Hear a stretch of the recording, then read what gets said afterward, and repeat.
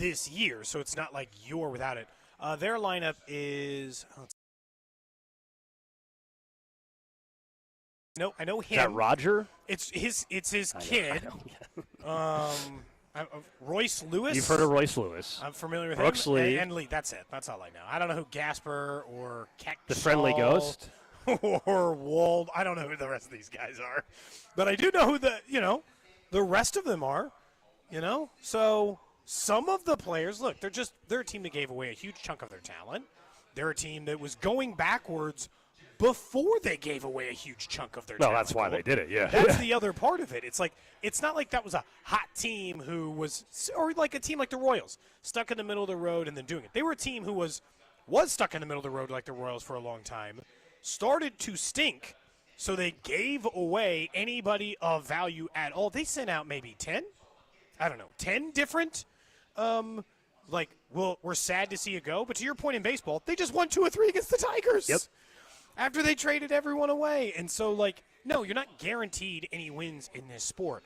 Realistically, if I thought they were going to, if I wanted to really get back on board, they're making the playoffs, I think 7-2 or 8-1. Do I think to stay alive, they got to go 6-3, right? For me to come in here 9 days from now, which would be what? I don't know. A week and a half from now, we're at the end of next week, Gold, and they've won 8 or 9 games. That's the only way I'm going to come on this show and start being ready to be like, boys, they're back. Here come the playoffs. Get ready for October. And, and the only way I'm willing to do that is if this team wins 8 of these 9, 7 of these 9. 6-3 is just so I feel like they're not dead. They go 5-4, 4-5. Then they can't just make up one game above 500 throughout 9-game stretches because of the amount of teams that are in front of them, as we discussed yesterday. If they were only chasing one team, you could say, just play every homestand or every 9-game stretch a game or two above 500, and you might catch that team. Not when you're chasing 4 teams. Yeah. Not to mention, it's that you're still going to have to do something when you play a team like the Rangers as well, head-to-head, because they're a team that's against you. As much as we talk about the Twins, you could win 2 out of 3 for the Twins, and you may only gain a half game on everybody else. That's the challenge here. Yeah. You'll gain, I'd say this, you'll probably gain more than a half game on one of the teams, but you're not just chasing look who everybody's playing. Of the teams. Look who's everybody else is playing this weekend. And if you pull up the weekend series across all of baseball, right? So a team in front of you, let's take a look at the Rangers, for example. The Texas Rangers, who do they have this weekend in their series? That's a good question. Let me look. They're playing the Phillies. Very good Phillies team. So that's a team that will have a tough series. The Cleveland Guardians are playing the White Sox this weekend, unfortunately. And they're playing good baseball, too. The Mariners are hosting the Rays this weekend. That'd be another example. Weirdly enough, the Guardians are not even the team I'm worried about because I feel like you got to worry about the Yankees, Mariners, and Red Sox before you get to the others. And the Yankees are playing the Astros this weekend. So that's a tough series for them. They're worse than the Astros. The Astros are 64-51 on the season. So at least it's just such a huge opportunity. And I know that their records are very comparable, the Royals and the Twins. I understand that. But they have been a worse team than you a huge chunk of the year. You made improvements to your roster, and they traded your roster away. And I'm not saying that those improvements were only for this year. You and I have talked about this. They're not. Those improvements are not just for the year 2025. They were making moves that gave them a chance in 2025 and give them an even better chance in 2026. But if they want that chance in 2025 to continue living, well, then they have to actually win 6 of the next 9 games against inferior opponents, teams I know you are better than. Coming up in 20 minutes, Jake Eisenberg, one of the voices of the Royals, will be joining us for his weekly visit. He, of course, is in the Twin Cities as the Royals take on the Twins. You'll hear the game right here on 96.5 The Fan tonight. Reminder, tomorrow the game will be on The Fan AM. That is because we will have Chiefs Cardinals on 96.5 The Fan tomorrow night. So just a heads up about that. We also have Josh Brisco, one of our Chiefs insiders, joining us at 11. Of course, Josh Brisco will make his Chiefs Radio Network debut tomorrow night. We'll have to talk to him about that as well. New pre- and post-game host as well. We're excited about that. Let's talk a little Chiefs football, though, right now, because Sam McDowell put out some numbers I thought were kind of interesting about missed opportunities in the red zone. Yeah, the way it works, and I think that this is probably a good way to look at it, like maybe there's a regression to the mean part that could allow Chiefs fans to feel better about where the Chiefs offense is this year. last year, and I don't think this is a secret to anyone listening to this show, last year the Chiefs were pretty bad in the red zone, Gold. Who knew? They were one of the worst teams in the league in the red zone. The Chiefs, and Sam McDowell put out this stat in an article over at the Kansas City Star, saying if the Chiefs had converted last year's red zone trips into touchdowns at the same rate they did in 2022, in which they were one of the better teams in the league, they would have been the sixth best offense in the NFL in scoring. And what that goes to tell us, Gold, about where they are and what kind of team they are is that had they simply just been better in red zone in 2025, maybe we wouldn't have felt as destitute about the Chiefs offense as we did for a huge chunk of last year. And maybe just a simple regression to the mean can get us back into that the Chiefs have the top 5 offense again. Because we know they have more talent. There's no mystery about that. But they were 21st in red zone scoring touchdown percentage last year. If they had gone at the rate as Sam had mentioned in 2022, well, then that's a team that would be a top 6 offense in the NFL. Now, it just depends on how you want to look at it from that perspective or if that makes you feel better. They were second in the NFL 51% of that year. 54%. We are talking about a 16% increase in that. What's changed, I guess would be the question. Gold, last year when they couldn't score in the red zone, what did you think the problems were? One was target. They didn't have people to throw to. There's a lot of penalties on the offensive line. A lot of penalties on the offensive line. Inability to protect. And short yardage, right? Mm-hmm. Their inability to be a short yardage team. Last 2 years ago in 2023, because it's interesting you said 2022. 2023, they were right back where they were last year, 51%. The year before that, in 2021, 62%. This is a variable stat for the Chiefs. They've been top 10 twice and bottom 10 twice in the last 4 years. And it's been every other year. So if this is just an up year, offense fixed. If they are just simply better in the red zone, which goes back to, I guess, the same thing I am.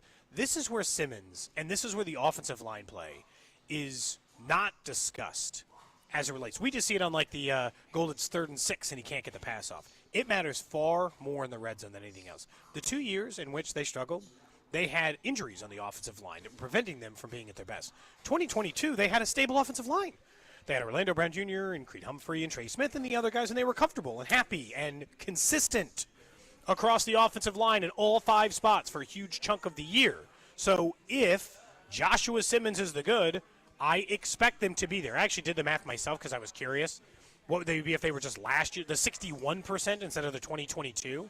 And if they were the 61%, they'd be a top 10 offense, which I guess goes back to the question I would ask you. Is that good enough this year?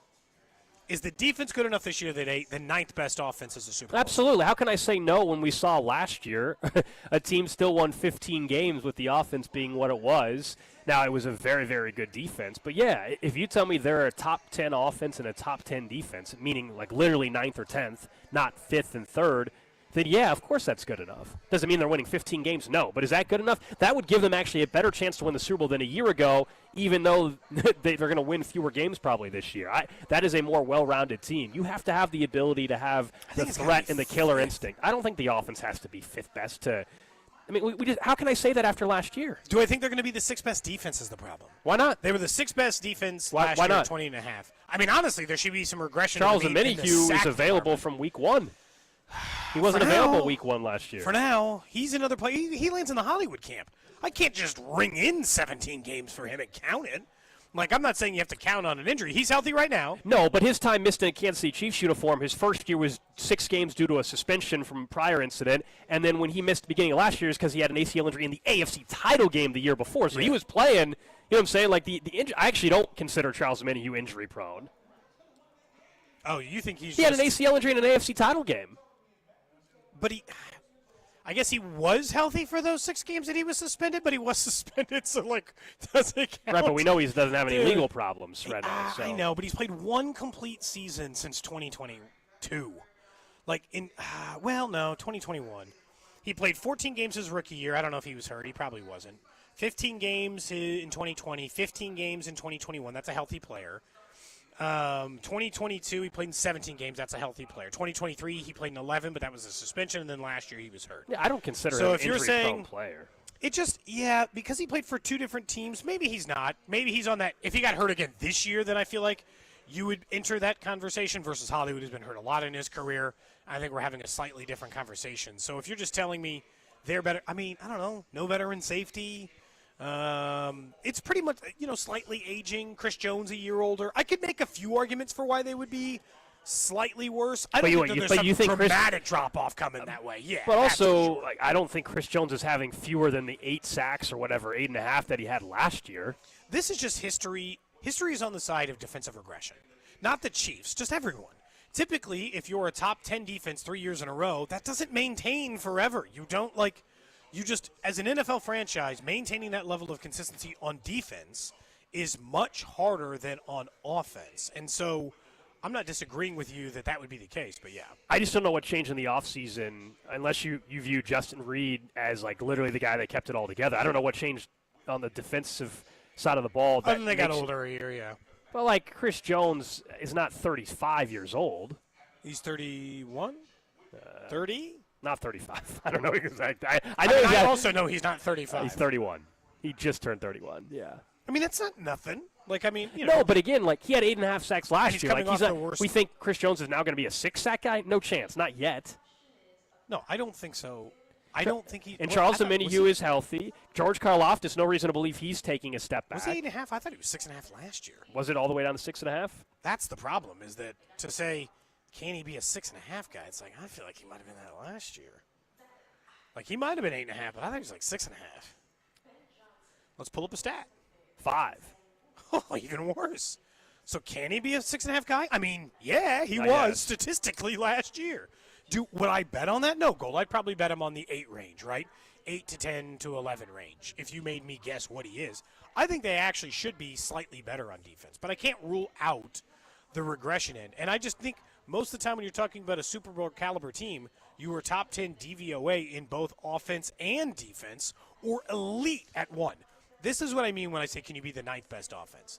Is that I do not think they will be the league's best defense. I don't think they'll be one of the 3 best defense in the league where it's well, neither do I. No, I know that. But, I'm not claiming that you do, but, when you get into that range, I don't think you can just be the 9th best offense and the 4th best defense. I feel like sometimes it's just not enough. Really? Unless you're elite in one defense. Mahomes maybe it is. I disagree. I think if anything, we've found out over the last couple of years where Mahomes hasn't played as well in the regular season, he still makes the plays in the postseason. I mean, they won a Super Bowl when they had the 20th best defense. I would argue if there's any team that could have the 9th best offense, 4th best defense, or flip it around however you want, it's absolutely the Chiefs. And by the way, I'll look it up more. 5 sacks, but he did lead the league in pressures and win rate off of blocks. He was top 5 in football still, Chris Jones. You and I both said, I thought Chris Jones was still a good player last year, but you just said, can he be a 6.5 sack guy? I was like, yeah, he can. Yeah. I'm stunned that it was 5. I forgot it was 5, didn't you?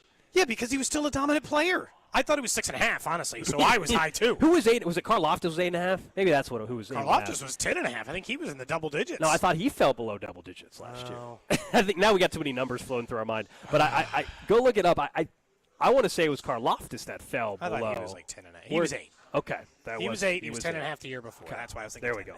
So there wasn't anybody who got double-digit sacks then last year for the Chiefs, right? That's correct. They were bottom 5 in the NFL or something in team sacks. I mean, that's not surprising. There was a stretch where Chris Jones was still good, but it was you didn't hear his name on the broadcast as much, just for the sake that he was getting double-teamed and triple-teamed and all of that. Yeah, that was the problem. The issue was not that Chris Jones was bad at football. The issue was that nobody else could get a sack on the damn team. Yeah. And so Chris Jones, all of a sudden, you didn't hear his name anymore, and they weren't getting sacks anymore because nobody else was doing the job.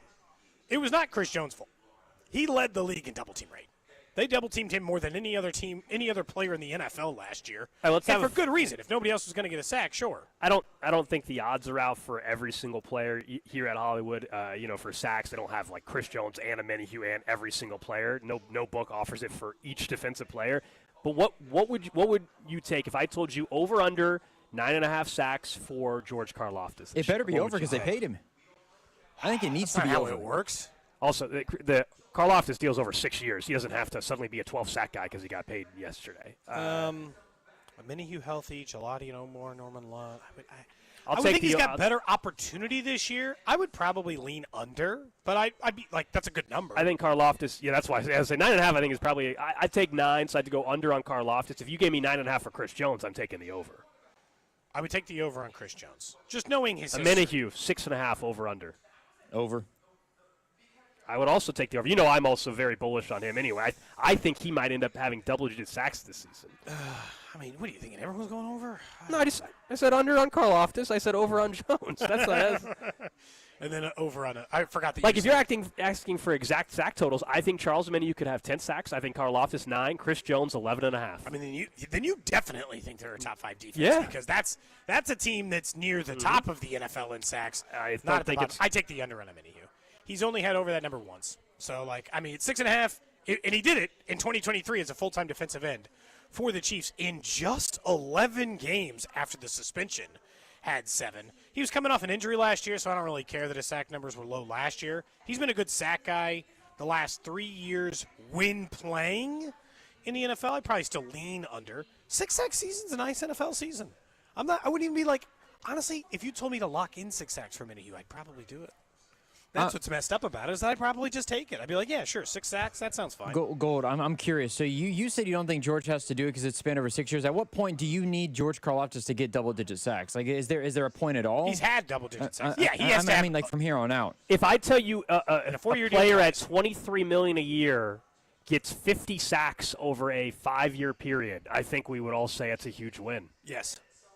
So, but that's double digits every year on average. On average, but doesn't mean he has to. Yeah, but that's on average. So he's saying at some point in the thing he needs double digits. But he can have 1 year where he has 12, and then another year has 9, and we're good. That's my point. It doesn't have to be. Yeah, no, I agree. Doesn't have to be a 10 and he doesn't have to have 10.5 this year, 12 the next year. It doesn't have to be that. He's paid in the range of defensive ends, Drew, that get 8 to 12 sacks a year. Yeah, well, I understand that. I'm just saying for the reasoning of what we've talked about before, where while Chris Jones is on the roster, you need to take advantage of you having Chris Jones on the roster. You need to put some production forward where when Chris Jones is gone, we don't know if George Karlaftis can do it on his own. He's had Chris Jones. They will have to have somebody else they draft or develop. Yeah. I mean, no question. I mean, if you're saying 3 years from now, yes. 3 years from now, either Karlaftis has to take the leap to where he is more of a consistent 12-sack guy or something like that, or either Gelati or Norman Lott or a guy we don't even know the name yet is in college right now, Auburn. or playing a senior in high school right now for that matter. I mean, truly. Ask yourself the question of how long you think Chris Jones is playing for the Chiefs, and that'll give you the answer when you need He's it. 31. I think he's got 3 more years left. He might see the entire George Karlaftis contract, or at least a good chunk of it. So by the time Karlaftis has to do it on his own, I'm going to need somebody else on the defensive line that isn't George Karlaftis. So, I don't know. I guess I'm not worried about it, at least at that point. Maybe it got easier, Slater's out now for the year. Maybe the sacks are going to come a little more healthy and happy in the regular season. Yeah, we don't have to get into that now. We will in a little bit talk about Rashawn Slater's injury that's going to keep him out for the rest of the season before it really starts for the LA Chargers. A huge blow to their chances in the AFC West. I will also talk about some of the other preseason action last night. You had Anthony Richardson getting banged up for the Colts. You had Joe Burrow looking like Joe Burrow. You had their defense looking like their defense. We'll get into all of that. But up next, let's talk a little bit about the Royals with Jake Eisenberg. He'll be on the call throughout the weekend up in Minnesota. We'll ask Jake what he expects over the next 9 games. Watch Cody and Gold on YouTube by subscribing to the 96.5 YouTube channel. Cody and Gold is brought to you by Heartland Men's Health, the leader in men's sexual health. Thousands of men have been successfully treated for low T, ED, and more, all with discretion and compassion. Make your appointment at heartlandmenshealth.com. Red 80. Football season is just around the corner, and just like your favorite team, you've got to fuel up to perform. At Break Time, we've got your training camp essentials, ice-cold drinks, protein-packed snacks, and all your game day favorites. Whether you're hitting the field or cheering from the sidelines, teamwork starts with the right fuel. Let's go! One team, one goal! Swing by Break Time, your home team for snacks, drinks, and everything in between. Download our mobile app and find a location near you. We're proud to be Missouri made. Flooded bathroom? AC on the fritz? When things go wrong, you need reliable service fast. Call Hamilton Plumbing, Heating, AC, and Rooter and take $50 off any HVAC, plumbing, or electrical repair over $200. The pros at Hamilton are ready 7 days a week to fix the problem. Over 40 years experience, more than 8,000 5-star reviews, plus our exceptional service guarantee means you can trust Hamilton to bring comfort and calm back to your home. Visit callhamilton.com for detailed terms and conditions. License number 2025-11121. What we've been doing is pulling one of the people that sells a car every month and giving them a prize. Give Me the VIN is giving away $25,000 in cash every month. David Ling sold your car last month. I sold a 2020 RX 350. Yep. Yeah. Open that check up and tell me what it says. $25,000. $25,000. Give me that. David Ling of Claremont, California is the latest winner in GimmeTheVin.com's big cash giveaway. $25,000. What am I getting for being here? No purchase necessary. For official rules, go to GimmeTheVin.com. Sell us your car. Go Yard all baseball season long with Underdog's Champions Game. Join the millions who have already won billions making plays on Underdog and be next to join one of the leading places to make all your sports selections that you can play in your state. To play, all you have to do is download the app. Choose whether you think a player will go higher or lower than their favorite stats, home runs, strikeouts, total bases, and so much more. Once your entry feels good, you can play with as little as $1, and if you get everything right, you could win up to 1,000 times your money. That's right. If you bet $1, you could get up to 1,000 times your money, so you really could turn $1 into $1,000 with your baseball knowledge. Download the Underdog app, sign up using that promo code TAPP, T-A-P-P, to unlock a special offer for up to $1,000 in bonus cash when you make your first deposit. That's promo code TAPP, T-A-P-P. Must be 18 plus and present in Missouri. Terms apply. See UnderdogFantasy.com/web/deposit-match-terms. Concern with your play. Call 1-800-GAMBLER. Visit www.ncpgambling.org. Hey friends, it's noisy out there with information coming at us all day, every day. It's hard to know what to trust, and the world of wealth management is no exception. That's why UMB Private Wealth Management helps you tune out the noise and tune into what matters most. They'll create a financial plan based on your unique goals, so it's your voice that comes through loud and clear. Get financial clarity. Go to umb.com/privatewealth to schedule an appointment. That's umb.com/privatewealth. Hi, Zoe Saldana. Welcome to T-Mobile. Here's your new iPhone 16 on us. Thanks. And here's my old phone to trade in. You don't need a trade-in. When you switch to T-Mobile, we'll give you a new iPhone 16. Plus, we'll help you pay off your old phone up to $800, and you still get to keep it. There's always a trade-in. Not right now at T-Mobile. I feel like I have to give you something in return for karma. That's okay. I don't really have much in my purse. Oh, let's see. Juice box. I'm a mom. I'm good. Seriously. Let me check. Oh, hot sauce. Take it. Really, I'm fine. Oh, I have raisins, a balloon. Wait one sec. I've got cupcakes in the car. Switch to T-Mobile. Get a new iPhone 16 with Apple Intelligence on us. No trade-in needed. We'll even pay off your phone up to $800. With 24 monthly bill credits, new line, $100 per month on Experience Beyond. Finance agreement $829.99 and qualifying ported. For well-qualified plus tax and $10 connection charge. Pay out via virtual prepaid card. Allow 15 days. Credits end and balance due if you pay off early or cancel. See T-Mobile.com. This is the story of the one. As a lineman, he does whatever it takes to keep the power on in his community. And he wants a partner like Grainger who does the same. Grainger offers the professional-grade products he needs, from voltage detectors to harnesses to hard hats, plus fast, dependable delivery, so he can rise to every challenge. Call 1-800-GRAINGER, click Grainger.com, or just stop by. Grainger, for the ones who get it done. Hey, hello. Listen to my voice talking to you about the new Old Spice NFL collection at Walmart. Now listen to my smell. I smell like NFL stars Jared Goff, CeeDee Lamb, Saquon Barkley, CJ Stroud, and George Kittle. I smell like greatness. Why? Because I'm wearing Old Spice's new NFL collection. How can you put the greatness of the NFL into a smell, you ask? You can't. But Old Spice can, and they did. Smell like Suntal and Speed, Driftwood and Drive, Sea Ties and Toughness with the Old Spice NFL collection available at Walmart. Smell like the greatest smell in the NFL with Old Spice. Here is your Game of the Week, presented by Hyundai. Football is back. Even though it's preseason, we got a chance to see the newest players in the league hit the field for the first time. One to watch, Las Vegas' new rookie running back, who was highly touted coming into the draft. He'll have a chance to prove his worth early, as the new coaching regime will lean on him heavily throughout the season. And we'll keep an eye on the new Vegas head coach, who looks for revenge against his former team in Seattle. No one likes having to choose. That's why with America's best lineup of hybrids from Hyundai, you get the best of both worlds. Like the reliable and efficient Tucson Hybrid with America's best warranty, or the stylish yet capable Santa Fe Hybrid with the power to navigate the toughest terrain. It's like having your cake and eating it too, but you know, better. Hybrids from Hyundai. It's the best of both worlds. America's best warranty claim based on total package of warranty programs. Visit HyundaiUSA.com or call 562-314-4603 for more details. Chiefs coverage sponsored by Renner Garage Door. RENNER forward and back. Almost Andy Reid here. Renner Garage Door has proudly served KC for nearly 70 years. Get your free estimate today. RENNER forward and back. RENNER, RENNER. You're listening to 96.5 The Fan from the Mission Plumbing, Heating, and Cooling Studios. Welcome back into Cody and Gold. We are live out at Hollywood Casino. Of course, a chance for you to win some Colts Chiefs tickets coming out to register for those, plus a signed football from Charles Amenahue. And Hollywood Casino is giving away $100 in pin cash every single hour from 10 to 6. It's the Fan Takeover Day. We're broadcasting till 2. Then we hand things off to Bink and Rob during the drive. And also, don't forget, later on this month, the Red Roundtable we're excited to announce with Mitch Holthus and Danian Hughes. That's Friday, August 29th at 6 o'clock here at Hollywood Casino. It's free, open to the public. You do have to be 21 or older to enter.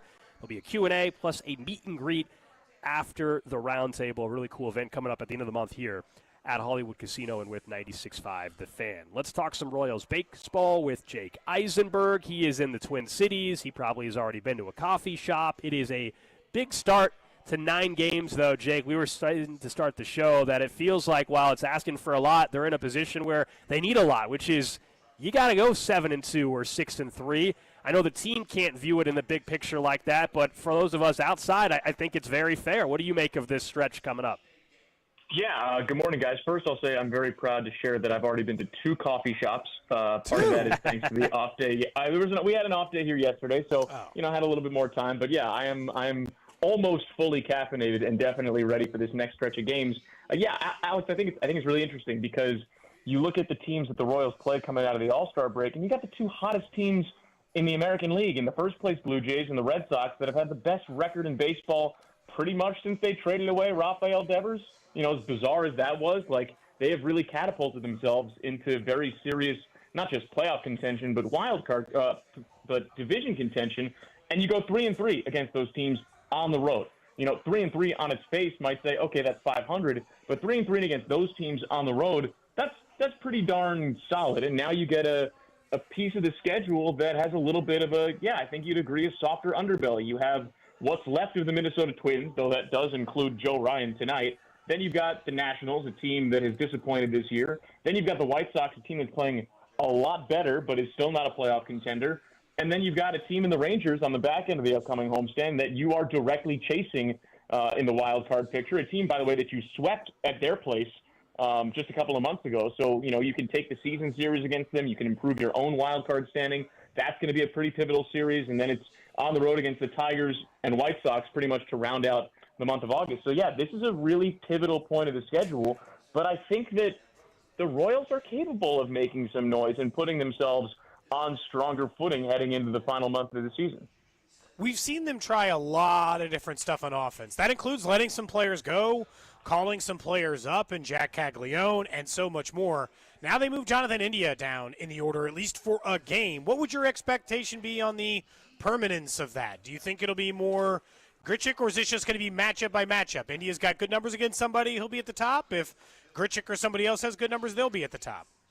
Yeah, that's a really good question. I loved what Matt Quatrero said about it the other day when we were asking about moving Yaz into the leadoff spot. He had tremendous career numbers against Dustin May, and he made a really good point that when you're trying to get 5 left-handed bats into the lineup, that you need a little bit more of that balance. The Royals had 4 lefties stacked at the bottom in Frazier, Rabe, Yastrzemski, Isbell, in some form or fashion, that order. And, that puts you in a position where later in the game, if they bring in a lefty, you've got to make a lot of moves off the bench in quick succession, or you're going to be on the short end of that platoon matchup. So moving Yastrzemski into the leadoff spot further balanced the lineup in terms of handedness, but it also got a guy who's got great numbers against that night's starting pitcher, more looks at that starting pitcher, and look, it paid off. He singled his first time up, he had an automatic double his second time up, and then came around to score the Royals' first run of the game 1 pitch later. I think it's interesting, too, looking at through the lens of Jonathan India. If you look at his season splits this year, he's actually been way better with runners on base and runners in scoring position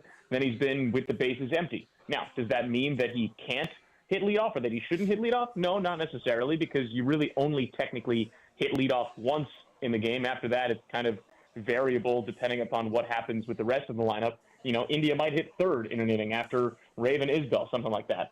But I do think that it was an interesting switch that I think balanced the lineup, and I also think lengthened the lineup a good amount too. And I wonder if that's something we're going to see more of, especially against right-handed pitching. I think against left-handed pitching, you probably see India back at the top. But against right-handed pitching, I wonder if we see more of Yastrzemski at the top.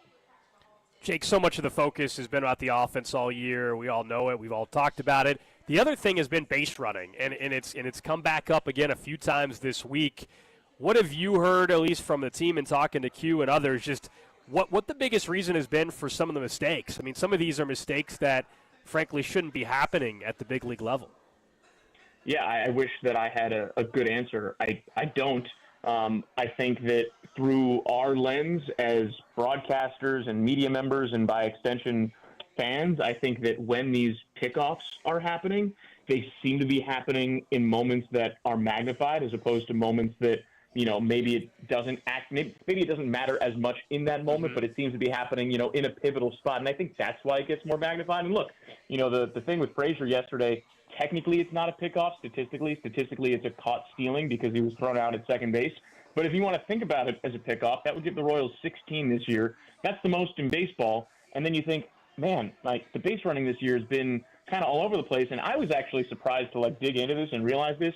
But in terms of the sheer number of outs that the Royals have made on the bases, they're actually bottom third of the league in outs on the bases. So they've actually been a pretty good base running team, at least by that standard, when you take in the totality of what they've done on the bases. But the pickoffs, yeah, that is a glaring weakness that the Royals have had this season for one reason or another.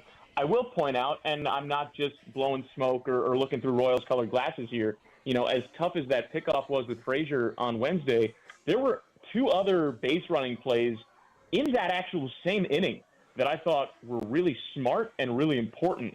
And it was Jonathan India getting to third base and then John Ray following to second base on the throw during that single that Ray had, where he sends one into the right center field gap. Duran comes in. He's got to shift his body. His throw to third's offline. Putting those two guys into scoring position forced the Red Sox to bring the infield in.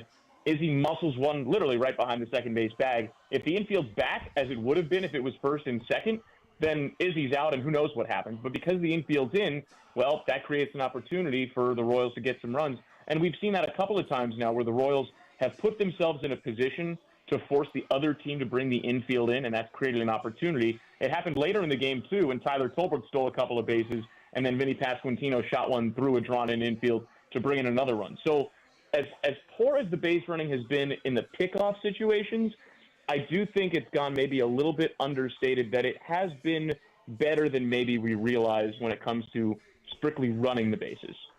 Obviously, one start should not make any determination about where they are. What were your initial impressions of Falter and Bergert? Obviously, one guy pitched really well statistically and the other did not, but just overall, getting those guys in, what'd you kind of think about the couple of first chances at the starting pitching we've gotten? Yeah, I'll start with Bailey Falter. I've actually seen Bailey pitch for a long time, going back to his days in the Eastern League with Double-A Reading, and now in the big leagues for a couple of years too. I'll be honest, and I'm not making any excuses for Bailey, but the Red Sox in particular are a pretty tough matchup for a lefty that doesn't get a lot of swing and miss, which is what Bailey Falter has been this year. He's been a lefty that's had success, but doesn't get a lot of swing and miss, and the Red Sox have crushed left-handed pitching. They've got a couple of guys that have pretty extreme platoon splits in Romy Gonzalez and Rob Refsnyder. So, not the best matchup.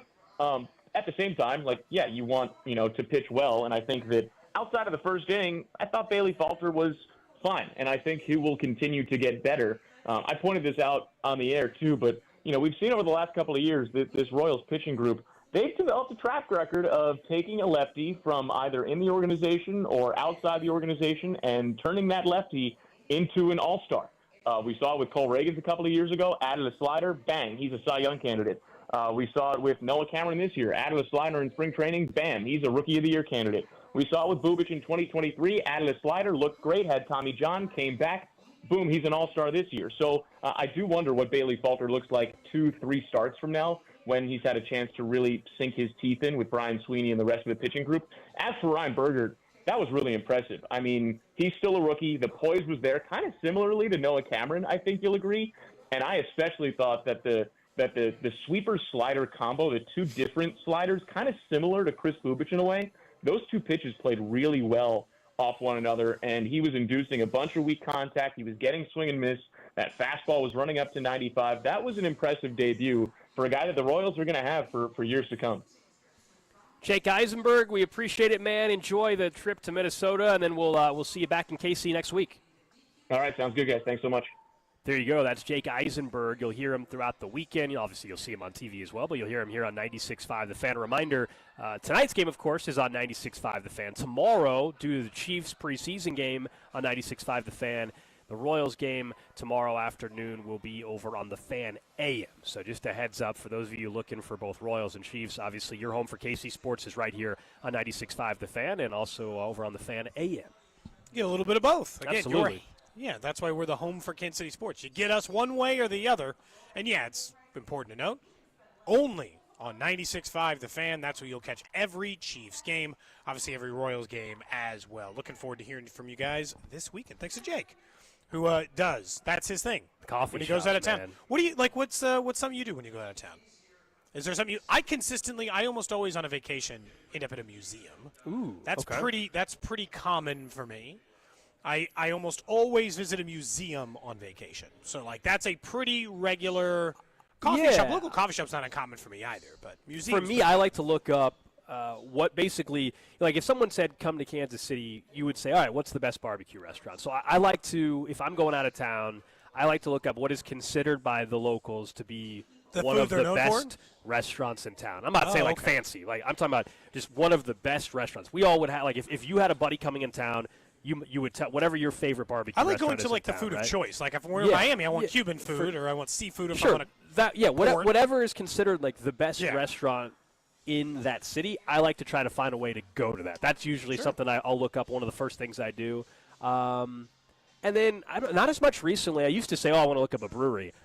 I'm not in that world as much as I was maybe like 5 years ago, I guess. But, yeah, man. It depends on where you're going. Like you said, like when we were in California, I looked up wineries. I wanted to go to a winery, and I went to a tasting room because that's what I wanted to do. Makes sense. It makes a lot of sense. Don't forget, we're at a Hollywood Casino right now. If you want to come visit us, you don't even have to go out of town. You can just come out to Hollywood Casino with your chance to win $100 in pin cash every hour. Thanks to Hollywood Casino, they'll be choosing a winner every single hour we are here. All you got to do is come up and register. Make sure you're good to go. You can also register for Charles and Minnie Hughes signed football and Chiefs Colts tickets while you're here as well. Plus, say what's up to us and break. Yeah, during the break, should I use? So I have a ticket of like $14. Okay, because we pulled out. What'd you buy in cash. for? 20. Okay. 20. I was playing. So you're down $5. I was playing $5.50. the electronic crapless craps over there. Okay. Okay. During the break, I'm gonna go put this ticket in. And I'm going to play it until the break's over, and we'll see where we're at. Either it's all gone, or we'll see if we've made up a few bucks. But you're playing through the break. Even if you get up to like $100, you're continuing to play until the break's over? Until the break. Once you tell me we're back, then I'll set a stopwatch. Then I will come back, and wherever we're at. And then I'll have to, Probably get like a solid 5 minutes, I'm guessing. We'll see. I mean, that 14, that could be gone very quickly. It could be, but you were. So I'll do that. Okay, $14. We're going to see what happens with Alex on the other end. You can come out and have fun with us again at Hollywood Casino. We'll be here until 2. The drive will be here until 6. That $100 in pin cash will go all the way until 6 as we're live out here at Hollywood Casino. Last night, preseason football. This is, I'll tell you, before we talk about Anthony Richardson, the thing I kind of love about preseason football is you have to decide which camp you're going to be in, and you better decide early. You can be that this is mostly meaningless, and it's like 99% meaningless, and I'll take the little snippets of how an individual player does in an individual spot and just like pick and choose those. And really, when I mean individual players, I am not even talking about starters. Like the guys who are roster 30 through 70, it matters more for them, and pick these little spots of where, like, ooh, I saw improvement out of guard play from Kingsley. Let's say, for instance, or the running back for Seattle, George Halani is like their number 2 or 3 back. He looked really good last night. That's a positive, right? Yeah, but if you take this as stats from starters, maybe, like, as in, if you watched last night and Drew's like, we back.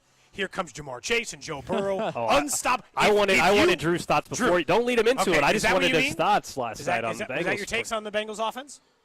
I mean, the take is Joe Burrow looked really good. The offense looked good. That was about it. I mean, they have a lot of work to do, as Zach Taylor said after the game. So I'll say, A lot if of your work to stance do. is, I'm blown away by how impressive Joe Burrow. I'm not blown away at all. It's a preseason Okay, good. game. Because he if looked the somebody way he's says supposed that, to. That's right. Because that's exactly right. If the stance is, that's why I like preseason games. If the stance is, I'm blown away by their performance, then you should be on watch over the defense because Tanner McKee lit him up, and you have to be feeling horrified. And the offense was going up against the twos. The offense for the Bengals. Yeah, hence the reason why they played the way they played. Yes. So, yeah, I don't think you really take a whole lot away from the results. It is individual player performances. If there's a rookie that's their third string back that you're excited about, the same way tomorrow night, I think for a lot of us, nobody really cares if they win. It's does Brashard Smith look good? Does Jalen Royals look good? That's the kind of They stuff. pick up a good pass block situation if you're, Yeah.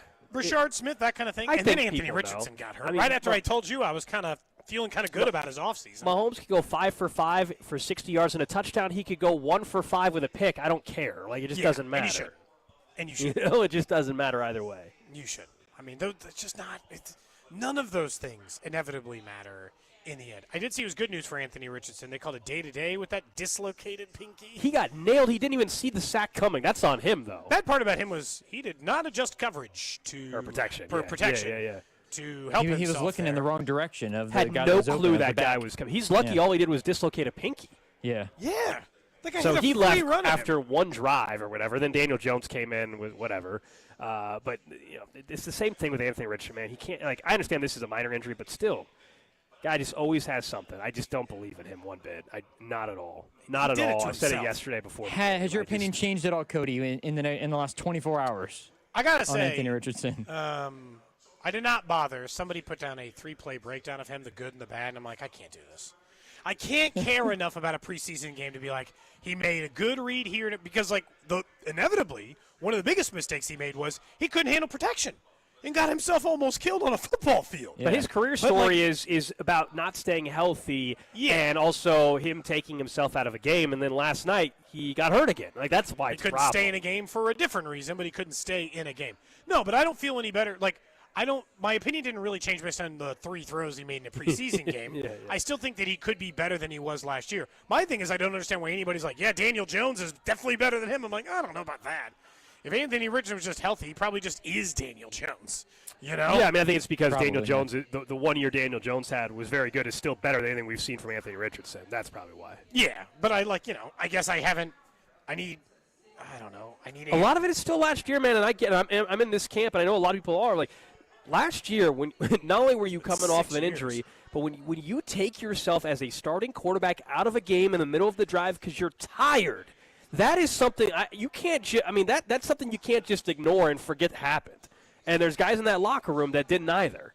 And so it's another reason why the organization brought in Daniel Jones, because they're worried about Anthony Richardson. You don't bring in Daniel Jones, as bad as he's been, if you're not worried about Anthony Richardson's availability and also where he's at as a quarterback. They knew when they drafted him he was a project too. That's the other thing. Nobody ever when Anthony Richardson got drafted, it wasn't like, oh my gosh, this guy's going to be a stud. It's like he's got unbelievable athleticism, but he's raw. So let's see what happens. And I haven't seen any development from Anthony Richardson. Easily the funniest developing storyline in preseason is that people think Joe Milton should be a starting NFL quarterback. If that man had accuracy, I bet you he'd be a top 20 quarterback, but he has no accuracy. That man throws the ball far, and that's about it. That's what he does. I saw that video of him at training camp. That's what he does. This week, throwing a 75-yard touchdown on a dime. That's what he does. In the air. It was in the air, 75 yards. He might have the strongest arm in the league. Yeah, probably. But what do I care? Well, exactly. He's the third stringer. How about if you're locked into preseason, you probably would freak out that Ashton Genty he didn't even have a positive yard. 3 carries, negative a yard. For negative one. Yeah. Again, you can't freak out about that stuff, though. But no. That game ended up in a tie, too, I guess. I didn't stay up to Did watch it really? That one. Did it really? I saw on the ticker, 23-23. Jalen Miller played no the entire second overtime. half. No overtime in preseason. We don't need that. No, not overtime. Some cool contest to decide a winner.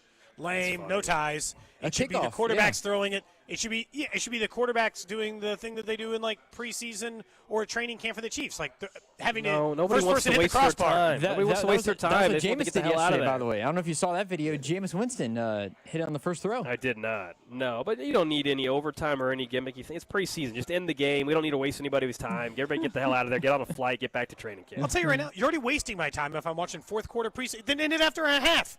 Don't even make me. You're already wasting my It's time not if for I'm the watching. fans. I'm talking about for the team. They don't want anybody getting hurt or like they already did their evaluation. Nobody's evaluating somebody because they hit a crossbar with a football. Oh well, he should be our backup now because he hit a crossbar. It's a breakdancing competition. Give me something. Choose a winner. It's already a meaningless game. Give me something. That actually is how the Browns and Giants should determine the quarterback battles for their teams. The first quarterback to hit the crossbar will be the starter in Week 1. That's Honest to how it God, should be. I'm not totally sure that that's not what the Browns are doing. It Although I might am, be. I know we'll talk Shadur later because I'm kind of interested to see what he does tonight, and I still don't think they're putting him in a bad spot. But this is preseason football. The only thing it serves as a fan is you get a little taste, you get a little nugget. It reminds you that football is around the corner. But Gold, by the middle of the second quarter of the game for the Chiefs on Saturday, you are not going to be enjoying watching it anymore.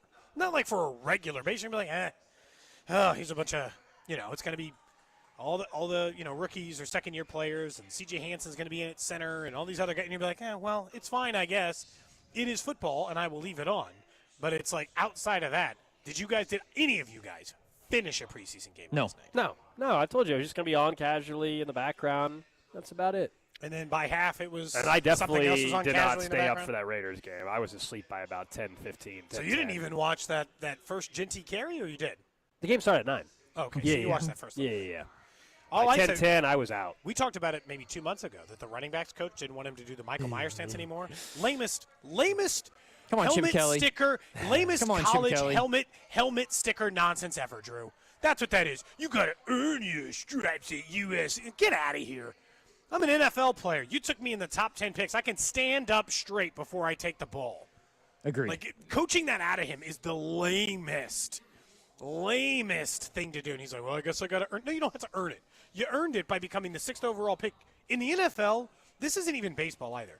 In the NFL, they take you in the top 10. You don't have to prove anything to anybody when you're a running back. You're a quarterback, maybe. Wide receiver, running back, you don't have to earn your stripes amongst the guys. You can just go out there and play. Like, that's how, get out of here. It's like asking an offensive tackle to earn his spot or some nonsense. I just think it's like a college thing, Drew.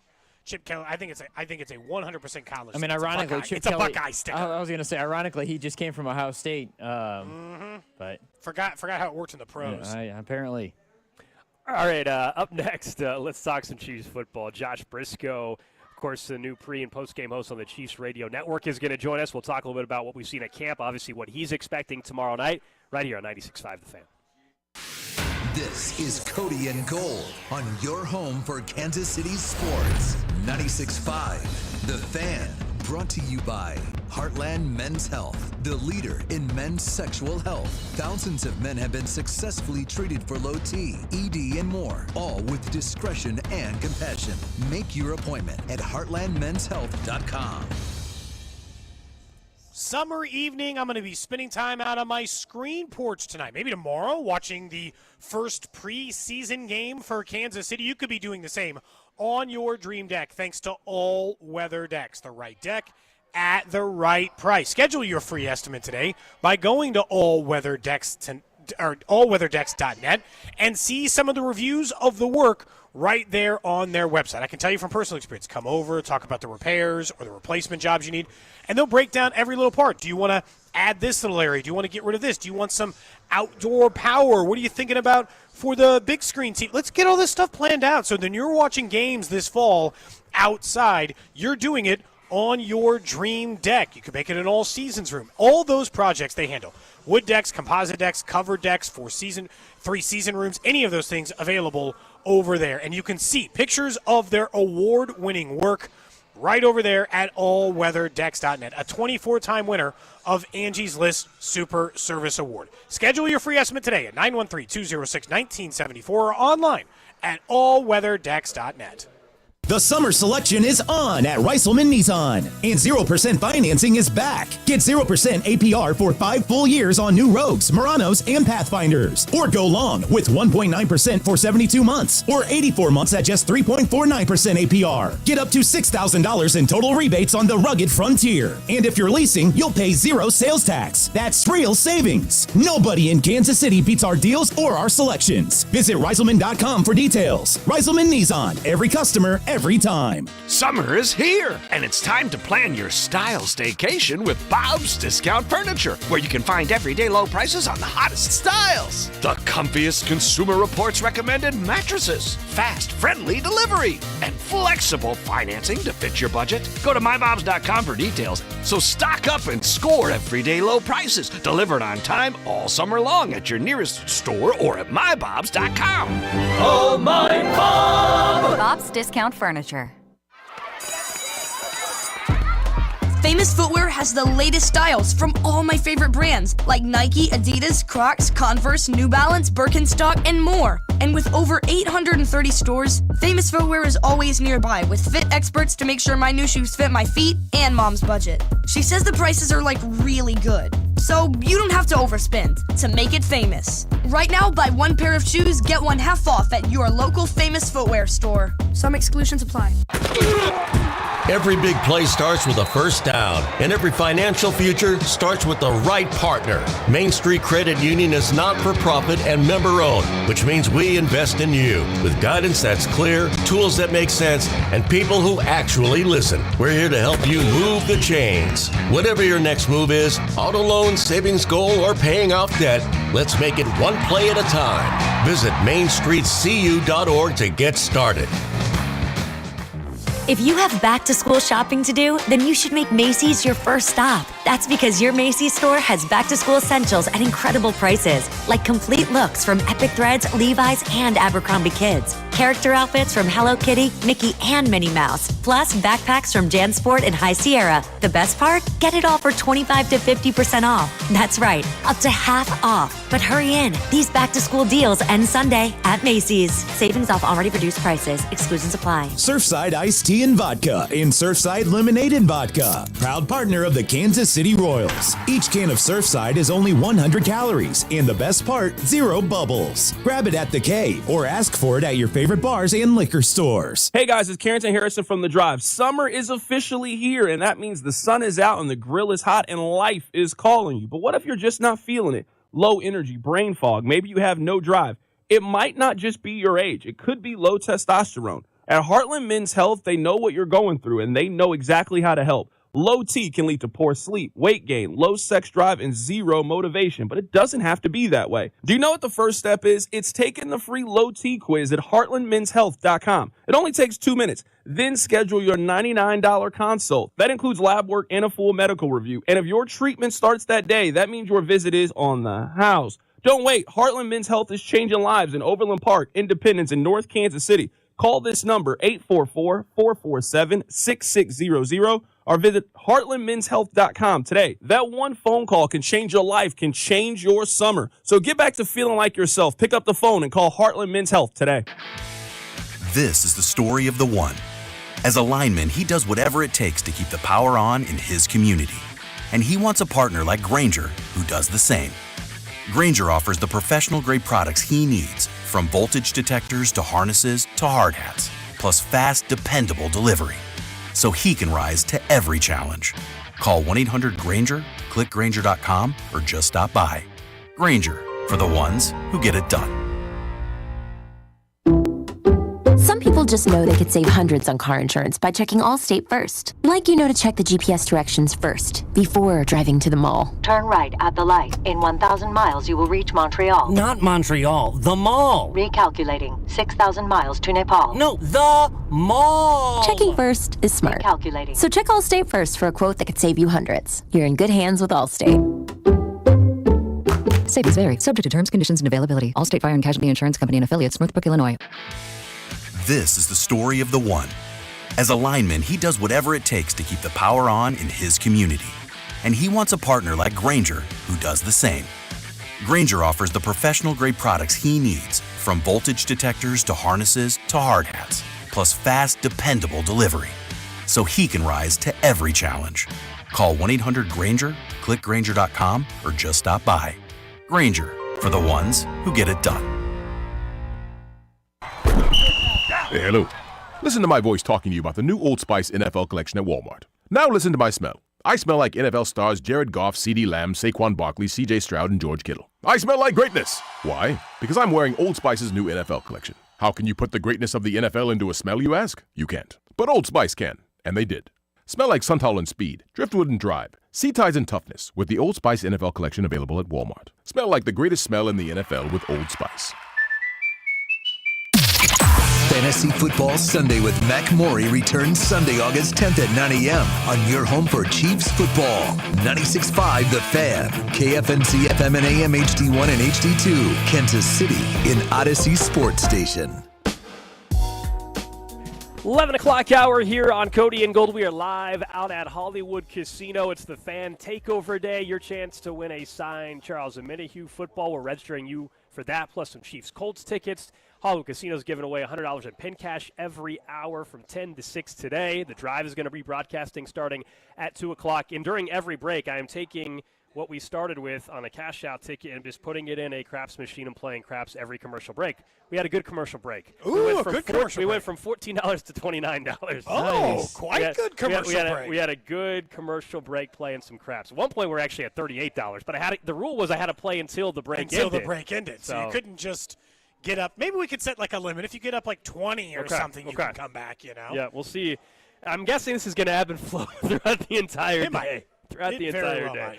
So hope to see you guys out here at Hollywood Casino, the beautiful sports book here. A great spot coming up on Saturdays with college football, obviously NFL Sundays. The leather recliners we were sitting in earlier are very, very comfortable. You might fall asleep, might nod out. My guess is somebody's fallen asleep a few times in these leather seats at the sports book. You want a big comfy seat if you're going to watch, Oh, you're going to be here for 8 hours. You're going to be here all day watching some sporting events. So hope to see you guys at Hollywood Casino. Let's go out to the hotline, though, and welcome in Josh Brisco, who will make his Chiefs Radio Network debut tomorrow night as the pre- and post-game host. Brisco, first of all, I don't know if we've said congrats on air before, but congrats, and I'm guessing you're fired up for tomorrow. Yeah, honestly, man, it doesn't take a whole lot for that first preseason game of the year. I'm already kind of itching for it because I am sort of sick in the head that way. But now with this entire week of preparation and getting to work with some more of the Chiefs Radio Network crew and getting all of my stuff together for tomorrow night, I am extremely excited.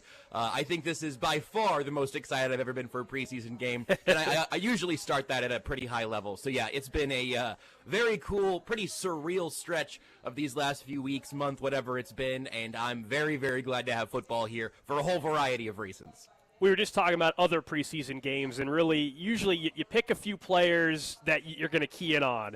If I were to ask you who you think has a chance to become the story maybe out of this game Saturday, who would you say is first?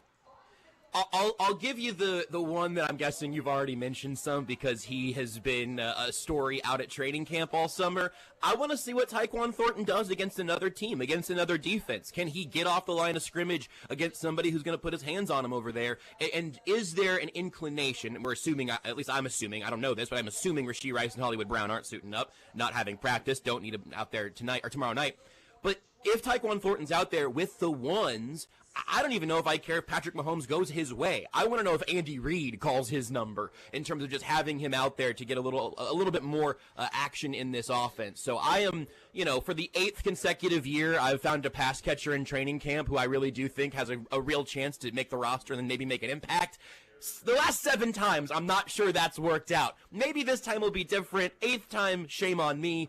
But I really do want to see if Tyquan Thornton can show us a little bit of something. Not just like beating a blown coverage, but can he look like a useful player in this offense, like MVS was at his best times, like Justin Watson was. He played a huge, important role in this offense, eating some snaps. I think there's a chance Thornton can do that, and I think he can show us a little bit tomorrow.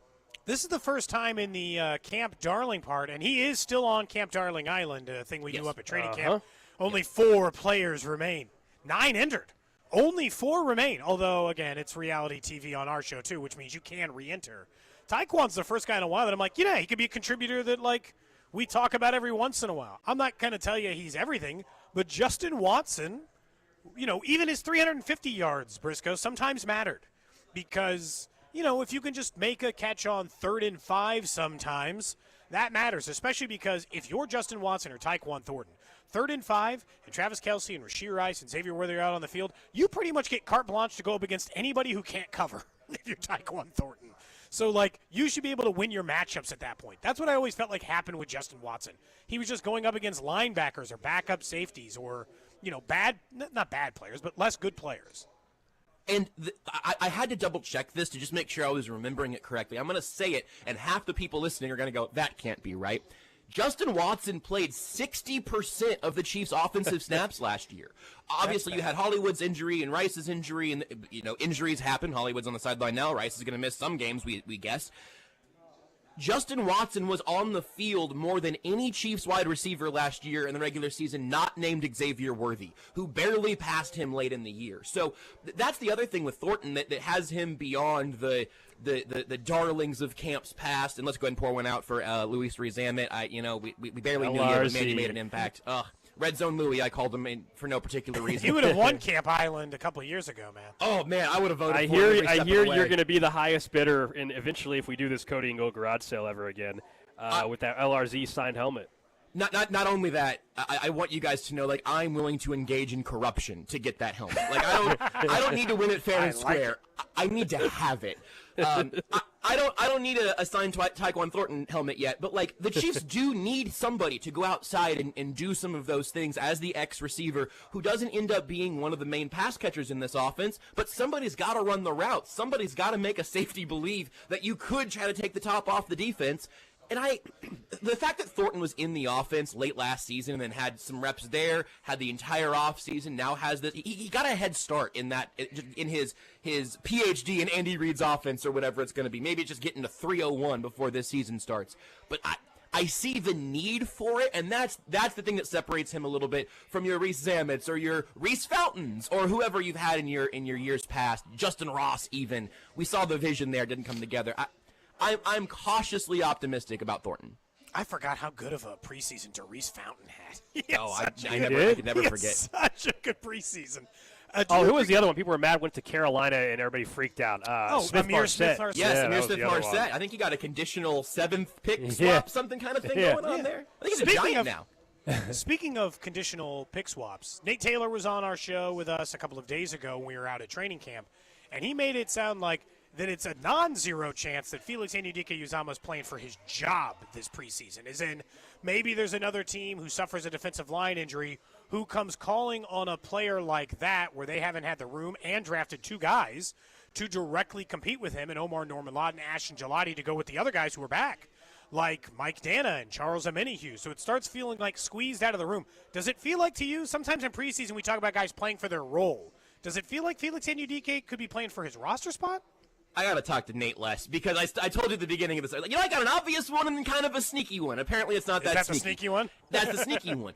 Look, the unofficial depth chart is unofficial, right? This is not where the coaches have everybody. But something that Nate said also with Felix is that it's pretty indicative of the reps that he's seeing at camp. Obviously, you guys have been out there a ton.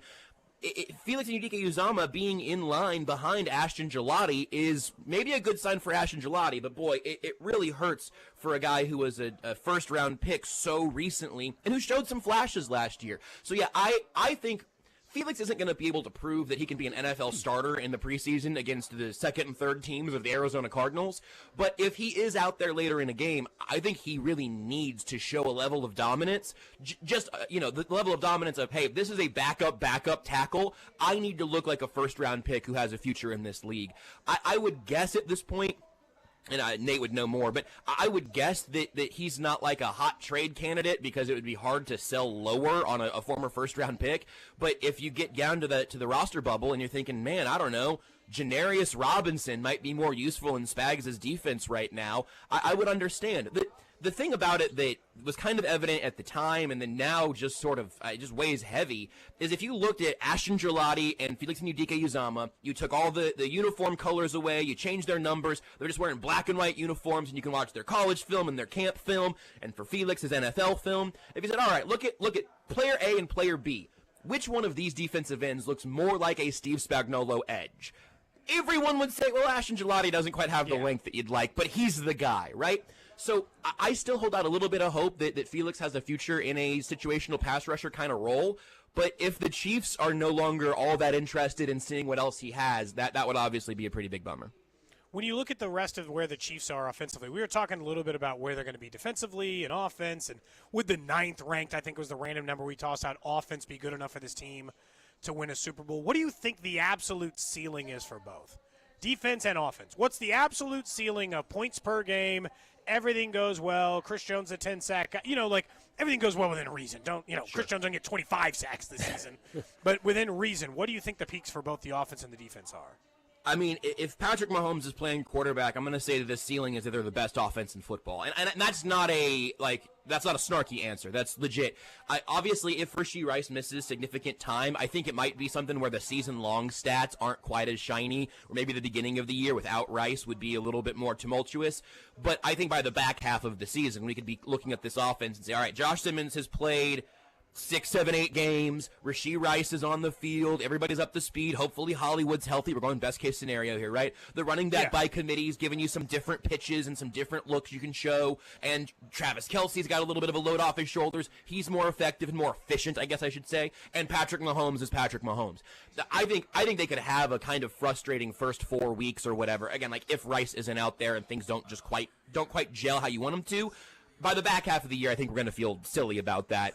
If Josh Simmons is the answer, if Patrick Mahomes remains Patrick Mahomes, which I think he will, and if those weapons can be healthy enough to give Mahomes more to work with, they'll be the most fearsome offense in football by the end of the season, or certainly top 5, I think is not the floor, but the expectation. Defensively is kind of fun.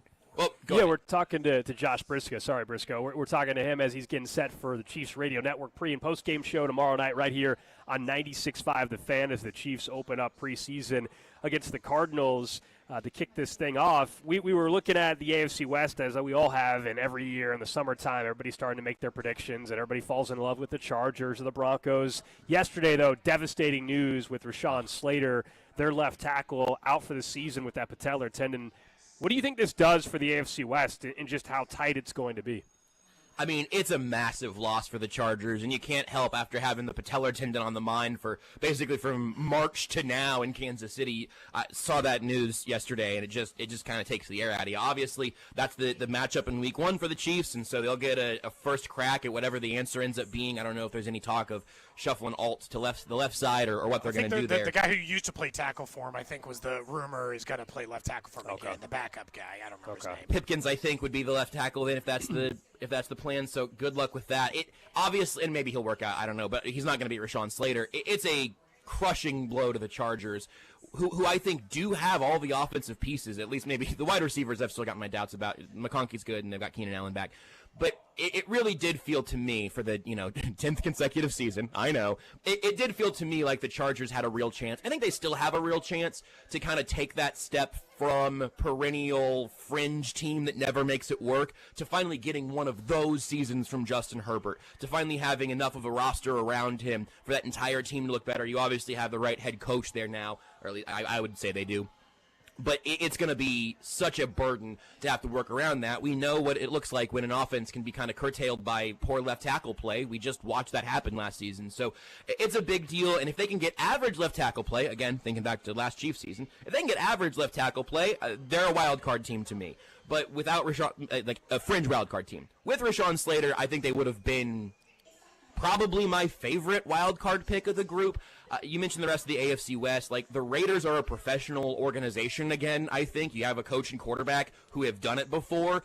That makes me respect them. I don't think they're going to be a playoff team, but I think they're going to be tough to play twice a year for everybody in the division. And then the Broncos, maybe it's just Broncos hatred that I've held on to for too much of my life. The defense is going to be great again, obviously. Yes. I think Sean Payton is a very, very good head coach who still kind of rubs me the wrong way sometimes for reasons I can't fully explain. I'm going to hold on to my Bo Nix skepticism until he pries it from my hands, because I think they're going to be kind of a good enough, and the great care about the defense, a good enough team to, again, be a pain to play. but I think I still narrowly prefer the Chargers for the 2 slot, and I will still take the Chiefs to win the division. It might be a little bit uglier than it was last year. They're probably going to have more than one loss entering the last week of the season, but I would be really surprised if the AFC reign ends this year. All right, Josh, we'll be listening tomorrow night. What time does pregame start on the Chiefs Radio Network? 6 o'clock, I get the nod there, and we'll be rolling. I'm going to talk a little bit about why the running back room I think should be interesting for all 4 quarters, and of course we'll break it down after the game goes final. And I know we'll have some familiar names. Maybe we'll have a couple under the radar guys who pop up into the radar after. We'll be there for all 4 quarters of it. And I, again, a sicko, am kind of excited to see who stands out from the back end of the depth chart. Awesome stuff. There you go. That's Josh Brisco. He joins us each and every Friday once football season starts. This will be kind of the time he joins us on the show as well. And, of course, every single Chiefs game pre and post on the Chiefs Radio Network here on 96.5 The Fan. Josh Brisco will be hosting that. We'll get to the trash of the day in a couple of minutes. But, yeah, what he was saying about the Chargers injury, we haven't talked a ton about it so far on the show today. Right. I mean, that is a – look, it's not Justin Herbert going down, but it is a massive second loss. worst besides, like, Lad McConkey? I Because think they so. don't have any other I would wide say receivers? So. I think that's right. I think that would be my order. I would go – I mean, there's an argument that Slater is actually still a bigger loss than even McConkey. At least they have Pipkins. They don't have any. Like, Yeah. they have a guy who has started at left True. tackle for them. That's fair. At some point, at least behind him. If McConkey went down, they got nobody. They just signed Yeah. Keenan Allen. Look, off I don't the think street. suddenly the Chargers are a 6-win team, neither do you. But at the same time, if you thought there was a chance, in my opinion, that they were going to go and win 13 games, I didn't believe that anyway, in fairness. But I just don't know how you do it without having – one of their strengths was going to be dominant left tackle and right tackle play. We just talked about this injury the entire offseason with Simmons and how most players don't even come back from it. Yeah, that's a long-term issue, This too. could be, like, they have to think about the fact that this could be impacting them for a while, Gold. Well, good for him that he got the deal done. I mean, honestly, if in fact He it did a turns out hold to be in, that. by the way. Yeah. He did a hold in order to get paid. He's guaranteed a lot of money. Thank goodness he was not still negotiating. By the way, this is also the other example why, as much as we talk about, give Drew a hard time with Hendrickson not getting paid and the Bengals organization is a joke and all that. But this is why Hendrickson's sitting out and wants to get paid. It's why Michael Parsons wants to get paid and James Cook and Terry McLaurin. And McLaurin's been in the league long enough where he's made some money. But the point is, these Michael guys Parsons want had a the security. back flip. Who knew? Yeah. These guys back want titles. and obviously want the job security because they know at any given moment they can tear an ACL. They can have a patellar tendon injury. They can have something like that happen that costs them their entire season. Or, worst case scenario, it costs you your career. You and I had both agreed that we already thought the better roster was the Broncos. And the only argument for the Chargers are a better team than the Broncos in the division was quarterback. That was the only solid argument, was that their quarterback's better. Outside of that, you couldn't give me a lot of roster reasons why one team was better than the other. And I also think that the Chargers defense is still ripe for regression because they took too big of a leap considering the talent that's on their roster. Harbaugh's obviously a very good defensive coach and is going to get them in a better position than they are typically or traditionally inside of that. But, I think that this is huge news. People are wondering, is it a coincidence that Carrington is off today after the devastating Charger news as he is Charger Dot? That is true. We did put up a billboard once. that Oh, said yeah, we Charger did. Dot. Oh, yeah, we did. No, he had a scheduled day off We should do already. more billboards on this show. We should. We should. That was fun when we had the Charger Dot billboard. But no, he was already scheduled off today. It is a weird coincidence, though, I understand, that the devastating Chargers news happens within 24 hours of Carrington not being on the show. I guess I really wonder what the national media is going to say now that this is the case. I mean, you just can't. Well, it'll be used as an excuse for when the Chiefs win the division. That's why they'll win it next year. They got Slater back that's now. Right, that's right. The Chiefs wouldn't have won it if it wasn't for that. That'll be the story all year. Yes, that's ridiculous. All right, let's get to the trash of the day. Trash of the day. So we go to Maryland for this story, Salisbury, Maryland.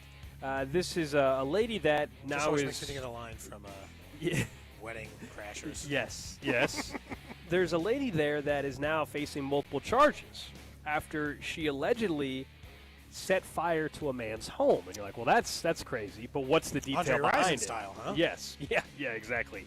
It was all over $7. $7. That was how this started. $7. She reportedly knew the unnamed homeowner for several years. She goes to the house to demand that $7, she says, was owed to her. and set his house on fire? Argument ensued, and reports say that she then left and returned, this time with a bottle of gasoline, which she poured on the home's front door and then pedaled away on a bicycle. Whoa! Yes. So she filled a plastic or some kind of bottle full of gasoline, sprayed it all over the thing, over a $7 debt? That's right. That's right. Dude, I get it. Like, the very few times in my life in which, like, somebody's owed me, like, a little bit of cash. Like, you know, like $100. Because, you know, like, I'll be honest. Plenty of people over the time you've lent 7, 20, 25, you long since forgot, didn't worry about it, or thought in your head, like, you really holding me up over this $20? That's a slightly different conversation. $7? Isn't that crazy? Gold, you can't even get like a Chipotle bowl for $7. No. You know, like what are we doing here? That's right. You can't even owe me lunch at that point. I mean, over $7, something's wrong. Something's wrong there. If that's really. You think there's like like yes, I do. Also, actually. man, lesson learned. This man's going to learn a lesson. Hard lesson. He's going to be paying his debts. He's a Lannister for the rest Someone of his says life. it's definitely more than $7. It says it was $7 in the story. Someone says it's not about the $7. It's about standing on business. Respect to the lady that set a dude's door on fire. No, I can't get there with you on that one. I mean, how can I? It's not this guy. I mean, you should have paid his debt, I guess. You owe anybody right now? Also, you she got any owes outstanding $7. debts? I don't, but you have $7. You're now going to be spending thousands on repairs, on an attorney, on all this kind of stuff. Yeah, you're way more. I mean, I don't know, man. Maybe she really needed the $7. And I mean, I'd like to think that she emphasized the amount that she needed based on that. There's somebody right next to us. What do you think? Quite a few dollars. They're refilling the ATM to our left, and there's just a couple bands of money right next to me. Just a bunch, just chilling. Just a bunch of it right there. What's the most money you've ever seen at one time in your life? I worked at a bank briefly, so I saw a lot. I mean, I've been to a place that has it like on display. You know, okay. What's the most you like physically I've put got, your hands on? Ooh, different question. Not like not 10, like 10K. Yeah. Physically put your hands on 10K. Yeah, but I would say in Kansas City we have the Federal Reserve, obviously, and there you can go. They have like free tours of the museum, and you go in there. There's a glass window, and you can see the pallets and pallets of cash. At the time when I was working, I guess no bank does this at all under any circumstance. It's a crazy number now, but at the time my drawer limit was $100,000. So I regularly had between $80 and $150,000 that I was in charge of when I worked at a bank, and then I used to have to help with the vault, and the vault had like, I don't know, hundreds of thousands? I don't know. We'd have to like audit it once a quarter or something, so I probably had to do that once, so maybe it wasn't physically in my possession. The most I remember ever dealing with that I had to deal with was a guy who came in once a month, and he would just have cash, and he'd make you hand count it before it went in the vault, and he'd come in with like 218, 272, and I'd have to hand count it before it went into the vault. It would take me an hour of my day, and it would be just in like Walmart grocery sacks. Is crazy. That is crazy. That is very. Someone said you guys buried the lead on the trash of the day. She pedaled away on a bicycle. Yeah, that's what it said. That was her getaway vehicle. Didn't have gas money. She needed that $7. Yeah. You think she's driving a Lexus? I mean, or something like that. Someone asked someone's house down. Someone asked if her name's Becca. Did they disclose the name? You think this is Becca? Becca, but Becca went missing. Says, She's not the angry ex. If anything, the person looking for Becca is. Someone says the most money gold you could see is what you get for the Caitlin Clark card. We will have an update on it. The auction ends tomorrow night. They're gonna send you cash. No, it'll be it just gets wired to your bank. Do you account. get a text update anytime someone bids? No, that's what's so weird. I'll say about the golden site. So if you are a bidder, like if you bid, you would get notified if someone outbid you. For whatever reason, they don't have the ability. I don't know why. I have the app for me, so I have to just check multiple times a day. Now tomorrow night, auction ends tomorrow night. Tomorrow night, 8 o'clock. The Caitlin Clark 101 card auction ends 1 day, 9 hours, and 35 minutes from now. Okay? Okay. It's at $27.50. Okay. We expect the action to pick up tomorrow, starting at like 4 in the afternoon, is when we hope to see a few bids come in on top of what we have. We'll check it later in the That's the show and trash make sure of the if day. there's another bid, you know. All right, up next, we'll get to the Chiefs Red Half Hour. We'll talk more about what we want to see from a couple players this evening, and we'll get back into our conversation about regression and what that could look like for the offense or defense. This is Cody and Gold on your new home for Chiefs football. 96.5, The Fan.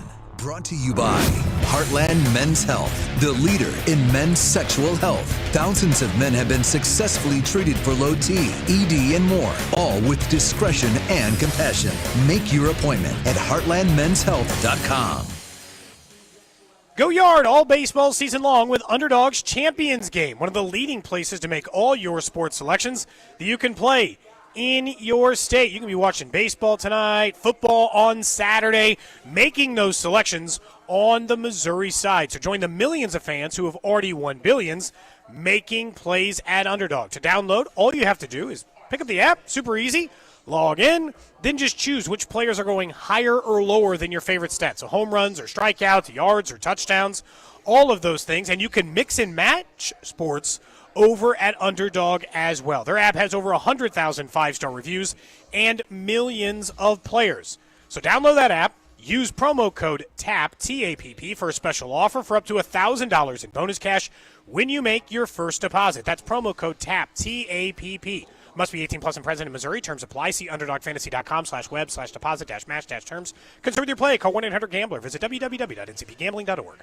Why are you still paying interest? Reiselman Nissan just dropped 0% APR for 60 months on new Rogues, Muranos, and Pathfinders. Or stretch it, 1.9% for 72 months. Or 84 months at just 3.49%. Need torque? Grab a new Frontier and get up to $6,000 in total rebates. And if you're leasing, you pay no sales tax at Reiselman Nissan.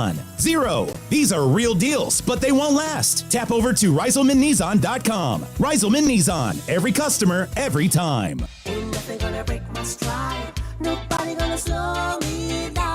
Don't let pneumococcal pneumonia break your stride. If you're 50 or older, you're at increased risk. So be proactive with Capvaxive pneumococcal 21-valent conjugate vaccine to help protect against invasive pneumococcal disease and pneumonia caused by certain types of pneumococcal bacteria. Capvaxive helps protect against the strains of bacteria that cause about 30% more IPD cases than any other pneumococcal conjugate vaccine in adults over 50, according to national-level CDC stats. Regional variations may exist. Don't get Capvaxive if you're allergic to the vaccine or its ingredients. Tell your doctor if you have a weakened immune system. Common side effects include injection site reactions, feeling tired, headache, muscle aches, and fever. Capvaxive does not protect against all strains. For more information, call 1-800-927-8888 or visit capvaxive.com. Ask your doctor or pharmacist about Capvaxive. Need help paying for your Merck vaccine? Visit merckhelps.com. Sponsored by Merck. Are you in need of top-quality metal for your next project? Look no further than Metal by the Foot. Whether you're a DIY enthusiast, contractor, or business owner, Metal by the Foot has the perfect solution for you. Steel, aluminum, brass, and stainless. The Foot. Blue Demon Welding Supplies, filler rods, and wire. The Foot. Cronius Professional Welding Equipment, Service and Repairs. The Foot. Located in KC and Topeka. Online at metalbythefoot.com. When you need a piece of metal, remember, metal doesn't have to cost an arm or a leg, just the foot. This ad furnished by Nesmith Taju LLC. Offer not valid in all states or where prohibited by law. Loans are subject to lender approval. See website for details. Honey, the credit card bill came, and we're maxed out. Great. Maxed out cards, rent is due, bills are piling up. We just need some extra cash to help us get by. We should do what my brother did. He went to 89cash.com and got $3,000. With our bad credit? 89cash.com is different. They're one of the largest personal loan networks. They can help people with any type of credit get up to $5,000. I'm sure there's a lot of paperwork. Nope. My brother said it was fast and easy. He did it right from his phone. If you have a regular source of income, you can be approved for a loan of up to $5,000 in minutes, and your cash can hit your bank account as soon as the next day. Our lenders have millions of dollars to lend regardless of your credit history. Great news! I went to 89cash.com and we'll have our money as soon as tomorrow. Wow, that is fast. If you need extra cash, go to 89cash.com. That's 89cash.com. 89cash.com. Check engine or ABS light on? Take the guesswork out of your warning lights with O'Reilly Veriscan. It's free. Ask for O'Reilly Veriscan. O'Reilly Auto Parts. Out here in the middle of these acres, it can feel like you're the only person on earth. That's how it feels when you're struggling with your mental health. But you don't have to feel alone. Find more information at loveyourmindtoday.org. Brought to you by the Huntsman Mental Health Institute and the Ad Council. Oh, hey. Hey, thanks for meeting me here. It's just, you're my only lawyer friend, and I need your professional opinion. You see that brand new Hyundai Tucson out there? That's all I paid for it. Let me get back to you on that. Deal's so right, it almost feels wrong at the Hyundai Getaway Sales Event. Get 0% APR for 60 months, plus 0 payments for 90 days on all Hyundai Palisade, Santa Fe, and Santa Fe hybrid models. And check out our other great deals at your Hyundai dealer today. Offer ends September 2nd. Call 562-314-4603 for details. This is the story of the one. As a safety manager at a manufacturing plant, he does everything he can to keep his coworkers safe. From finding ways to reduce risks to keeping safety supplies in stock. And for that, he relies on Grainger. Grainger offers a broad range of quality products and next-day delivery, so he can always play it safe.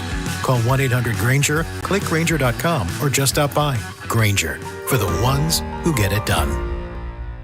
The success you've already had matters at University of Maryland Global Campus because we're a school for real life. An accredited state university, UMGC lets you earn up to 90 credits toward a bachelor's for prior learning and relevant life and work experience, or transfer up to 12 credits toward a master's. We offer affordable tuition and online and hybrid courses. Classes start August 13th. Apply now and save with no application fee. Learn more at umgc.edu. Certified to operate in Virginia by Chev. When you've got real work to do, Metal Supermarkets will help you get it done fast. With a huge variety of metals in stock, we can help no matter what job comes your way. And all it takes is a few clicks. We make buying metal online easy so you can spend less time shopping and more time getting things done. Metal Supermarkets, the convenience stores for metal. Place an order online today at metalsupermarkets.com. Brought to you by America's largest pickleball festival, PickleCon. Are you a pickleball newbie, club player, hardcore competitor? PickleCon is for you. 4 days of nonstop play, pro tips, and even a puppy yoga break. Join the fun. PickleCon.com. You're listening to 96.5 The Fan from the Mission Plumbing, Heating, and Cooling Studios. Welcome in to the Chiefs Red Half Hour. Every day at 11:30 with Cody and Gold on your new home for Chiefs football. 96.5 The Fan. Chiefs Red Half Hour brought to you by All Weather Decks, Kansas City's most respected deck builder. Check them out at allweatherdecks.net. We're, of course, live here at Hollywood Casino, where you can come up for 96.5 The Fan Takeover Day. We'll be broadcasting live until 2. The Drive will be broadcasting live until 6. Every hour we are here, Hollywood Casino will be choosing a new person to get $100 in pin cash. Every hour we're here, all you got to do is come up and register, or maybe you registered online yesterday. Plus, you can sign up to register to win an autographed Charles and Minihue football or tickets to Chiefs and Colts just by stopping by here. We're with the Sportsbook here at Hollywood Casino, broadcasting until 6.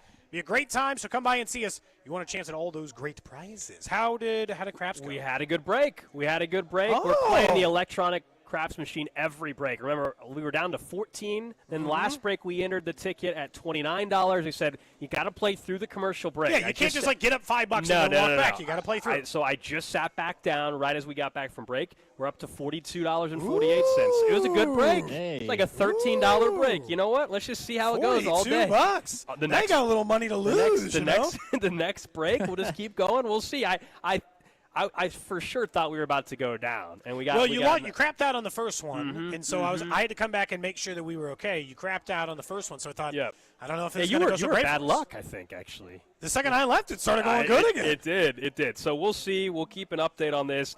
The rule is every break you have to play for basically 5 minutes, 4.5 minutes, whether up or down, and we'll see. And hopefully we build this thing up. We got we'll We got the noon break, 12:25, 1. We got like 4 more breaks, unless you count the one at the end of the show, and the listener can't do that. No. 4 more chances to win for you. That's right. Okay, that was a good break. That was a good break for the show. But seriously, come out and see us. Come out and see us here at Hollywood Casino the for Fan Sportsbook is Takeover Day. awesome. And if you're thinking you can't make it out today, but you want to come again soon, you can come for our Chiefs Roundtable, which we'll have Mitch Holtis and Danon Hughes out here on August 29th. They'll be broadcasting out here at 6 o'clock, where you'll have a chance to meet and greet, ask questions, be a part of it if you got to come to our roundtable when it was Josh Verdner and some Royals players like Michael Massey and others. Maybe something like, it's going to be very similar energy to that. Open to the public. You just got to be 21 or older. Yeah, great meet and greet afterwards, as you said, as well. All right, tomorrow night, preseason game number 1. The result itself is not what anybody cares about, but there are multiple players. We asked Brisco about this. He mentioned Tyquan Thornton and others. I still think the player that I am most excited about for the game, because let's be real, as much as we're talking about Josh Simmons, left tackle play is not exactly thrilling to watch, okay? Brashard Smith is the number 1 player I'm excited about because I actually think there's a chance he's that he's going to have a lot of reps and could very easily be one of the good stories out of the game, to the point where Monday everybody's all excited and everybody's talking about, they don't need a certain player on the roster. If Brashard Smith plays well, maybe it makes it so Elijah Mitchell isn't someone that you feel has to be on the roster. Certainly financially they're not tied to Mitchell or Kareem Hunt. But if Brashard Smith goes out there and he catches a pass that should only go for 5 yards and turns it into 20 or a touch, I don't think it's going to be so much. 20 plays were hard to come by for this offense, They man. were. So hard to come by for this offense. And why you and I wanted them to draft a running back higher than they took Brashard Smith, in fairness. So, part of me wants, it's like a deeper reason behind it. I want to watch it because I want them to make the roster gold, but I want them to prove me wrong that the 78 running backs they could have had in the draft before the one they took in the 7th round came around for a unit that's not so deep that it doesn't deserve some competition. That for the times that you and I were watching them pass up everybody, I don't care who it was, whether it be R.J. Harvey or Scadaboo or the million other backs who were available between the 2nd and the 6th round, that they were right and that they found a guy. And I'm not saying preseason game number 1 decides that, but it can begin the process of deciding if the player gets to stay on the roster for a while. So it's like him and Simmons are 1 and 2. They just kind of have to be. Rookies are always really high.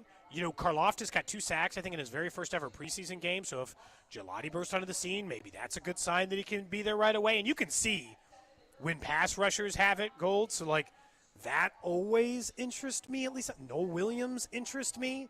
Because I still feel like, Christian Fulton's barely played, so, I feel like he's going to get a regular time. The rookies are always really high on my list. Random vet, this is a tough year for that, other than Tyquan Thornton. What is the random veteran player that you're like, boy, I kind of want to see what they have other than Kingsley, and I'm going to get what? A drive? Maybe 2? And then you're forcing me to evaluate left guard play against backups and non-exotic defenses? What if it's Bob Tunyon? I can't, Maybe? Yeah, but it's Robert Tunyon, though. But here's the thing: there's no real upside there. Travis Kelce's your number 1, no raise the 2, no matter what Robert Tunyon does. So we're talking about a veteran that's going to be at best case your number 3 tight end. You know what I mean? You're right that Tunyon's had a good camp. I just don't unless Noah Gray or Kelce get hurt, Robert Tunyon's not jumping ahead of anybody on the depth chart. Yeah, I'm more excited to see Noah Gray than him. Is that weird? No. Because, I still want to see Jared Wiley a little bit. I would like to see Jared Wiley a little bit. Because let's be honest, he was a name they talked about a ton a year ago, and he just had the injury happened, and then he has had a very quiet camp. Felix Anudike-Uzomah, we've talked a lot about him and his job maybe being in jeopardy a little bit. It'd be nice to sit here and be talking on Monday and say, wow, he got a sack, or he popped on the screen or something like that. Because at camp, he's been non-existent. Felix does, you know what? That is an intro to this when I said random veteran. That's probably the one. The way Nate Taylor was talking, the way Joshua Brisco was talking, the way we know that teams always seek out other defensive ends, especially if injuries. And last night was a very stark reminder that players you like can get hurt in a preseason game. There were multiple injuries in the preseason yesterday. So, part of me is just, holding on for life. That Ravens corner, that was ugly. Yeah, real ugly. That leg was bent in a bad direction, a direction that should never go. So was Anthony Richardson Pinky, for whatever that's worth. It was bent the wrong damn way, too. He'll be fine, I'm guessing. But the Ravens corner's out for the season. Yeah. You can lose important players. And so, that's always part of preseason, is me just holding on for dear life, being like, I hope it's not one of the guys who I expect to be in the starting 22. And that's why I know Andy said, Mahomes is going to play the full quarter. And he is going to play. We know Andy's not going to sit him. But it's why, man, get in and get out and be done. You just do not need to ruin your entire season because you want to have him have a rep during a preseason game. I know Mahomes likes to get that first hit out of the way as well, but yeah, you definitely hold your breath when it's Mahomes, when it's Kelsey, when it's Xavier Worthy, Chris Jones, McDuffie, those star players. Yeah, I mean, of course. Those are the guys. And here's the truth. Chiefs aren't getting through the rest of the season with no injuries. Yeah. Somebody's going to miss games. Somebody's going to miss time. How they cover those things. I think they're, depth-wise, better positioned than they have been to handle some of those needs and some of those injuries. Not all, but certainly some of those injuries they're better positioned. But, yeah, I do kind of want to see – and look, for the first choice purposes, I'm interested I will say this. I am interested, not to say that it means everything because they're going against base defenses, some backups, and all that other stuff. I do want to this would be my first glimpse of Xavier Worthy, Rashee Rice, Hollywood Brown, like these guys on an NFL football field together, having played an entire NFL football season. Not a rookie Xavier Worthy, not, and Taekwondo. These are and look, I know that this, I won't get all of them yet, but this preseason becomes interesting for me if I can get that at any point. If in game 2 I can get Rice and Worthy and Hollywood for a game, I hope so. This one, unfortunately, it's going to be Worthy and Taekwon going down the field together. And I don't know, maybe Travis Kelce, although I don't need to see Travis Kelce in a preseason game ever again. Yeah, I think we're all on the same page there. I mean, Brashard Smith would be number 1. So put out your so number 1 is Smith for me. Yeah, I'll put Norman Lott 2.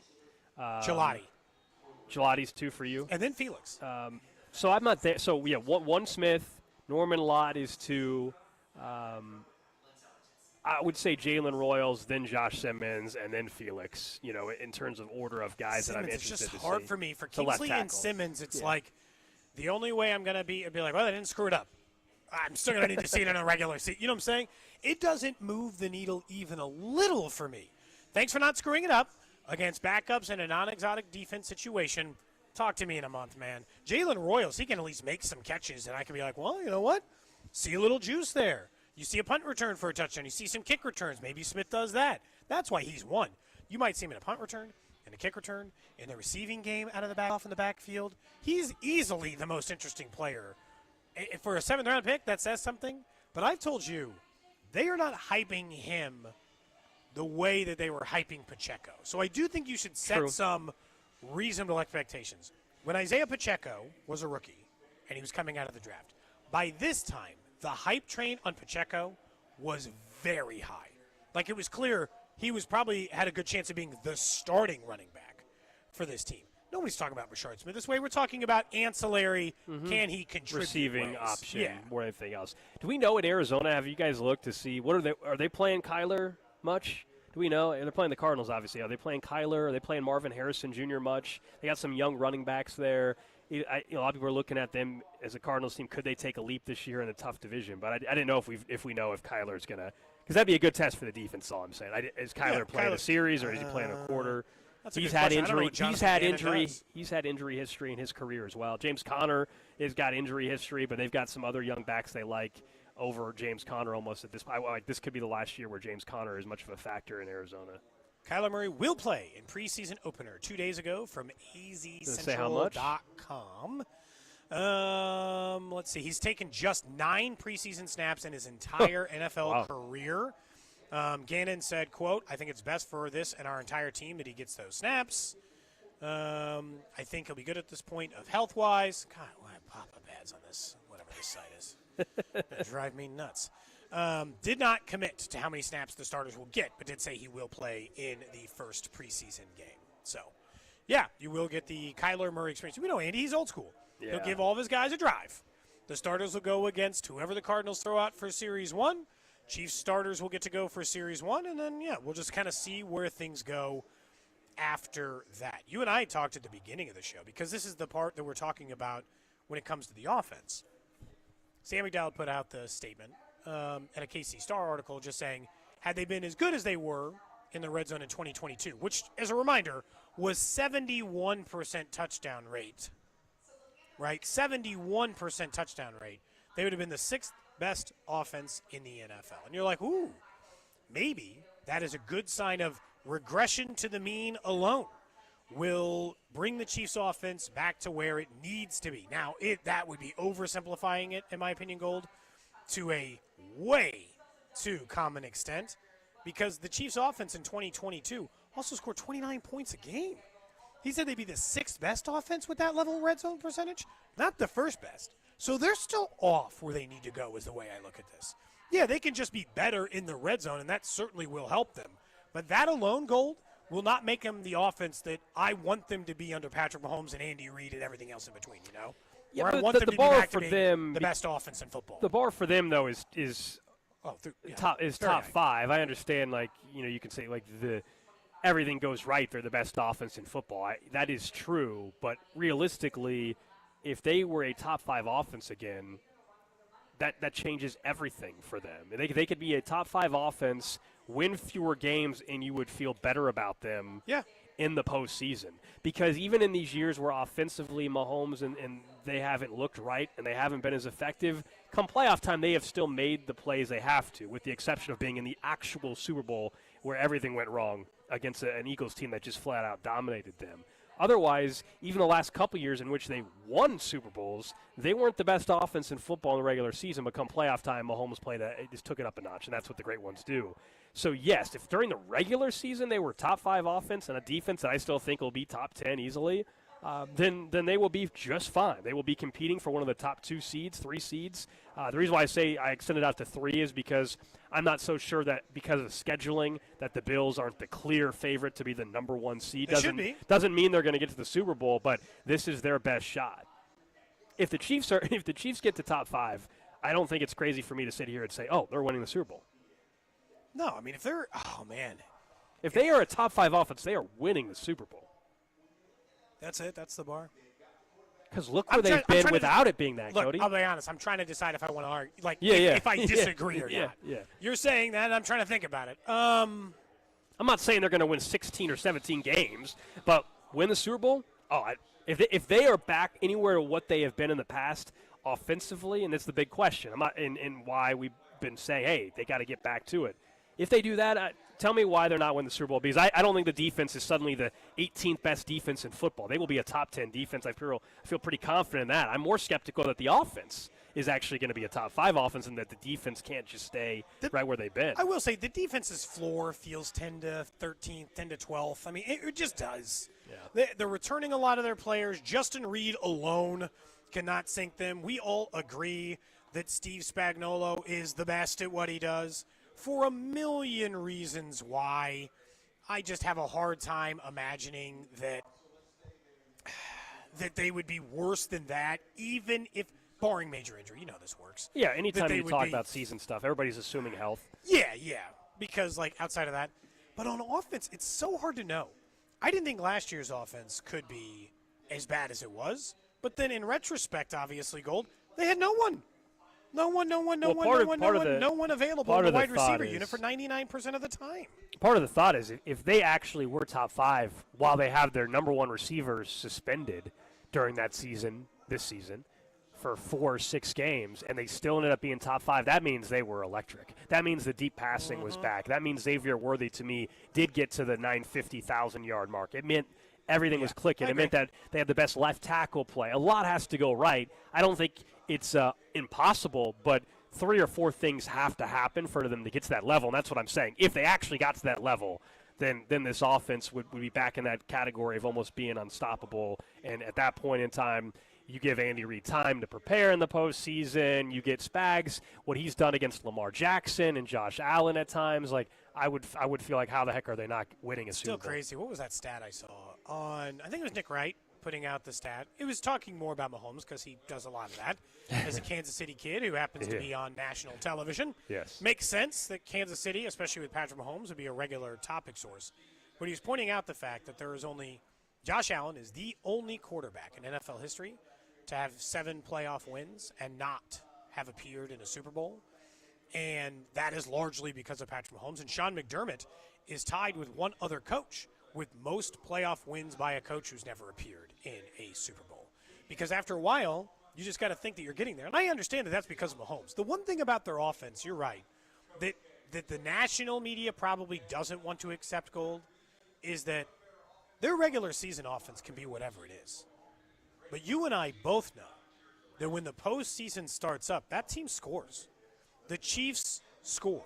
They do more than most teams in the regular season are capable of doing. And scoring typically goes down, as you know, in the postseason for pretty much any team across the board, including teams who led the league in scoring, like, Philly or Buffalo or the other teams that have gone with it. Those teams traditionally score less when the postseason comes around. And instead, the Chiefs, who have been a limited offense each of the last 2 seasons, have historically scored more. Look, forget the Super Bowl last year. In the conference title game, scored 32. And the divisional round scored 23. In a game they could have scored way more, as you know. They blew a lot of opportunities in the red zone in that game and settled for field goals. They just didn't have to. Once Tank Dell got hurt, that whole game got weird. But and 32 just, against Buffalo. Buffalo was the number 1 ranked defense in the league last year, or one of the top 3. Without looking at it, they were one of the top 3 ranked points per game defense in the league last year. Dropped 32. Dead serious. Did the Chiefs score 32 more than twice in the regular season last year? That was the story. That was a whole talking point throughout the year. They weren't blowing anybody out. They were winning. They still, by the way, this streak is still intact of 17 straight one-score games or whatever it was. That's still intact because the Super Bowl was not a one-score game. One-score games, the Chiefs, I still believe, have the longest streak going at 17 in a row. The Chiefs did not score. That was the most points they had scored all year. The AFC title game for the chance to go to the Super Bowl is the most points they put on the board all year. And because it's the playoffs, it just kind of is who they are. Their ceiling, I kind of agree with Brisco, though, I will say. Their ceiling is still number 1. If you have Patrick Mahomes and everything's not destitute, right, as in you have 0 weapons. I just don't know. Can you get to number 1 with your number 1 receiver missing potentially up to 6 games? And I would push back and say I don't know how they're the number 1 offense. As in a points per game, yes. official. Not we're saying for the whole year offense. Are they the number 1 offense? I don't know if that's really in play if you don't have your 1. Now, if you want to tell me from week 8 to week 17 or whatever, week 18, I guess, that they're number 1, sure. But actually, the number 1 offense start to finish points per game, I don't know if you can get there when your number 1 wide receiver is going to be missing, 4 to 6 games. No, it's hard. It's harder. But if it's only 4, you're only behind the 8 ball in the points per game category for a little bit. Remember when the Saints were the number 1 points per game offense in the league a month into the season last year? Was that last year? Was that 2 years ago? What year was it that out of nowhere? Oh, the Saints started last year. The Saints had the first 3 weeks of the season where everybody was talking up. They scored like 40 points a game. Was it Kubiak? Who was it? Kubiak. I think it was Kubiak, who now was some a team was playing last night. I drew a blank. But yeah, that was the whole story. I'm pretty sure it was Kubiak's son. I'm just saying, like a month's not going to determine the number 1 points. And everybody's like, "What is going on with this?" And then Derek Carr got hurt, and then everybody got fired, and now they're going to start Tyler Shuck or Spencer Rattler. Have they decided who they're starting yet? Doesn't really matter. Drew, do you know? Doesn't really matter. I don't think so, because Shuck has I told you I want it to be Spencer Rattler just so I can sell. Anybody want to buy my Spencer Rattler rookie cards, please? I don't think they've determined it because Shuck has not looked good. Was there a plural on that one? Plural. They're not high-end ones, okay? Were you buying into that? No, market? I got them out of breaks. I didn't want them. Current offshore odds, because I can't quite get to a kiosk while we're in the middle of the show, or I just go look. Current offshore odds for starting quarterback have Spencer Rattler at -170, guy who's actually started NFL games for them. Okay. Tyler Shuck at +140, and Jake Haener plus 25 to 1. Okay, yeah, that's usually a market you can't always bet anyway. So that makes sense. We will get to some of our favorite futures right here at Hollywood Casino inside the sportsbook coming up in about 25 minutes or so. Drew, start thinking about those too. Each one of us are going to give our favorite future bet that you I've got mine locked in. I'm ready to go. I'm not going to even look, and I'm not going to. Don't tell me what it is ahead of time. I'm worried of what it is. It has nothing to do with the Cincinnati Bengals. It has I'll give you credit. I was nothing. worried you were going to come up with some parlay of Burrow MVP, Bengals Over Super wins. Bowl, over wins. Mine is also just general Jamar NFL. Chase to be Offensive Player of the Year. Trey Hendrickson to be they're going to be the greatest team in NFL history. I'm glad we're not going there. I'm glad we're not going there. Is he practicing yet? I don't think so. You don't have a deal. No. You don't have a deal yet. He's in street clothes. Don't forget, we are broadcasting live from Hollywood Casino. We're here till 2. The drive takes over at 2 o'clock. It is the fan takeover day. We're registering you to win a Charles Omenihu signed football plus Chiefs Colts tickets. The folks from Hollywood Casino are also giving away $100 in pin cash every hour from 10 a.m., so it's already happening, till 6 o'clock tonight. Up next, let's get to a little what's trending here on Cody and Gold. We'll also get back into the Royals' upcoming stretch of 9 games and those futures bets that we like. Cody and Gold, brought to you by Heartland Men's Health, the leader in men's sexual health. Thousands of men have been successfully treated for low T, ED, and more, all with discretion and compassion. Make your appointment at heartlandmenshealth.com. Follow the station on Instagram for ticket giveaways and behind-the-scenes content from the show at The Fan 965. Hey, it's Rex here with RexBuysKC.com, your local KC home buyer. If you own a property in the Kansas City or surrounding area and want to sell it fast and at a fair price, write this number down, 816-330-6000. I'm a private real estate investor, not some hedge fund or large national chain. My family and I live right here in KC. I can pay cash and close on your timeline, even in as little as 3 days. Here at RexBuysKC.com, we're improving Kansas City one house at a time. I buy inherited houses, vacant houses, foreclosure houses, behind in payment houses, my tenant won't pay the rent houses, and properties that need complete rehabs. Do you own a house that's trashed and needs thousands of dollars in repairs? Great. If you own a house and want to sell it fast, call me at this number, 816-330-6000.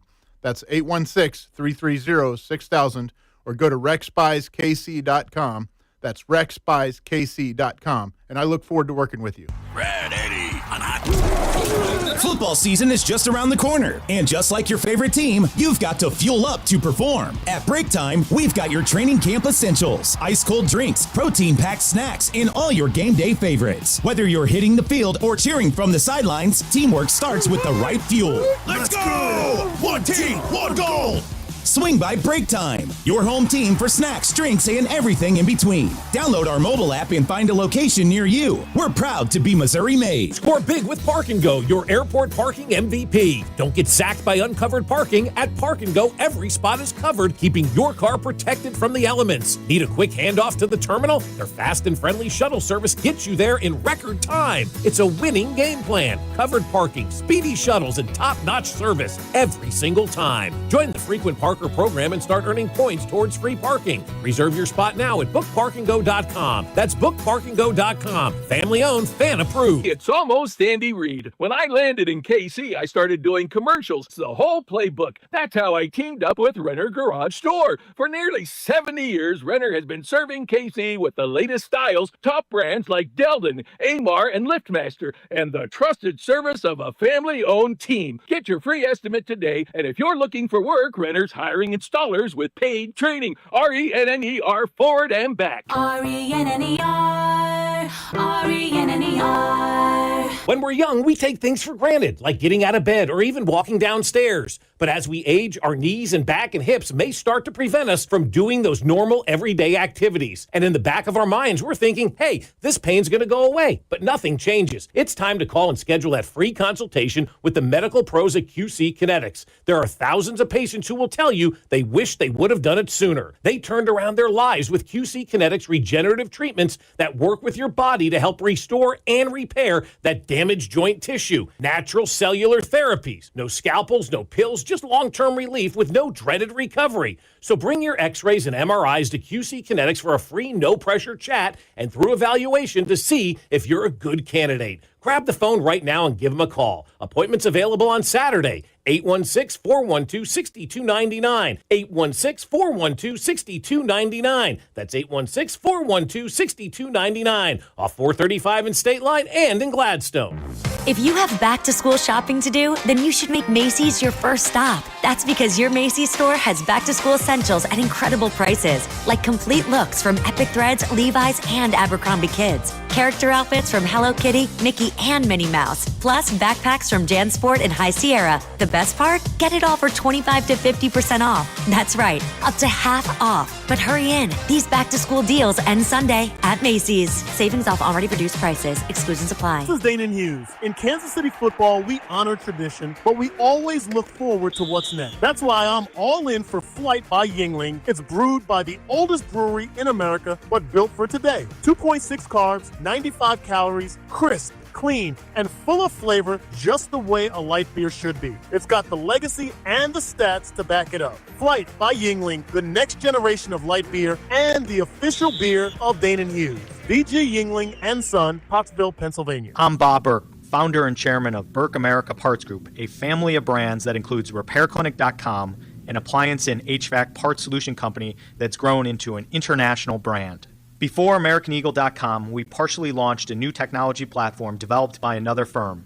American Eagle helped take our technology to a whole new level with digital marketing, software development, and business insights into our key markets, appliances, HVAC, and outdoor power equipment, and did so both on time and on budget. AmericanEagle.com has the resources, experience, and talent needed to produce solutions.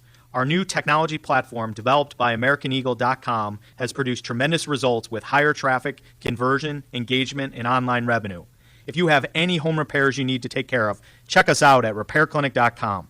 If you need a world-class website or technology project, then I would highly recommend AmericanEagle.com. Call AmericanEagle.com at 773-NETWORK. That's AmericanEagle.com, 773-NETWORK. The success you've already had matters at University of Maryland Global Campus because we're a school for real life. An accredited state university, UMGC lets you earn up to 90 credits toward a bachelor's for prior learning and relevant life and work experience, or transfer up to 12 credits toward a master's. We offer affordable tuition and online and hybrid courses. Classes start August 13th. Apply now and save with no application fee.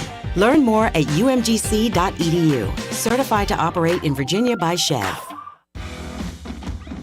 When you've got real work to do, Metal Supermarkets will help you get it done fast. With a huge variety of metals in stock, we can help no matter what job comes your way. And all it takes is a few clicks. We make buying metal online easy so you can spend less time shopping and more time getting things done. Metal Supermarkets, the convenient stores for metal. Place an order online today at metalsupermarkets.com. You can listen to the Royals and Twins Saturday, August 9th on the Fan AM 610 with Vern's On Deck Show starting at 5. KFNC FM and AM HD1 and HD2 Kansas City in Odyssey Sports Station. What's trending?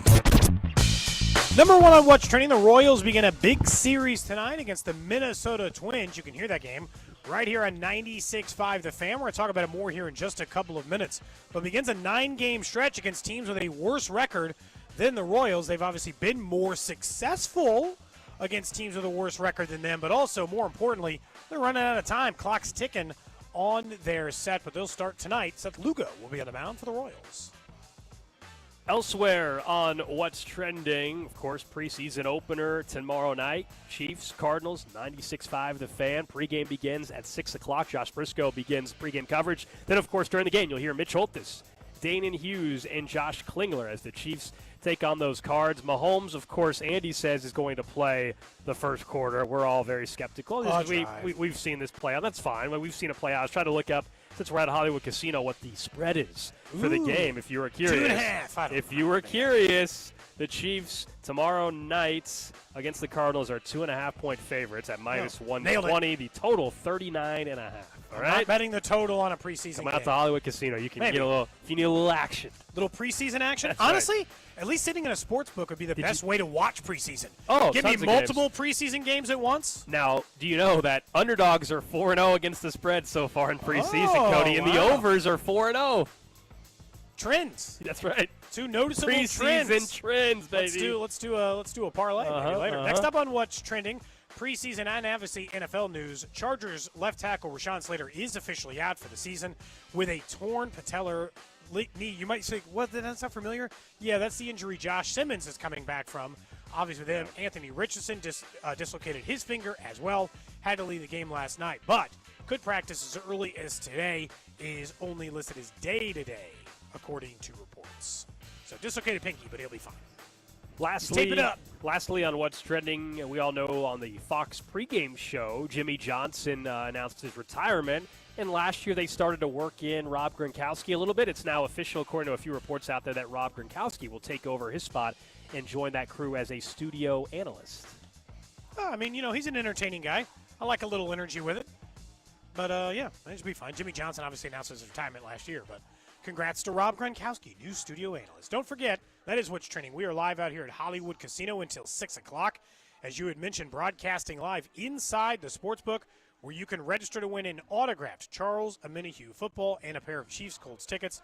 Plus, Hollywood Casino every hour is going to give you a chance to win $100 in pen cash from 10 a.m., well, was it 10 a.m., now up until 6 p.m. tonight. You can still register today. Some of you might have done it yesterday on their social media channels on X, Instagram, and Facebook, but you can still do it today. So if you're up here and want a chance at $100 in pin cash every hour until 6, come out and see us here at Hollywood Casino. All right, every break, if you're just tuning in, every break I go to the electronic craps machine. We started with $20. Started with 20. We just keep going up and down. Not a good break for us. Last break we got all the way up to $48. Yeah. We're back down to 23. What happened? Not a good break. How many times you crap out? 3 or 4 times. It was not good. It was not a good break for us. We got to get better. Yeah, we got to get better luck in the next break. I was surprised, frankly, that we had 2 strong breaks in a row. So this next break can make or break the whole thing. Still bet even, though. Yeah, oh yeah. A little up, you know. Up $3.30. That's up. But we're getting entertainment, okay? That's what it's all about. We're getting entertainment here. And we only got the 12:30, the 1, and the 1:30 left. So only 3 breaks left to go, Gold. So we'll see how we wrap up here at the end. 23.37, up $3.37. Yeah, that break was a frustrating break, man. The first roll was 7, so you hit, and I play pass line. So actually, first roll we hit won $5 or whatever it was. Yeah. So you're like, okay, and then after that, you get the pass line, you put out about $10 on the different numbers. 7 rolls. Craps. Then it's same thing, craps. Very quickly, $20 gone.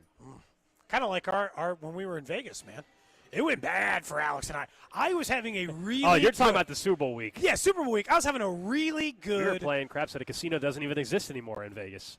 Oh, yeah. They tore it down. They tore it down. I was having a really good gambling trip that time, and then Alex and I went to the craps table, and I lost it all back. I didn't lose money, but I lost a lot of my profit back. Oh, that was a tough one. Let's talk a little Royals baseball before we give our futures bets. Since you're right, we're at Hollywood Casino. We're each going to give an NFL futures bet that we like. Some of them kind of longer shots, right? Certainly not even money bets. We'll do here in just a minute. But the Royals have you just can't sell it short. This is a massive 9-game stretch for them. They already have to go a ridiculous 29-17 in order to get to 86 wins, which I think is bare minimum to get a playoff spot this year. So bare minimum 86 wins. They got to go 29-17. 12 games above 500 with a month and a half to play, a month and 3/4. That's a lot, man. That's asking a lot, Gold. That's going to make this a huge challenge for the Royals anyway. But the next 9 games are against the Twins team, who sold every single one of their assets. Like, they gave away half of their damn roster. And I know they got Joe Ryan going tonight. I'm not saying it's an easy task. But, they're up against, the Twins do not have – so you got to win this series. Then you get the Nationals, another team heading in the opposite direction. And then you get one of the worst teams in baseball in the Chicago White Sox. Look, you can worry about the Rangers and Tigers, who they have for a majority of the rest of this month, with another White Sox series mixed in there later. This 9 games they have to go, and I do mean minimum 6-3. Other than that, how can you look at yourself in the mirror at the end of these 9 games and say this is a playoff team? Yeah, seriously, how can you? Slow walk everybody if that's the point. Don't rush back Jack Caglione. Don't rush back Cole Reagan. Don't rush anybody back, and just take your sweet-ass time the rest of the year if you're not going 6-3. I think it's very obvious that if you're going to get hot, as we said yesterday, this is the stretch. It has to happen. And I know in a typical baseball series, because you see a Twins team that just beat the Tigers, anything can happen, and you're like, expecting a sweep or whatever is not fair. Well, that's the spot they've put themselves in, that they have to have one of those weeks or 2 weeks where they go out and they win 8 of 9, 7 of 9. I agree with you that the bare minimum should be 6-3. And normally in May, if I told you they had a 500 road trip or something, you're fine. Not anymore. That cannot happen anymore. They have to start making up some serious ground, knowing that also this month they still play the Tigers 6 times, I believe. They do, and the White Sox for 3 more. And it's the amount of teams in front of you. The Twins are not in front of you. Then you play a Nationals team that's obviously not in front of you. They're in the NL. They're not any good. And you have the White Sox. They're not any good. And so even if you go 6-3, you may not make up that many games on the teams in front of you. That's why we're saying, honestly, 7-2. You have to get hot at some point. If you think you're going to finish the rest of the way, 10 games above 500, there has to be a stretch somewhere where you win 7 of 9. You got to sweep either or the Twins 8 or of the White 10. Sox. And this is the stretch, I think, if it's going to happen, this is it right here. And they are underdogs tonight, by the way, because Joe Ryan is pitching. Right now at Hollywood Casino, if you're trying to bet on the game, you can get the Royals at plus money, slightly plus money to win. That feels like the bet then, maybe. If I'm feeling like they have to do it, I mean, they have to feel like their backs are against the wall, right? I think understand they're well you- aware of what here's- they're up against. Honestly, yes. though, this has been part of the problem. I actually think, Gold, this kind of drives to a deeper point that I'm hoping that they can overcome as they learn to win and continue to be a team that I hope continues to win. Because I think part of what happened to them this year was the pressure of being a good team. And then when we talked about it earlier with Jake Eisenberg about the base running stuff, that is a direct relation to me to a team that can't score runs. They make mistakes in scoring runs because they feel pressure to score runs because they're a bad offense. And because they put so much pressure on them, if they look at this, the problem is for them. If they look at this 9-game stretch and they tell themselves, we got to win 6, well, then I don't think that's going to go the way. They have to find a way to play free and easy. And the only way to play free and easy, or to not feel like every single night is must win, not win 6 of the next 9. But we have so little leeway that if we don't win every damn night against the Texas Rangers, we're losing. If we don't win every night against the then we're losing the playoffs. If you don't want to feel that way, well, then just play good against bad teams. Because that's what you got. Bad teams. Straight up bad teams. And so, this should be, and maybe the Twins are mediocre, if at best. Yeah, But the again, dangerous they gave thing, away what half of makes their them... losses. They beat the Tigers in a series after they traded everyone away. The part that makes Nothing to lose. them dangerous is they've got a bunch of young players that are trying to prove themselves to stay on the roster next year. Yeah. They got, look, there's a few names rookie Brooks Lee, Byron Buxton's been hurt, but there's a bunch of names in that lineup that nobody's ever heard of, and those are guys that are trying to earn their keep for 2026. And so for them, the young players, they don't care what happened in April and May and June and that the team sold off.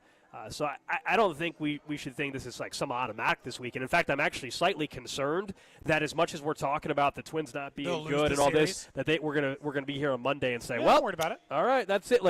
That's the dangerous thing about baseball. It would not shock me one bit if the Royals didn't win this series this weekend. No, that was how we were talking about the Marlins series a little bit, which was a big one, and they ended up getting swept by them. Marlins have actually played really good baseball since that time. They've been couple of months, they've been a better team. Look, they played okay against the Red Sox and the Blue Jays. 3-3 against two teams who have two of the better records, who are playing as good as anyone in baseball, is not embarrassing. If you were, here's the thing, if you were 10 games above 500, I'd be really happy with that road trip. I would have come in here after that Red Sox series and been like, look at them go. Look what they did. They managed to hold water against two really good baseball teams, but they're not in that position. And they haven't been in that position for a while, but they also haven't had a stretch this easy in a while. This is the easiest stretch of baseball they're going to get probably, I imagine, without looking at the schedule, this is the easiest stretch of baseball they're going to get the rest of the way. And because it won't matter if they got a stretch that's easy in the middle of September. Look at the teams that are ahead of them and who they have this weekend, too. That's the other part of this. The Yankees are ahead of the Royals. They have the Astros this weekend. That's a tough team. Not that we're looking at the division, but still, Tigers are playing the Angels this weekend. You have a Cleveland team who gets the White Sox this weekend. The Rangers have a tough team in the Phillies. That's obviously a good, hopefully, thing for that. And then the big one, Red Sox are playing the Padres this weekend. The Padres are favorites tonight as well. Over at ESPN Bet, Boston's plus 145 dog. If you can get the Padres to sweep somehow the Boston Red Sox this weekend, oh, man, while you take 2 or 3 for the Twins, that's the kind of stuff that's going to happen if you think this team is truly going to be in the postseason. Truth is, to get the 6 of 9, and I'm gonna view it that way. I reserve now, I'll view it that way. You lose, you get swept by the Twins, but you win the next 6.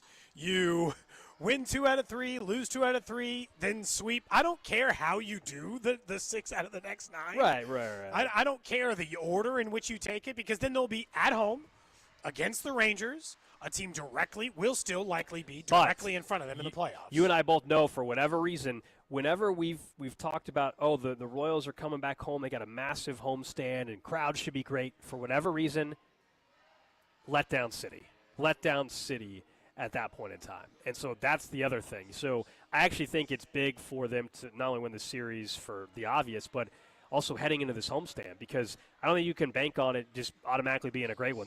Whenever there's been, early in the year, we're like, oh, it's a huge series against the Guardians. What do? They lay an egg in that series. They, for whatever reason, when the pressure is on at home against quality teams, they have not had good performances when they've had some of their biggest crowds of the season.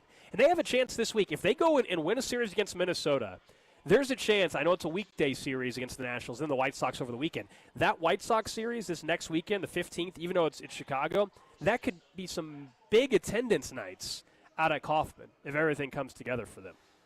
Yeah, I mean, it very well could be. It very well could be. Plus, you see the promos we got? I mean, water bottle giveaway.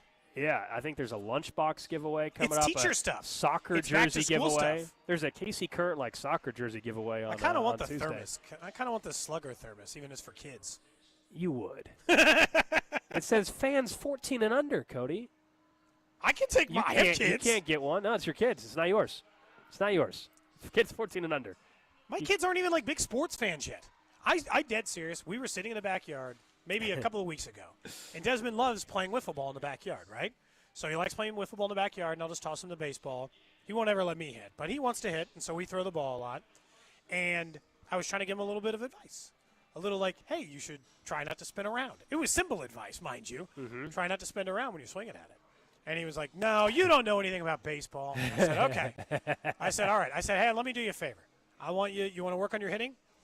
I'll call Vinny Pasquantino, the Royals first baseman, and I'll ask him to give you a piece of hitting advice. And he looked me dead in the eye and said, nah, I don't want to talk to Vinny about his hitting. I'm like, you know what? You guys don't even appreciate it. He doesn't care about baseball or sports right now. Well, he wants to play. He wants to play the baseball. We're signing him up for tennis, I told you. Yeah. He's getting ready to start tennis. He said maybe baseball.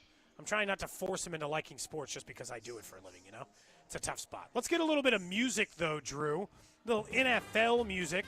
As each of us, we're at Hollywood Casino. Yes. We're in a gambling mindset a little bit. Gold's been betting the craps over there for us in the break. So let's give a season-long bet that we like, a future, if you will. Gold, I'll let you fire things off first. Yes. I know you already have some of these placed. I just placed the one I'm getting ready to tell you this morning.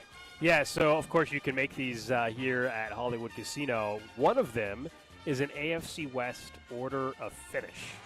So I already liked the Broncos to finish second before the Rashawn Slater news. We actually were talking about that earlier in the week, that I'm more of a believer in Denver than L.A. Now, obviously, I feel even more strongly about that because of the Rashawn Slater news. So you can do a bet for the future of this season where you have the AFC West order of finish. Chiefs to finish first, Broncos second, Chargers third, Raiders fourth. That's plus 550. My only scare here is there a scenario where the Chargers just completely fall off and the Raiders shock everybody and finish third? I guess there's a scenario. I don't think the Chargers are going to just fall off a cliff and be a 7-win team, though. So order of finish, 5.5 to 1. Chiefs won the division. Broncos finish second. Chargers third. Raiders fourth. Ooh, so the exact order. You get That's it 550? the exact order. Yep, plus 550. I actually don't hate that. Do the Raiders and Chargers one worry you at all if the Chargers That's what I was saying. Off? Yeah. Yep, that's the one that would get me, I think. I feel pretty darn confident the Chiefs and Broncos are 1-2. So, okay. That's interesting. I mean, I don't mind that. Plus 550. I mean, I like the Chiefs at 1, obviously. You know that. Mm-hmm. And I like the Broncos to finish second at this. I mean, if I wasn't already leaning that way, I don't know why I wouldn't be leaning that way now that Rashawn Slater is out for the season for them. Okay, so that's yours. Here's mine. I was looking at it just from like who's a player who certainly everybody knows but I'm getting good odds on across the board. I like, as a future bet, and placed it this morning at Hollywood Casino, Bijan Robinson to lead the league in rushing. He finished almost 1,500 yards last year. That was third in the NFL. He finished only behind Derrick Henry and Saquon Barkley. And look, I've watched football long enough. Guys who had 2,000 yards rushing the year before do not have 2,000 yards rushing the following year. It just doesn't work that way. The math doesn't math that way. He's not going to have 2,000 yards rushing. Derrick Henry also had 1,900 yards last year. I don't think he's doing that 2 years in a row. And Bijan, a young running back, less likely, in my opinion, to be injured under that thing. And they're going to try to help Penix out a lot in the running game. So I just think they're going to hand the ball off a lot.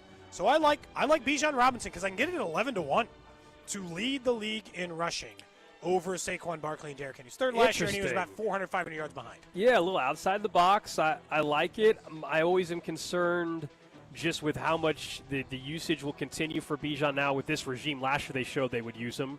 Raheem Morris, they would use him in the red zone. So much of this is dependent on what do I think Michael Penix is going to be, because is that team going to be really competitive this year and not be behind in games, and they're going to be able to truly run the game plan that they want? And all of that last year, remember, half that year was Kirk Cousins still. So this, to me, is also more about how much do you believe in Michael Penix. And to me, if you're going to make that bet, it means you think Michael Penix is going to have the Falcons competitive. I do. You know what? I'm not down on Michael Penix. They were really high on him.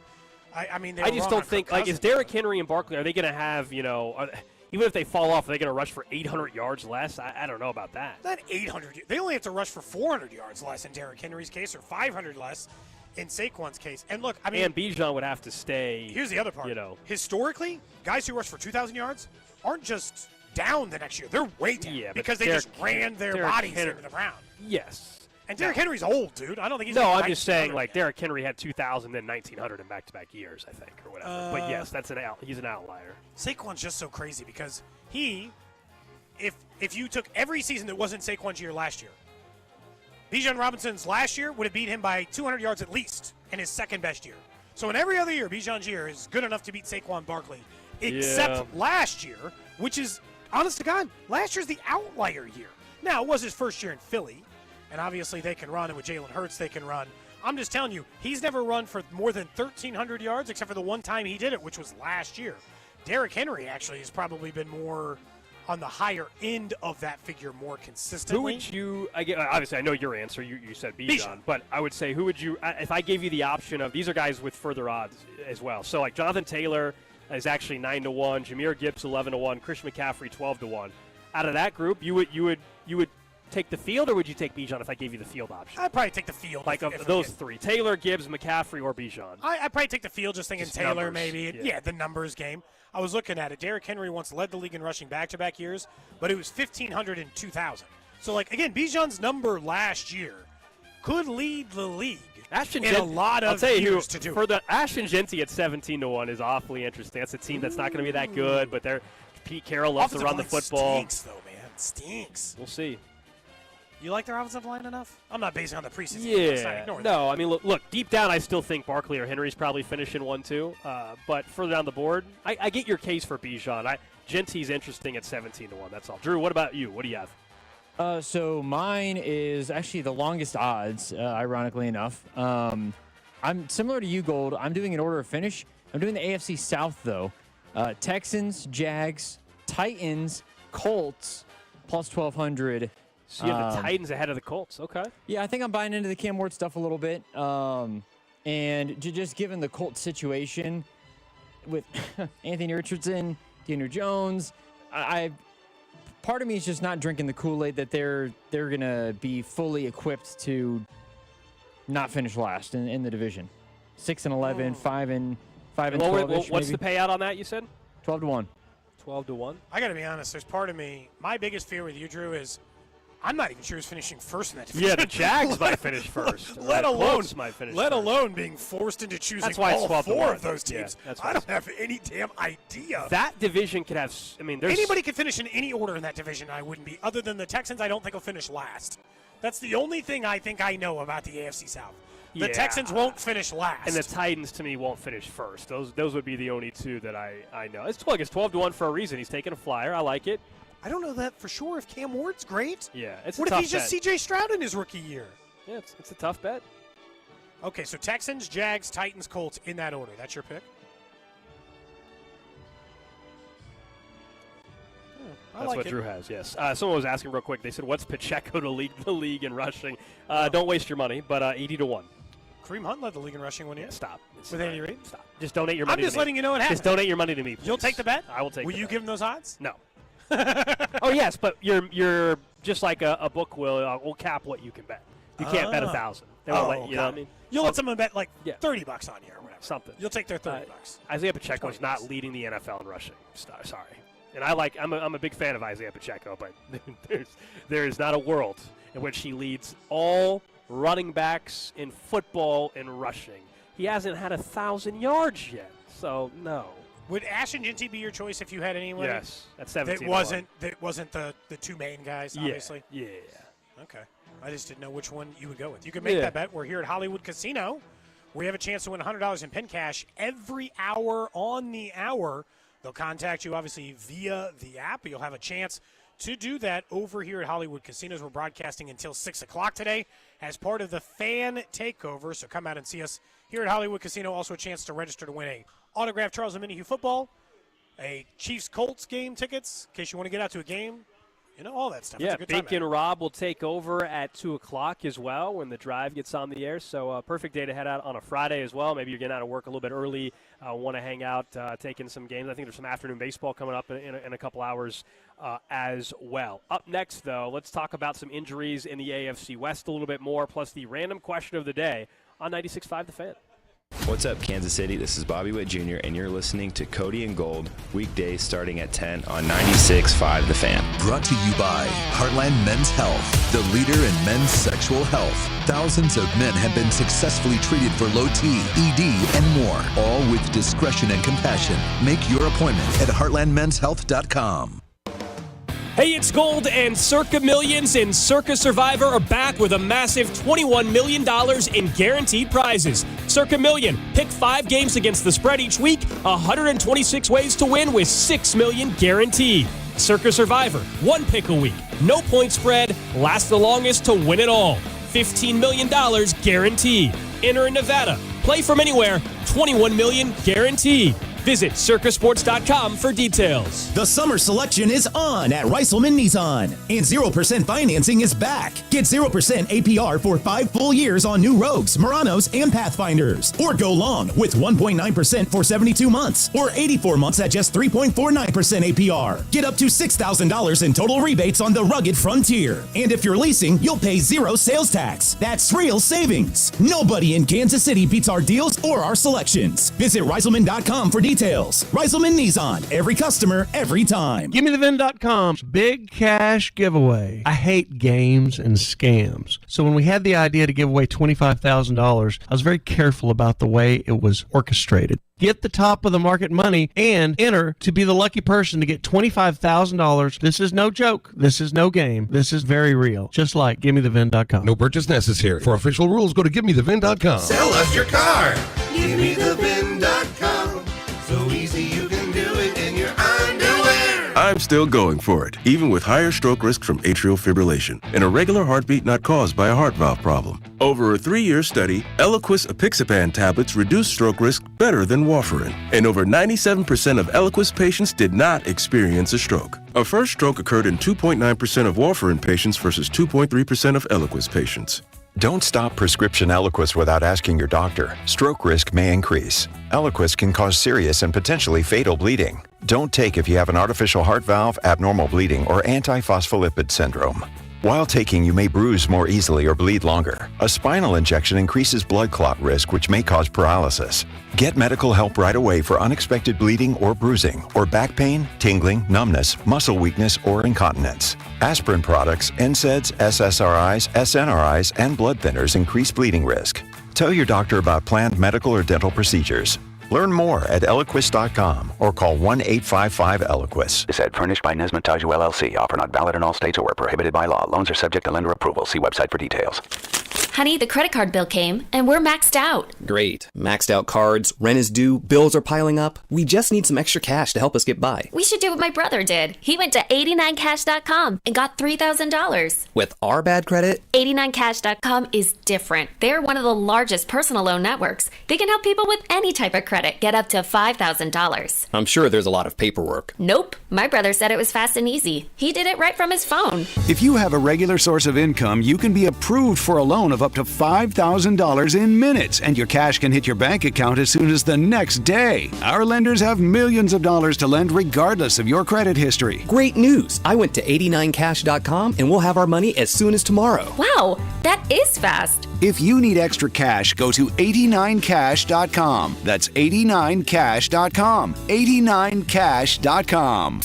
If Twisted Tea Hard Iced Tea was your best friend, it would be the kind of friend that starts an impromptu dance party in the supermarket aisle that turns into an all-day pool party rager at your place, and you don't even own a pool. Twisted Tea Hard Iced Tea turns any day into a legendary adventure. It's smooth and refreshing real iced tea with just the right kick of alcohol. Twisted Tea Hard Iced Tea. Keep it twisted. Twisted Tea Brewing Company, Cincinnati, Ohio. Please drink responsibly. Still getting around to that fix on your car? You got this. On eBay, you'll find millions of parts, guaranteed to fit. Doesn't matter if it's a major engine repair or your first time swapping your windshield wipers. eBay has that part you need, ready to click perfectly into place. For changes big and small.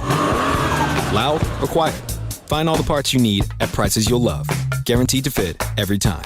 But you already know that. eBay. Things, people, love. Eligible items only. Exclusions apply. Texting enrolls you into recurring automated text messages. Consent not required to purchase. Message and data rates may apply. Hey, Dan, haven't seen you around the gym for a while. Yeah, I've really fallen off. Since I turned 40, I just don't get the results I used to get. Could it be lower testosterone? Lower T. Happens to most guys after 40. I was in the same boat until I started using Nugenix Total T2. Total T2, the new one I've seen on TV. Yep, it's the next generation testosterone booster for both free and total testosterone. It's packed with even more man-boosting power, sending nitric oxide levels skyrocketing in just 3 hours. It actually works? I feel like I'm in my 20s again. I've got more energy, better results in the gym, and things are even better in the bedroom. Send them a text and get a complimentary bottle. Nugenix Total T2 will help you feel like a new man and is only available when you text BICEP to 231231. Text now and we'll include a bottle of Nugenix Thermo X, our most powerful fat incinerator ever, absolutely free. Text BICEP to 231231. That's BICEP to 231231. BICEP to 231231. These statements have not been evaluated by the FDA. This product is not intended to diagnose, treat, cure, or prevent any disease. Downy Rinse and Refresh. Break up with stinky clothes. Rinse it out. Every now and then I get a little bit tired of the stinks that just will never come out. Oh, Downy in the rinse change. Every now and then I rinse it out. One wash and it delivers. One wash, it smells so clean. Downy Rinse and Refresh, it's a dream. Downy Rinse and Refresh. Fights odor in just one wash. Guaranteed. Paul's new drone startup just lost its most genius computer scientist. We just lost our best genius to some new genius who's got a genius new idea. I'm gonna have to find a new genius, or two half geniuses, and fast. He needs a computer scientist that can keep his startup from falling down. I need Indeed. Indeed you do. When you sponsor a job on Indeed, it's easier for talented candidates to find it, which makes it easier for you to hire them. Visit Indeed.com/credit and get $75 towards your first sponsored job. Terms and conditions apply. Arvest Bank, believing in the power of serving others. Arvest Bank believes in the power of serving others. That's why we're committed to supporting those who serve our communities. We believe that all communities deserve a financial partner who cares. Arvest. We believe. You're listening to 96.5 The Fan from the Mission Plumbing, Heating, and Cooling Studios. Continue broadcasting live out at Hollywood Casino. It is the Fan Takeover Day. We're out here till 2, then the drive is here from 2 to 6. Don't forget to stop on by. Your chance to win some Chiefs-Colts tickets. Game coming up, I believe that one is in November, if I'm not mistaken. I think that's like November 23rd or so. Chiefs-Colts out at Arrowhead, plus a chance to win a autographed Charles Omenihu football. I told you earlier, I think he might have 10 sacks this season. He could be in for a big year. And our friends over at Hollywood Casino are also giving away $100 in pin cash every hour that we are out here broadcasting, so till 6 o'clock today. I do have an update on the craps during the break, okay? How'd we do? We went back to the electronic craps. Every break we are playing it. We're up and down. We're back up again. We're up to 35-25. So we were at 48, then down to 23. Now we're back up to 35, all right? So that was a much better break for us. Not better bad. Break for us. Not bad. Okay. So you actually... I only have 2 more breaks to do it.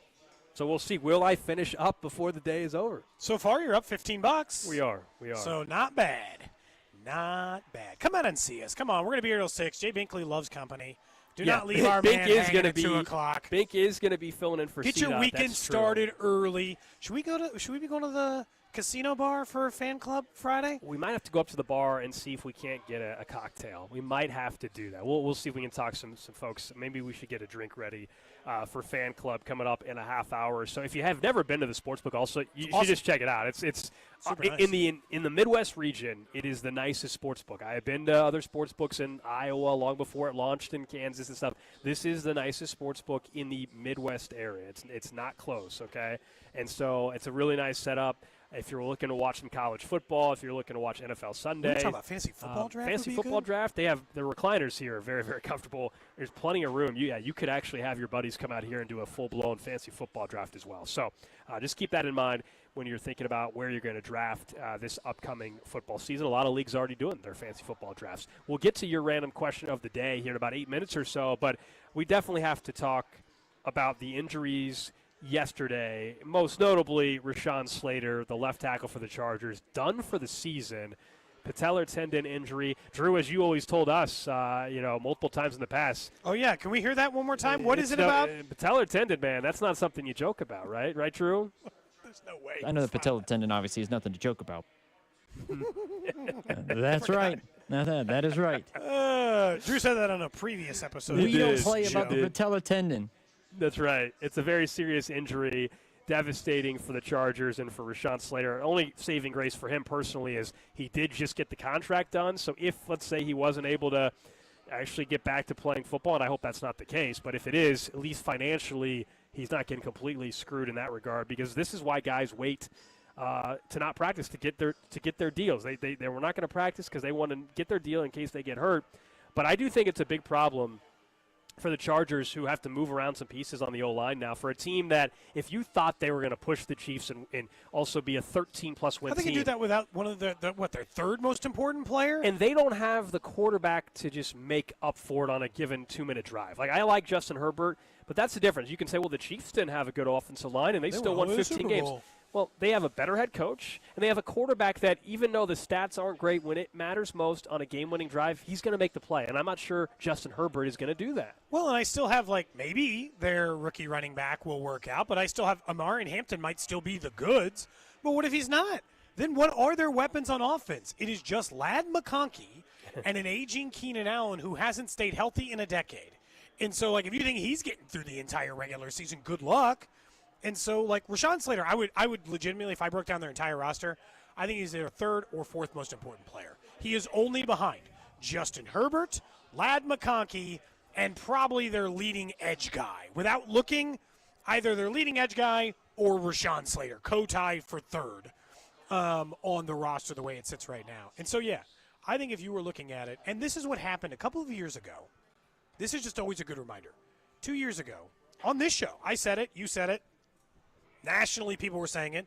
We went into the year saying, this is the best division in football, Gold. Right. Watch out. Here they can't come. Colin Cowherd on his show yesterday when he was describing why he thought the Chiefs' dynasty was over. His specific citing of that before the Rashawn Slater injury was the division is too good. Competition is too good. When teams dominate, like when Nick Saban was great at Alabama, it was a downtime for LSU and Georgia. You have to be in the middle of down times for people. In addition to, it's why the Patriots run lasted so long. Nobody in the AFC East was ever any good.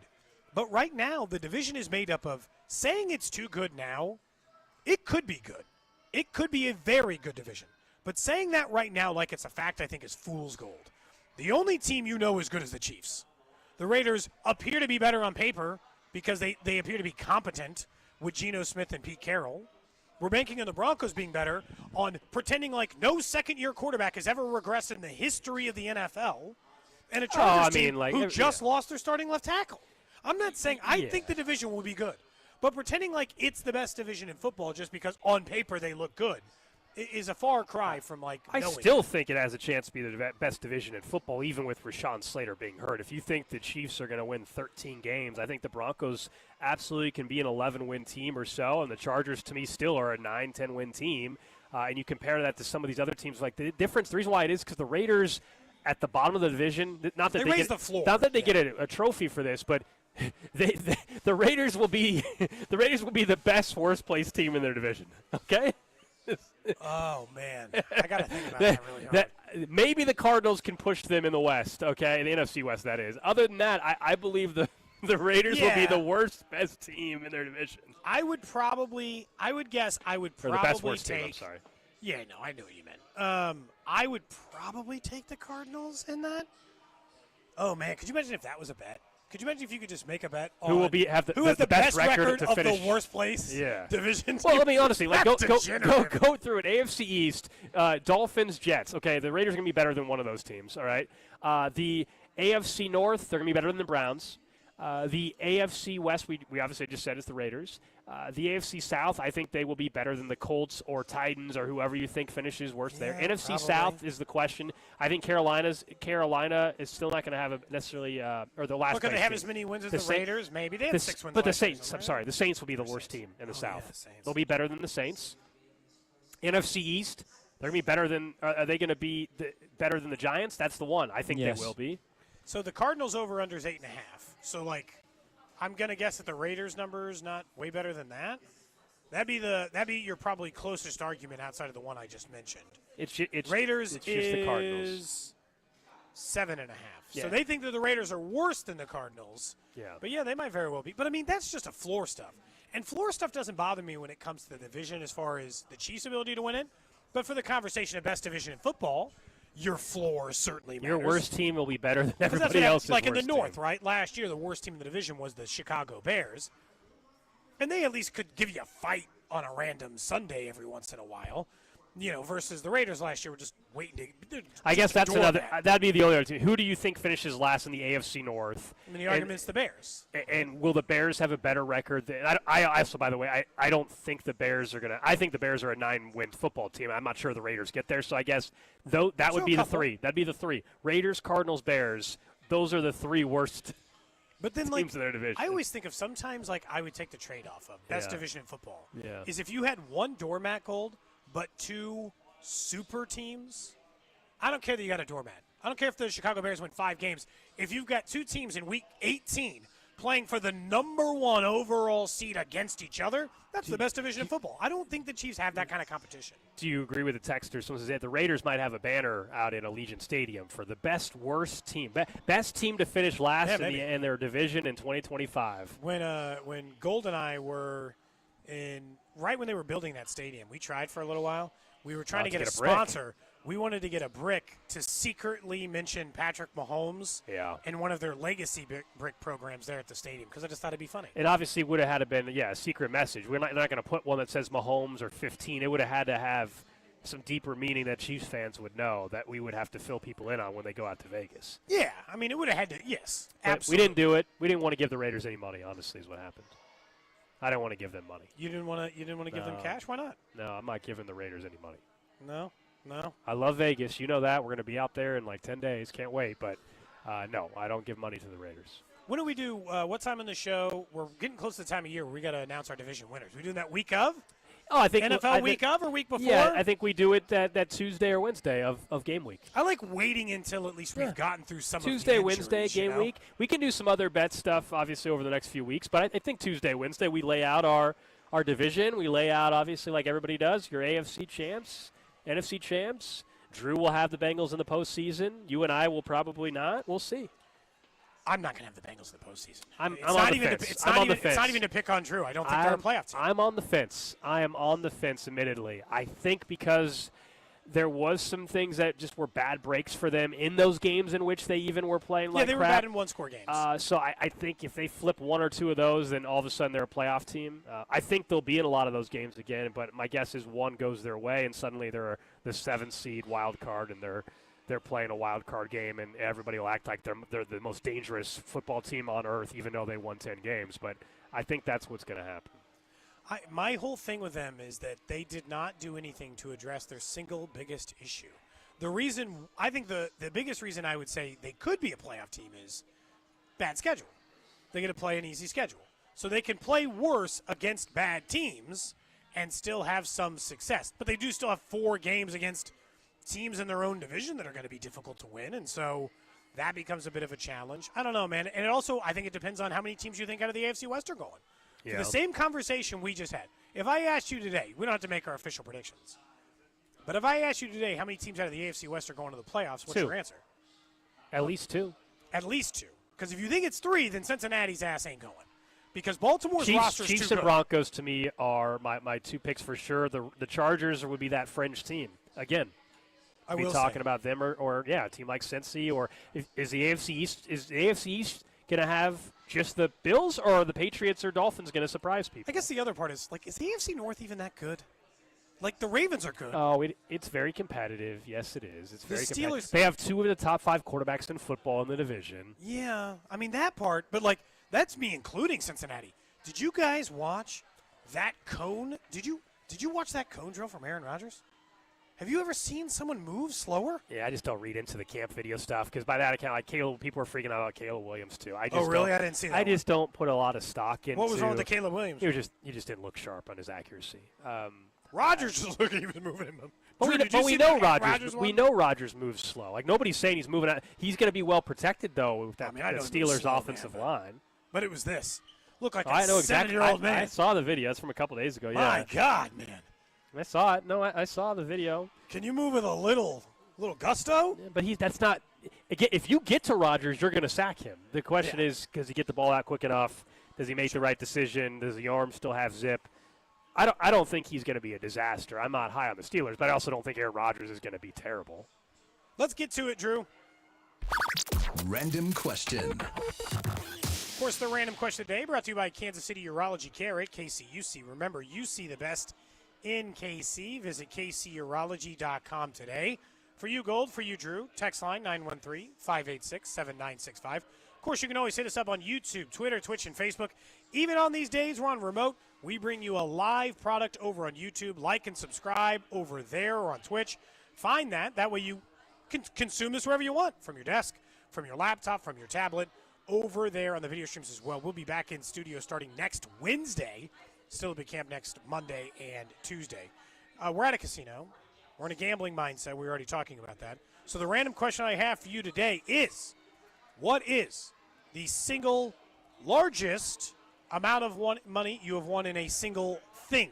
So I don't want to say. Oh. So I don't. So I don't want like I played poker all night and played 78 hands and won blank. I want a single hand of poker, a single bet. It could be a parlay. Single bet, single hand of poker, single roll of craps. Right? It could, or I'll give you a crap session maybe just because. I want to know the single most amount you've won wagering in a moment. It has to be a wager. It has to be a wager. It can't just be wait. Well, I mean, does the card, like pulling a card that's with worth the card suddenly count. $5,000 count? I'll allow the card. For the point of the random question. So it's either that. I'll allow like a lottery ticket. I'll allow the card. Whatever the Caitlin Clark card sells for is going to be more than my biggest casino win, assuming it's over $2,500, which it already is. Because I played roulette many years ago, and I won $1,400 off of one spin. Ooh. That's the biggest just What did you casino. have on the single number? This was at a different casino many years ago. It could be Hollywood for the sake. Yeah, for the sake of the. It was right here. It was right here. Actually. Hollywood Casino. And it was on a Friday night, and it was probably in 2017, 16. I mean, it was a ways long ago. Okay. And I played. It was number 17 and 20, and I had money on 17, 20, and in the middle, just loaded up on the middle. And everybody at the table was playing it. It was like everybody's like, let's just go all in on this together. And the whole table destroyed. Oh man! So that would be the answer for that. There's no. Otherwise, it's the card. Basically, you pull. A Clark card you pull, and it ends up being potentially worth $5,000+. I don't think that there's any more fun gambling as a group than when everybody's winning at craps. Like everyone's sitting around the table, Gold, and winning at craps. The most I've ever won at craps was around $1,500. Okay. And that was that same story I've told in the air when I was playing between Andrew Jones and Trent Green, and we just got a hot shooter, and the three of us sat there and cashed in for a little bit, and I won on like a single roll because at some point I was up big. I hit a hard 8 on like a single bet that was good for like $1,000 because like I had bet way too much on it because we were already up and I'd taken some money off the table. So that would have been the one. In a single hand of poker, I once won $1,100 against a guy who was the most reckless gambler I've ever met in my entire life. I was playing stakes way above my means, and we played a single hand. I had aces before the flop, and he had, I swear to God, it was like 6-3 offsuit. He had calmed me down with pre-flop. What? Pre-flop. What? Dude, he was reckless. And I won $1,100 on a single. That one's way up there. You see these texts coming in. This one 1,000 on a bingo game. 816. Bingo. Someone says $1,600 on their first parlay ever when sports betting went legal in Kansas. Oh, they did one of those free bet? They did it on an NFL season opener. Obviously, please gamble responsibly, but that's a hell of a win right there. Our friend Sam McDowell, he one time at the casino won the bad bet jackpot for like tens of thousands of dollars on the bad bet jackpot, I remember. How about this? Played a video game, someone says, in 2004 on a PC called America's Army, okay? They were in the 4v4 finals, and they won $50,000 split at 4 ways. What? Man, that's cool. That was before esports blew up. You were playing esports before it was really a thing. An esports team reached out to me and asked if they could put the Cody and Gold logo on there. Did they really? On their esports race car. I love it. I said, yeah, we're in.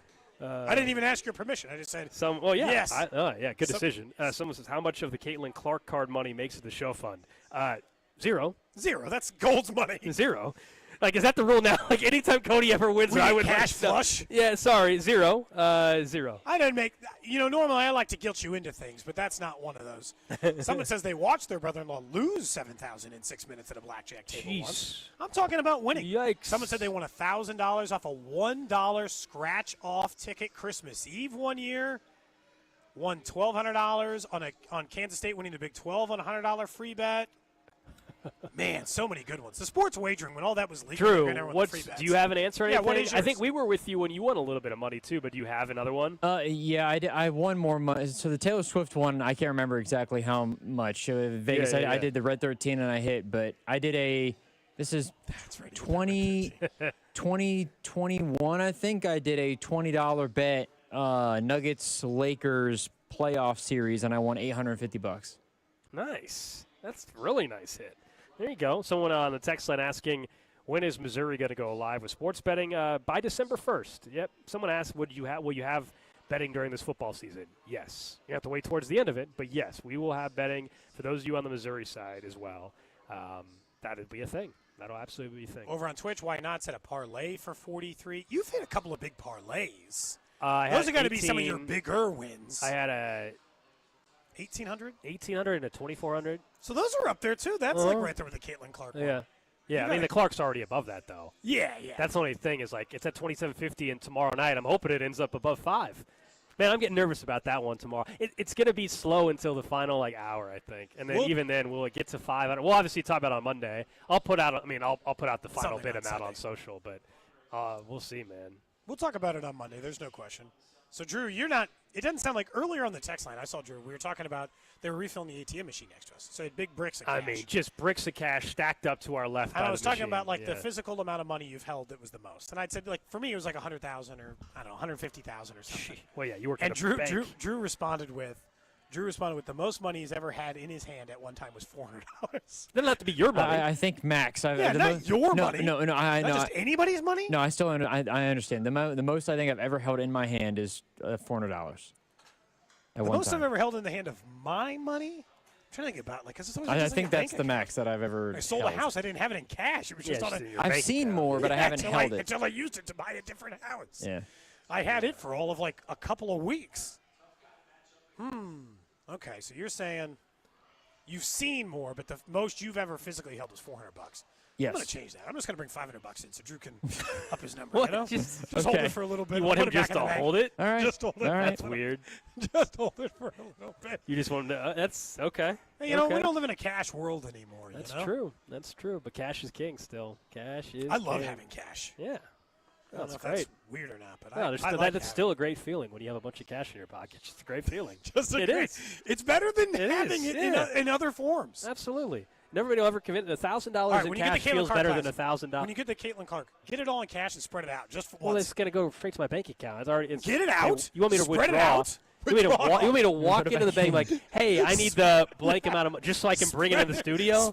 Oh, my gosh. So you can have it for an afternoon. That's just to feel it. Just to feel it.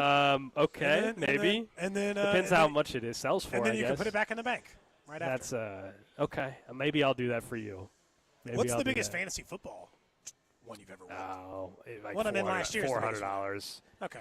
Yeah, nothing crazy. Because I saw a couple people mentioning big fantasy football leagues that paid big bucks. If you asked about the Guillotine League, we will update you again on that next week. But might have to look a little bit different. Check our individual socials, probably. Yeah, that's most likely where you are going to find out about it. Don't forget, we are broadcasting live from Hollywood Casino, a part of our fan takeover day. We're going to be out here till 6 o'clock, or at least the station will. Obviously, the drive taking over at 2 o'clock. Rob Britton and Jay Binkley. I'm shocked Bink isn't here yet. He did just text me and say, hey, where am I parking? I told him, so maybe he's close, guys. Bink's been hanging out at the Let's station get Binkley in for a little bit. He was here earlier. Fan Club Friday is coming up, but come into Hollywood Casino, your chance to win a autographed Charles Minihue football, Chiefs Colts tickets, plus Hollywood is giving out $100 in pin cash every hour. So come on by, hang out at the Sportsbook with us, and of course we'll be here as a whole till 6 o'clock. As the station is taking over Hollywood Casino Sportsbook today. Up next, we'll get to the Fan Club Friday. We'll talk a little bit more about who can make their debut tonight and what Drew is going to be doing tomorrow afternoon. This is Cody and Gold on your new home for Royals baseball. 96.5 The Fan. Brought to you by Heartland Men's Health, the leader in men's sexual health. Thousands of men have been successfully treated for low T, ED, and more, all with discretion and compassion. Make your appointment at heartlandmenshealth.com. Football season is just around the corner, and just like your favorite team, you've got to fuel up to perform. At Break Time, we've got your training camp essentials, ice-cold drinks, protein-packed snacks, and all your game day favorites. Whether you're hitting the field or cheering from the sidelines, teamwork starts with the right fuel. Let's go! One team, one goal! Swing by Break Time, your home team for snacks, drinks, and everything in between. Download our mobile app and find a location near you. We're proud to be Missouri made. Hi, I'm Trisha, your friend and jeweler at Shane Company, where we're all about you, your style, your budget, your dream engagement ring. Are you looking for a style that's classic, modern, vintage, or something in between? Not sure? At Shane Company, we're here to help. We have so much style under one roof because a friend knows you like options. Drop by or visit us at shaneco.com. Shane Company, your friend and jeweler. Summer is here, and it's time to plan your style staycation with Bob's Discount Furniture, where you can find everyday low prices on the hottest styles. The comfiest Consumer Reports recommended mattresses, fast, friendly delivery, and flexible financing to fit your budget. Go to mybobs.com for details. So stock up and score everyday low prices, delivered on time all summer long at your nearest store or at mybobs.com. Oh, my Bob! Bob's Discount Furniture. The success you've already had matters at University of Maryland Global Campus because we're a school for real life. An accredited state university, UMGC lets you earn up to 90 credits toward a bachelor's for prior learning and relevant life and work experience, or transfer up to 12 credits toward a master's. We offer affordable tuition and online and hybrid courses. Classes start August 13th. Apply now and save with no application fee. Learn more at umgc.edu. Certified to operate in Virginia by Chev. That's the sound of James adding long-lasting Gain scent boosters to his laundry this morning. Several hours later, James sniffs the irresistible scent of Gain on his shirt. Gain. Several hours later, James has even caught the attention of his mother-in-law, and she never gives him attention. Ooh, you smell amazing, James. Oh, thanks, Mom. I love you too. I never said that.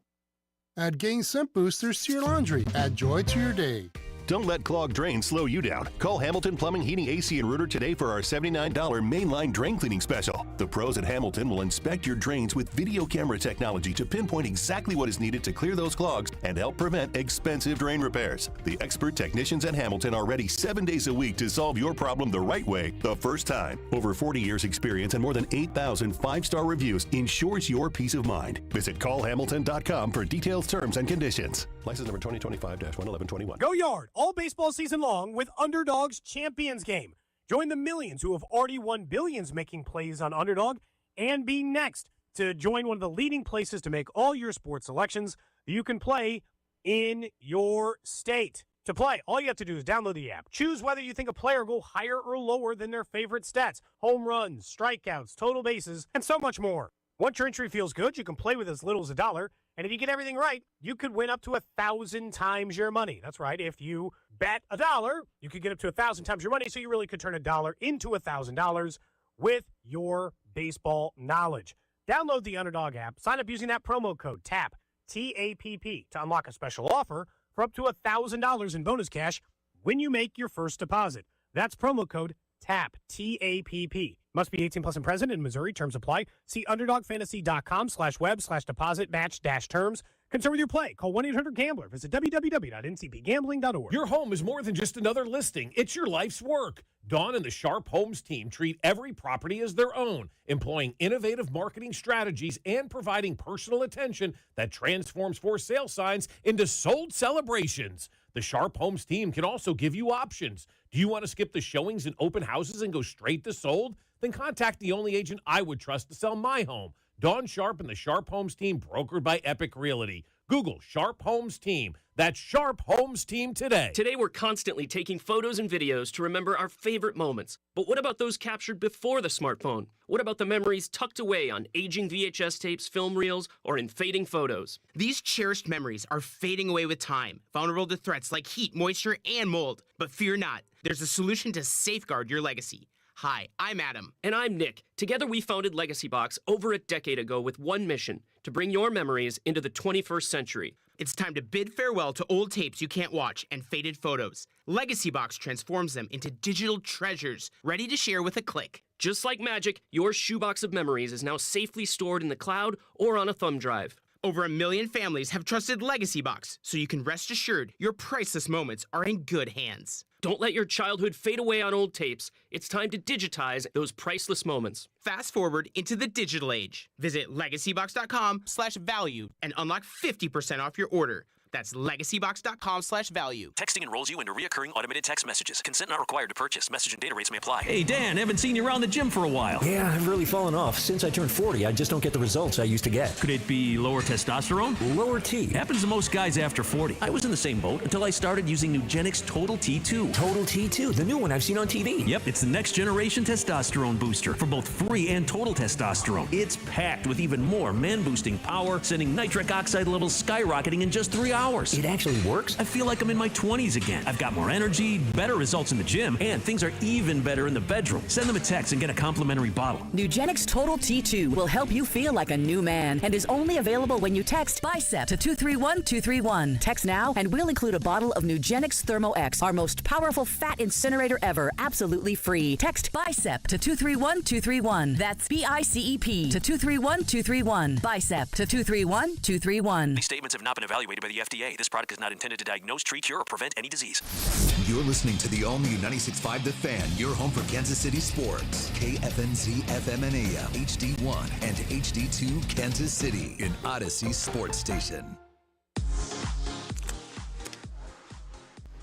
1 o'clock hour here on Cody and Gold. It is a Fan Club Friday as we get set for the weekend. I'll admit, during this last break, I did not go over the craps. That's because I was quickly stuffing my face with some food. I apologize. Speed round. Another thing Speed round at 1:30. Another thing to get while you're here at Hollywood Casino. Yeah, grab some Marquee food. Cafe is phenomenal. What'd you got? A burger? I got a smash burger. I just wanted a salad. I got a grilled chicken Caesar salad, which is really good. I was just stuffing my face during the break. I don't think there's any chicken left. I think I put in a dent, to say the least, into this food during the break, man. Don't forget, Fan Club Friday is brought to you by Circa Millions and Circa Survivor, which are back with a massive $21 million in guaranteed prizes.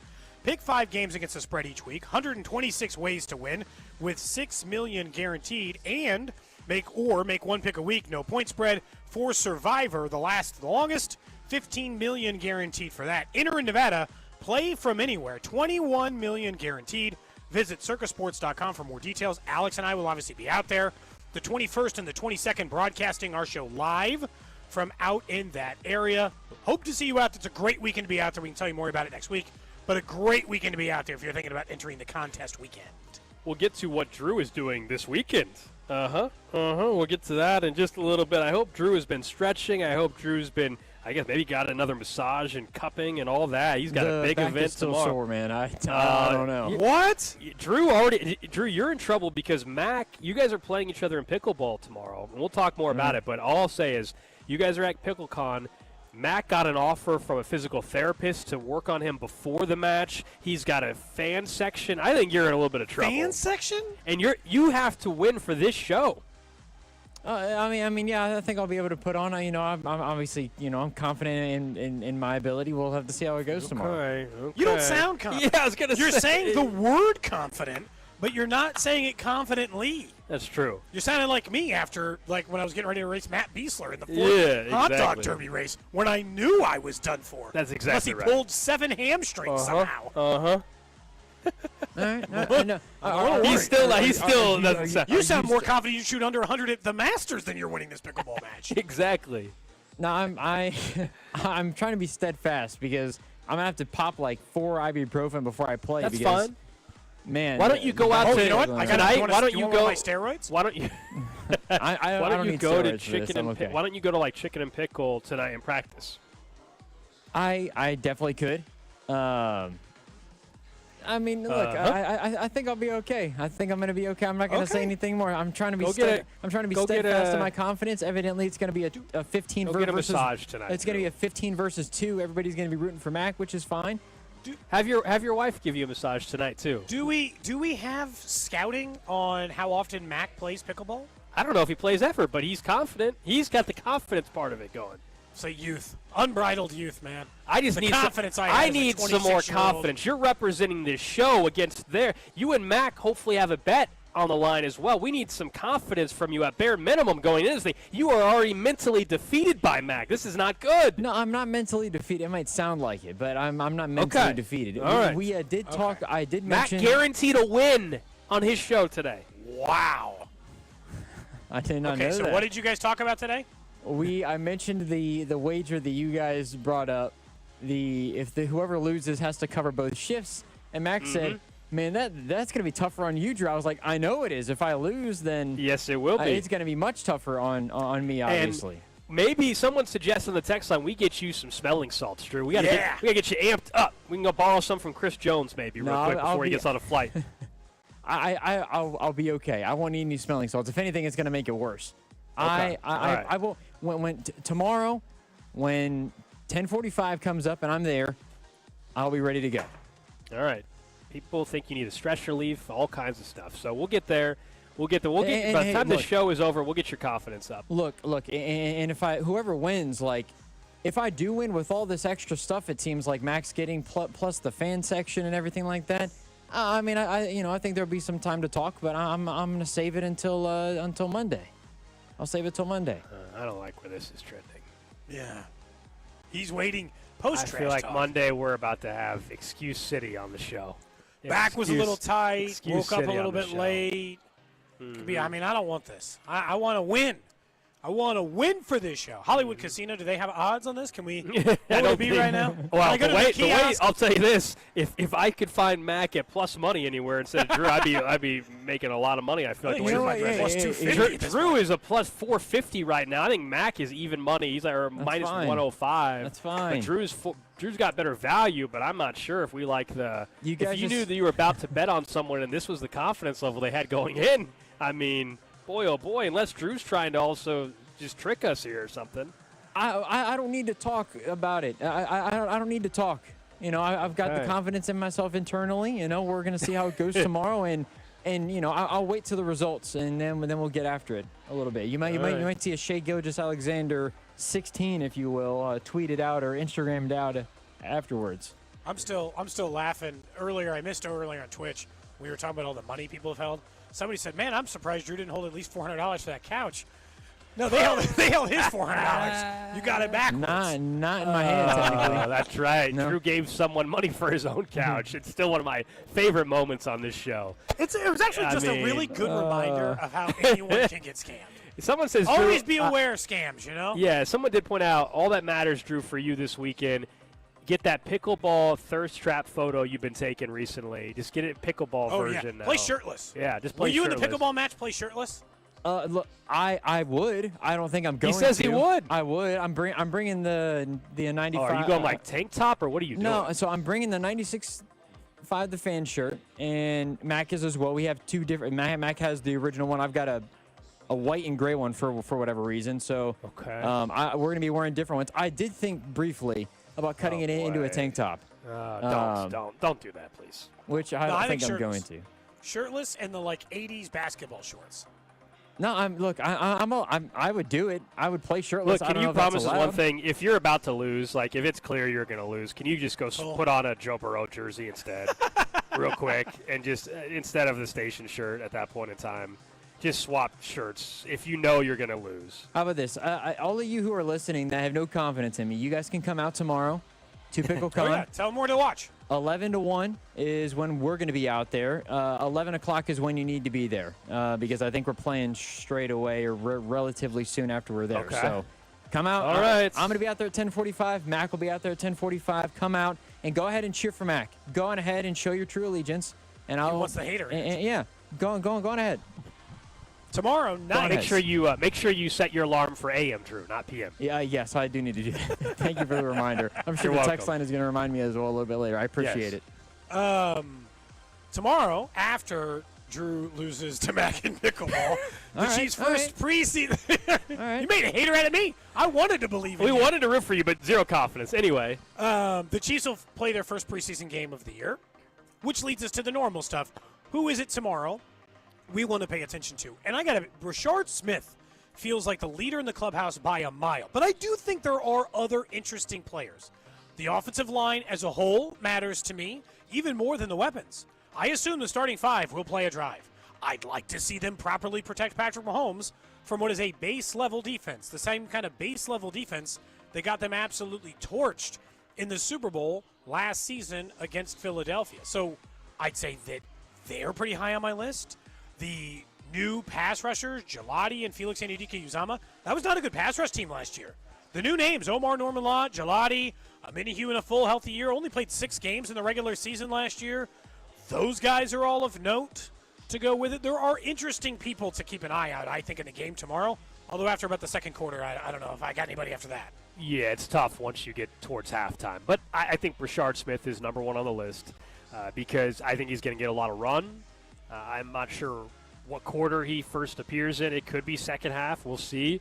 But I don't need to see much Pacheco. I really don't need to see much Kareem Hunt. I know what I'm getting. It really should be Smith, Elijah Mitchell, and Carson Steele getting all the reps at running back for this game. And I think Smith has the chance to become the story because of his receiving ability. And if all of a sudden, whether it's Oladokin or Gardner Minshew, they get him in the flat or they get him on a wheel route down the field a little bit and he makes a great catch or makes a guy miss in open space, even on a punt return, like he could end up becoming a huge story out of this game and get people really excited to where that's the guy that everybody's keying in on about what his season, all of a sudden the expectations probably start to get out of whack and everything like that. I think that is him. So I'll go Rashard Smith number one. Then Omar Norman-Lott will probably be the second player I'm most interested in because of the camp he has had. Simmons is 3 just because of it, although it's tough to get excited watching about a left tackle in preseason. Yeah. But he is a player we're all going to be keeping an eye on. Does he get beat? Healthy is probably more than anything else. Is he just on the field? But again, the health thing, I'm not worried about that. That is done. Yeah. That's done. He's made it through almost all of camp now. No sign of the injury. Like it is not about can he stay healthy. It's just, is he effective? Does he have the communication? Does he have a false start? Does he hold because he gets beat? Does he protect? Does he go the wrong direction on a protection scheme on a run play? Like all things like that are more important. I'm not worried about that. That's honestly not on my mind for him anymore. Even though that was the question going in.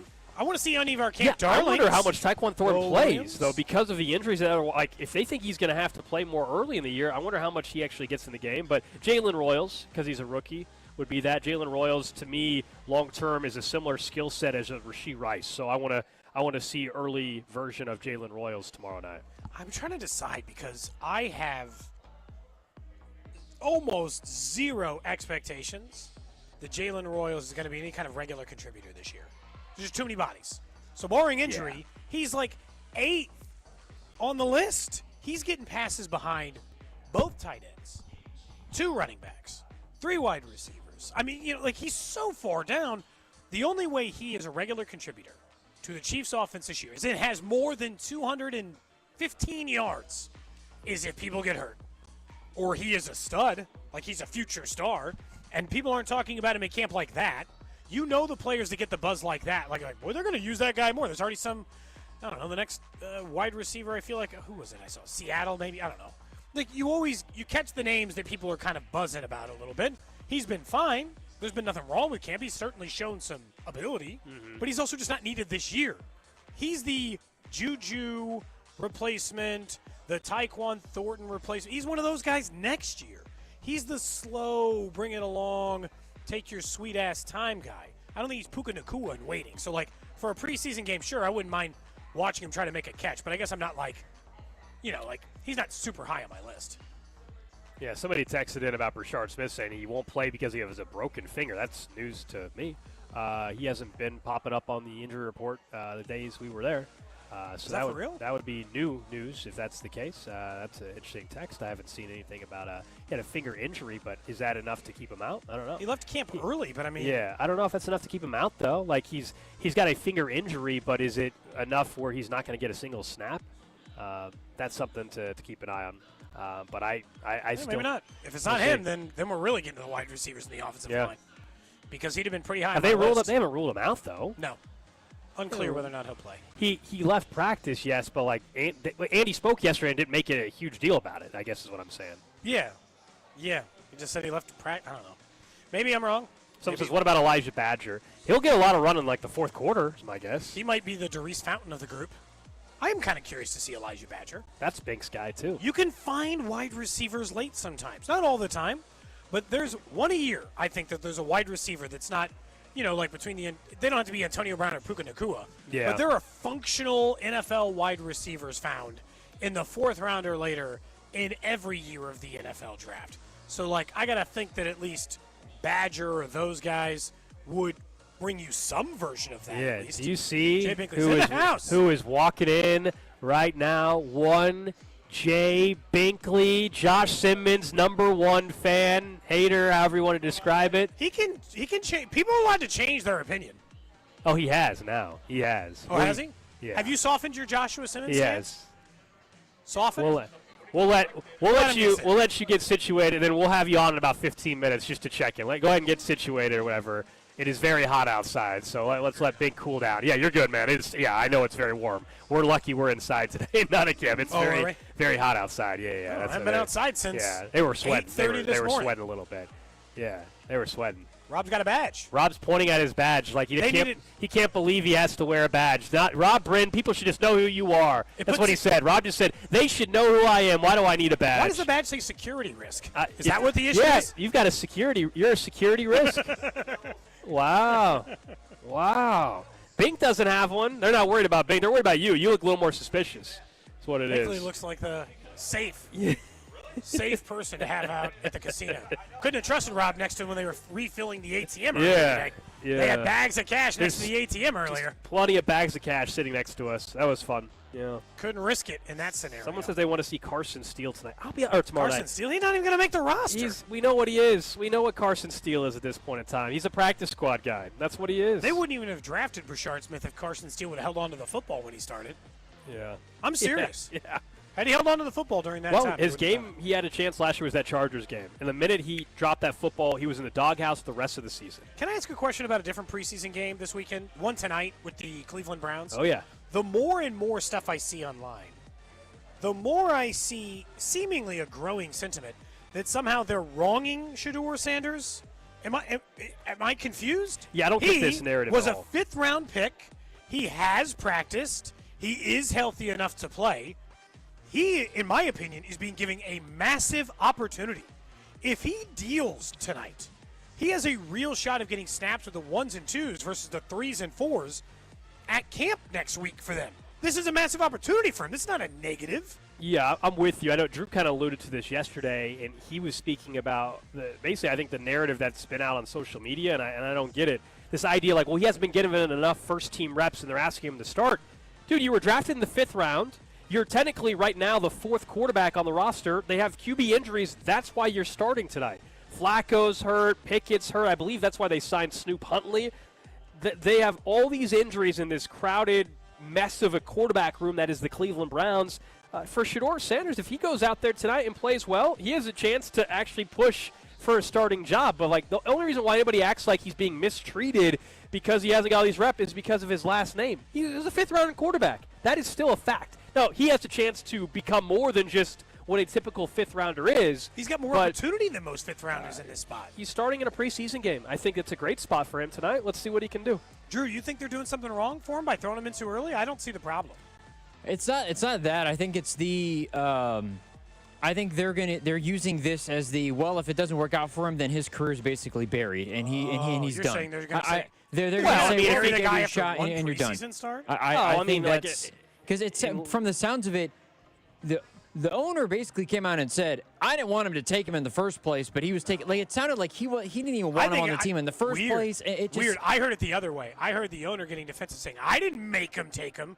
they had made their own decision. Well, that's what I was saying. That's what he's saying. That's what he's saying. That's what he's saying. It's almost he's like saying they that the didn't owner want him wanted on to there. distance himself. Yeah, He's saying. No. I think he's trying not to make his GM look bad because he did really want him. I mean, then why the heck are you drafting Dylan Gabriel? It didn't make any sense what they did, honestly, in the draft. It just didn't. Outside of Mason Graham, it made no sense. If you took Dylan Gabriel, why are you taking Shedeur again? Here's the thing. I'll be honest with you. I've stated this before. I think more teams should do it. I think nobody now blames Washington for taking RG3 and Kirk Cousins. You can take 2 quarterbacks in a draft. You can take a guy in the 3rd and the 5th round. No, what's the difference? You're trying to find a starting quarterback. There wasn't a guy in the 1st round you could take. You take a couple of bites at the apple. You stink anyway. Your team's not good enough. You're not going anywhere anyway. I have no problem. I wouldn't care if a team took 3 quarterbacks in a draft, Drew. I really wouldn't. If they hadn't had the answer in 15 years. The Browns are a unique spot because of the history of quarterback Ever. after quarterback not panning out.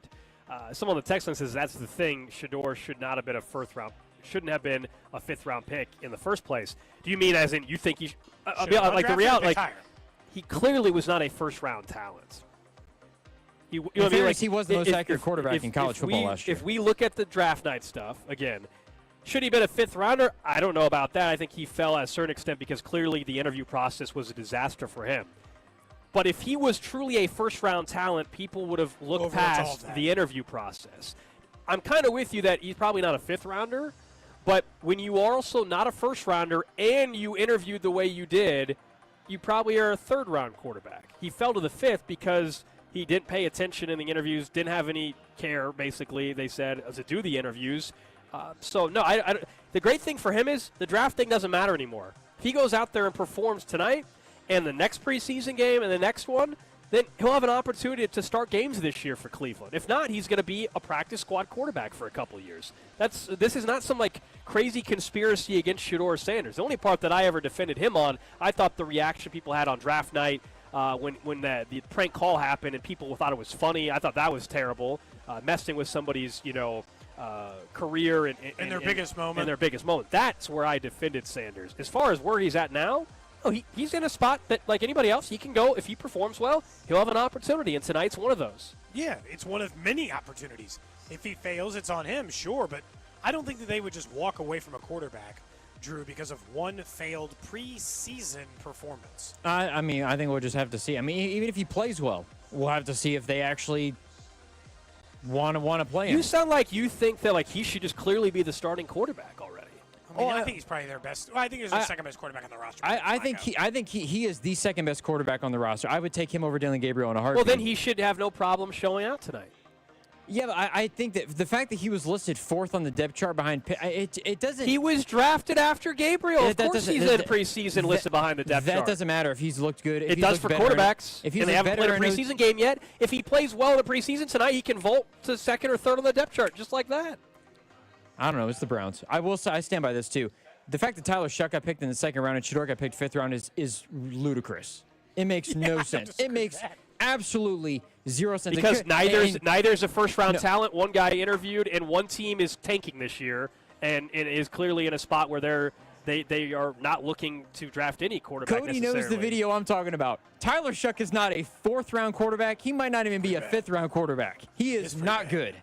I'm not saying he's good. Threw 70%. Different circumstances. And I don't know why I'm backing him as much as I am. It's crazy. It's weird. He threw 70% completion percentage behind an offensive line that was garbage his entire time at Colorado. I don't. If anything, I think he's better than what he was at Colorado because of the lack of offensive line play. He'll have a chance to prove it. There's not some conspiracy. If a team has a really good quarterback, they don't just not play them. We're acting like the Browns are intentionally not going to ever let him play. Just they don't like him. They drafted him. They don't like him. He's really, really good, but they just don't want to play him. I don't get this notion that he's there now. He's very good, but they're just not going to let him have a chance. If they think he's good and he shows it, he will eventually start games for the Cleveland Browns. So don't worry. It's not like they have great quarterbacks in front of them. They're adding 3 names to that jersey at least this year. Oh, the fan that has the running list. Yeah. Well, Flacco's already on it. Damn it. They're adding at least 2 names to that jersey this year.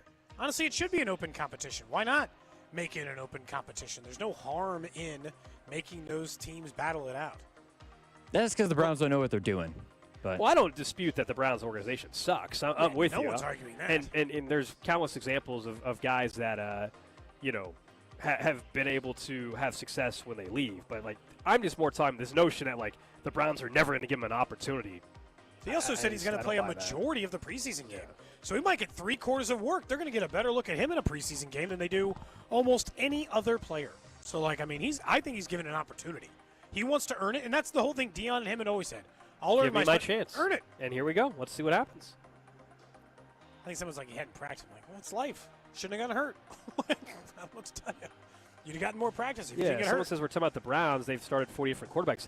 Again, if you're just saying they don't know how to evaluate talent, I'm not going to dispute that. They also drafted them, so then you're saying that they don't know what they're doing by drafting them, I guess. But at the same time, my pushback, if you're just alleging that the Browns are intentionally going to screw him, I'm saying that's absurd. There's not some conspiracy against the Sanders family, for crying out loud. They That's hope he ridiculous. works out. That's ridiculous. All right, up next, let's get to what's trending. We'll also get to our final thoughts on the Chiefs preseason opener tomorrow night, final bets on what Drew and Mac are going to do, and a final update maybe on a card that is in an auction tomorrow night. What's up, Kansas City? This is Vinny Pasquantino, and you're listening to Cody and Gold, weekdays starting at 10 on 96.5 The Fan. Brought to you by Heartland Men's Health, the leader in men's sexual health. Thousands of men have been successfully treated for low T, ED, and more, all with discretion and compassion. Make your appointment at heartlandmenshealth.com. Hey, it's Gold, and Circa Millions and Circa Survivor are back with a massive $21 million in guaranteed prizes. Circa Million, pick 5 games against the spread each week, 126 ways to win with $6 million guaranteed. Circa Survivor, 1 pick a week, no point spread, last the longest to win it all. $15 million guaranteed. Enter in Nevada, play from anywhere, $21 million guaranteed. Visit circasports.com for details. This is the story of the one. As a safety manager at a manufacturing plant, he does everything he can to keep his coworkers safe. From finding ways to reduce risks to keeping safety supplies in stock. And for that, he relies on Grainger. Grainger offers a broad range of quality products and next-day delivery, so he can always play it safe. Call 1-800-GRAINGER, click Grainger.com, or just stop by. Grainger, for the ones who get it done. Why are you still paying interest? Reiselman Nissan just dropped 0% APR for 60 months on new Rogues, Muranos, and Pathfinders. Or stretch it, 1.9% for 72 months. Or 84 months at just 3.49%. Need torque? Grab a new Frontier and get up to $6,000 in total rebates. And if you're leasing, you pay no sales tax at Reiselman Nissan. 0. These are real deals, but they won't last. Tap over to ReiselmanNissan.com. Reiselman Nissan. Every customer, every time. Hey folks, I've got a couple of important questions for you. Do you know how much money you need to retire? Do you have a plan in place for your loved ones? If your answer is no, it's time to get your financial planning on track with UMB Private Wealth. It's never too late to start. Plus, their team supports you at every step of the planning process. Go to umb.com/private wealth to schedule your appointment. That's umb.com/private wealth.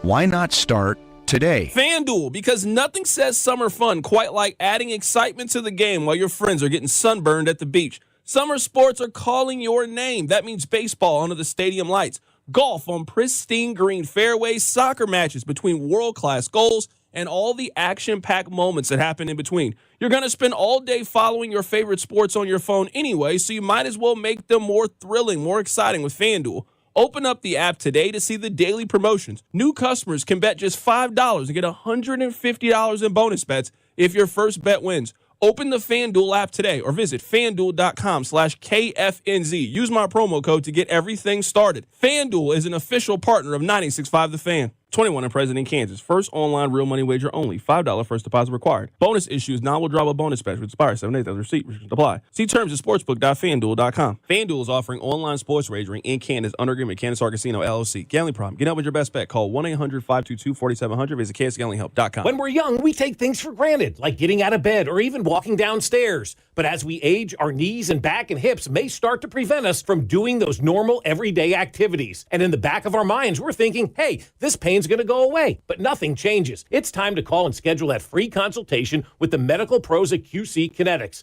There are thousands of patients who will tell you they wish they would have done it sooner. They turned around their lives with QC Kinetics regenerative treatments that work with your body to help restore and repair that damaged joint tissue. Natural cellular therapies. No scalpels, no pills, just long-term relief with no dreaded recovery. So bring your x-rays and MRIs to QC Kinetics for a free no-pressure chat and through evaluation to see if you're a good candidate. Grab the phone right now and give them a call. Appointments available on Saturday, 816-412-6299. 816-412-6299. That's 816-412-6299. Off 435 in State Line and in Gladstone. What's that sound? That's the sound of Downy Unstoppable scent beads going into your washing machine and giving your clothes freshness that lasts all day long. There it is again. It's like music to your ears, or more like music to your nose. That freshness is irresistible. Let's get a Downy Unstoppables bottle shake. And now a sniff solo. Nice. With Downy Unstoppables, you just toss, wash, wow, for all-day freshness. This is the story of the one. As a safety manager at a manufacturing plant, he does everything he can to keep his coworkers safe. From finding ways to reduce risks to keeping safety supplies in stock. And for that, he relies on Grainger. Grainger offers a broad range of quality products and next-day delivery, so he can always play it safe. Call 1-800-GRAINGER, click Grainger.com, or just stop by. Grainger, for the ones who get it done. Here's comedian Howie Mandel for hands-free Cozy Fit Skechers slip-ins. Yeah, I'm holding a new Cozy Fit Skechers slip-in sneaker, and first of all, I barely know I'm holding it. It's that light. You see, Cozy Fit is a cool new sneaker where the upper is made of a soft quilted material. It's kind of like a little puffer jacket for your feet, except it looks like a super stylish sneaker. Introducing new Cozy Fit Skechers slip-ins, the latest comfort creation from Skechers. You can find Cozy Fit Skechers slip-ins at a Skechers store, Skechers.com, or wherever stylish footwear is sold. This is the story of the one. As a safety manager at a manufacturing plant, he does everything he can to keep his coworkers safe. From finding ways to reduce risks to keeping safety supplies in stock. And for that, he relies on Grainger. Grainger offers a broad range of quality products and next-day delivery, so he can always play it safe. Call 1-800-GRAINGER, click Grainger.com, or just stop by. Grainger, for the ones who get it done. Now is the perfect time to start on your next success. Apply now and save with no application fee. Classes start August 13th. An accredited state university, University of Maryland Global Campus offers online and hybrid courses. Plus, you can earn up to 90 credits toward a bachelor's for prior learning and work experience, or transfer up to 12 credits towards a master's. Learn more at umgc.edu. Certified to operate in Virginia by Chevy. Chiefs coverage brought to you by Metal by the Foot, your metal project superstore. At Metal by the Foot, we pride ourselves on delivering the highest quality metal to meet your exact needs. Located in Casey and Topeka, online at metalbythefoot.com. When you need a piece of metal, remember, metal doesn't have to cost an arm or a leg, just the foot. You're listening to 96.5 The Fan from the Mission Plumbing, Heating, and Cooling Studios.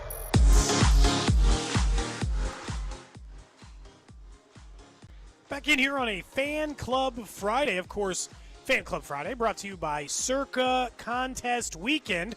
Alex and I will be broadcasting out there in just a couple of weeks. Circa Millions and Circa Survivor are back with a massive $21 million in guaranteed prizes.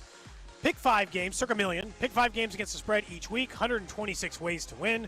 As we mentioned before, they got quarterly prizes, all kinds of different stuff. Alex and I will be out there 2 weeks. Well, we'll be broadcasting 21st and 22nd. Yeah. Less than 2 weeks. Circa Survivor, 1 pick a week, no point spread, lasts the longest.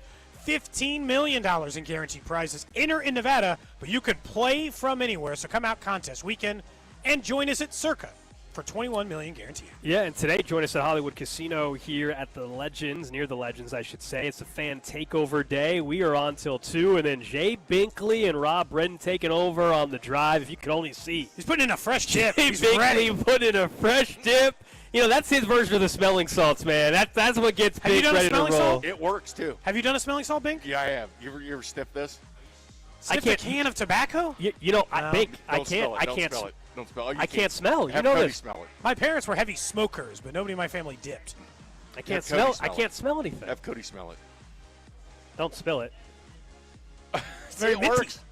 Yeah, I didn't It know it was works. minty. I didn't know what to expect. Yeah, but smelling. But how cheap Do you is think that? Do you think I'd be able to smell the smelling? I can't No, smell I know. anything. I know you can't. But how cheap is the NFL with the smelling salts? Because first of all, Oh, so he thinks they're being cheap. Hold Like on. I said You're on yesterday. this theory too that you. it's cheap. It's Oh. cheap. I mean, Oh. you're already selling the NFL Network and all this. They're Welcome, banking Jamie. money. Hold on, all these stop, international stop. games. And you're taking away smelling Stop. salts You- from people. You think that they sold NFL Network because they need money, and then on top of it, they won't have smelling salts that are team It issued? was a failure anyway, but it's working now with ESPN. Obviously, it's a good deal. But the smelling salts was dumb because they allowed them to have them, so they can bring them in. Players can have them. But why not supply them? Teams I mean, don't want the liability, and they don't want the Yeah. optics of the team bringing it. It mass concussions. Well, if it mass concussions, they're still doing it. Sure, They're they bringing don't want themselves. the They're optics. still masking it. They don't want the optics of it. It's dumb. We're not It's helping. not out. like they have boner pills all on the field. It can be dumb. I don't disagree. I don't buy the theory that they're doing it because they want to save. Someone can look it up. How many thousands of dollars a year do the NFL spend on smelling salts? I don't know, man. Marlon Humphrey spent a G himself, so it must have been more than I think. Yeah, Some do the it every NFL series. The NFL, I'm sure, never gets a I bulk tried. rate on them. Some do it say- every series. I tried to look it up because somebody yesterday had said that it was. Kittle does. It was the. I couldn't find the article that was suggesting it, so I couldn't prove it. Somebody yesterday said that technically the banning of the smelling salts was introduced by the Bengals owner, which, if that's true, then it absolutely is a cheapo move. That guy would do anything to save 2 cents. You know, the Bengals are incredibly cheap, and this wouldn't shock me at all. Or it wouldn't surprise me if the Buffalo Bills came up with it. Because it seems like when the Buffalo Bills want a rule changed, that it changes. But in the what we NFL, learned right? is every player's doing this smelling salt thing. I They mean, all it's do. crazy. You gotta let us just keep doing it. It's part of the league. It's part of what they do. But I was surprised the Bills didn't. And by the way, how about Hard Knocks? How about that new stadium? I haven't watched. Oh, I didn't Hard watch Knocks. Do you guys realize that new stadium they built? They keep talking about it. Yeah, 'cause no the wind comes in. Do you know who it's designed by?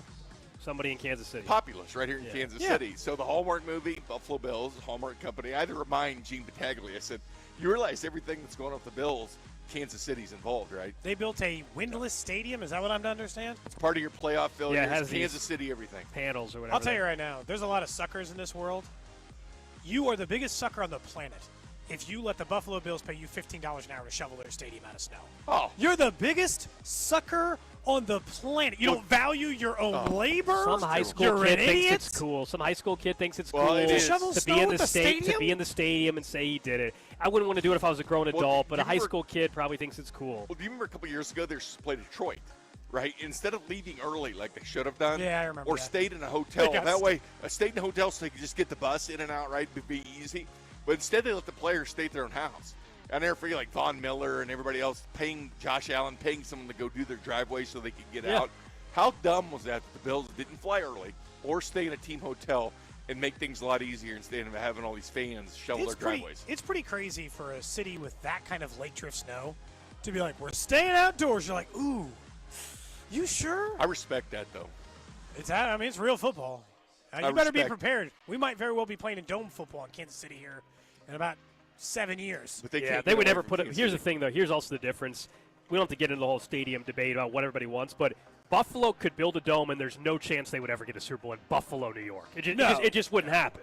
They're not, you know what I mean? Like they just would never put one there, even if you had a dome. In Kansas City, there is at least I'll call it a 20% chance if we got a dome here that we would actually get a Super Bowl. Yeah, I think because it'd be in higher February than it's only- that because they had talked about that with the rolling roof, how they Right. how they were going to, or Tagley Booth, they were going to give one because a little more hunt. But not only that, but don't forget, they gave the Chiefs a Thanksgiving night game, the first one ever because of the league. We also got the draft because of it. So That's the draft, never, though, is the key. But never say never because the Chiefs print money for the National Football League. That's the only thing, though, is 15 years ago they weren't rotating the draft. They basically give drafts to cities that don't get Super Bowls now. Green Bay Some gets do. it, Some get it. Cleveland, LA, Dallas. Pittsburgh's getting it this next year. Detroit had it, we had it in Kansas City. Like that's become the hey, we're never going to give you a Super Bowl, but we're going to give you the draft. That's fine. And it does go to some Super Bowl cities like LA and stuff like Those that. cities are going to get everything. No, LA, they're gonna Vegas, get it. Miami are going to get No, everything. it's fine, but the Chiefs print the league money.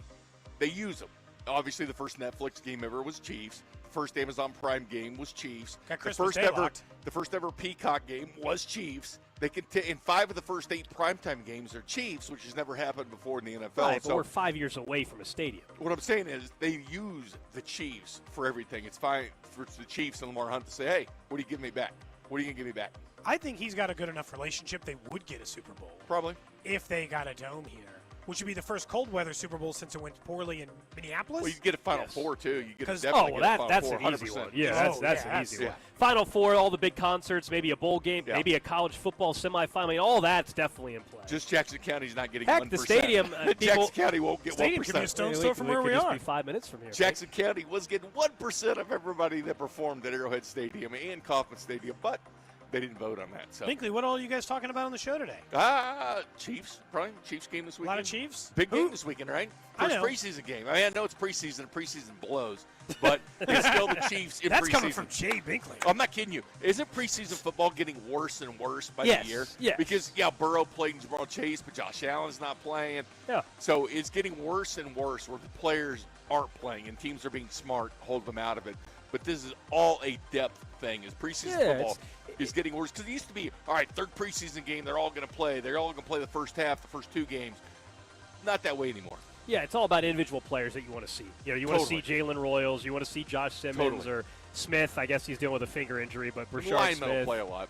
Yeah. Linemen will play. They usually play a little bit longer on the offensive line. Line will play. Honestly, because it's a line that only has 2/5 of it that was together the entire year last year, I guess 3/5 if you include the time Jawan Taylor's missed this year, I'd probably want to put them together. I don't understand this about preseason, at least from this perspective, from the offensive line. Why don't they play all 4 quarters? I understand the injury part of it. Is that just too much? Well, and the money involved in it. I mean, you think Creed Humphrey's the highest paid center in the National Football League. Yeah. Trey Smith is now the highest paid guard in the National Football League. So that's 2/5 of your Jawan Taylor offensive might line. be the 3rd highest paid right tackle. Have in the all highest paid at their position in the league. So a lot of money tied up there. I got to wonder whether or not. I'm very optimistic about the offensive line, but still deeply scared because they have had these problems for so long. It's kind of like being like we were talking about the Browns here with quarterback. It's hard to imagine they actually got it right at offensive line, not because it doesn't appear on paper that they've made good decisions, Gold, but because they have started a different left tackle in every single Super Bowl that they've played in.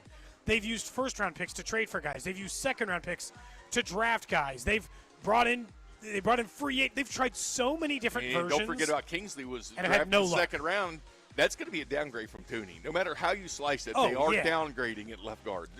But even if it's average left guard play, but all of a sudden your left tackle is above average, that's worth the But worth now the your trade-off. rookie left tackle is going to be next to a first-time ever starting guard, which, listen, Joe Tooney was first-team All-Pro. Was Joe Tooney out of position at tackle with the short arms? 100% he was. But no matter how you look at it, they're still downgrading it at left guard. But I'll tell you this much. When they downgraded at left tackle, I noticed a lot more than when Caliendo was playing guard. I didn't notice Caliendo screwing everything up in the world I think when they were tackle down at guard. might be an upgrade, so that's good. Left I tackle will be an think upgrade. tackle is going to be an upgrade. Left tackle will definitely be an upgrade, so that's good. I'm not saying he's Trent Williams week 1, but I think it's going to be a massive upgrade at left and you're tackle. going to have 5 years with him. Yep. Oh, yeah, more than that, hopefully. Hopefully that, but I at think least your you're gonna concern have was that my 50 concern. I didn't think he was going to play The this year. patellar knee injury is a big issue. Rashawn Slater just had it with the Chargers. That's the same thing. Yep.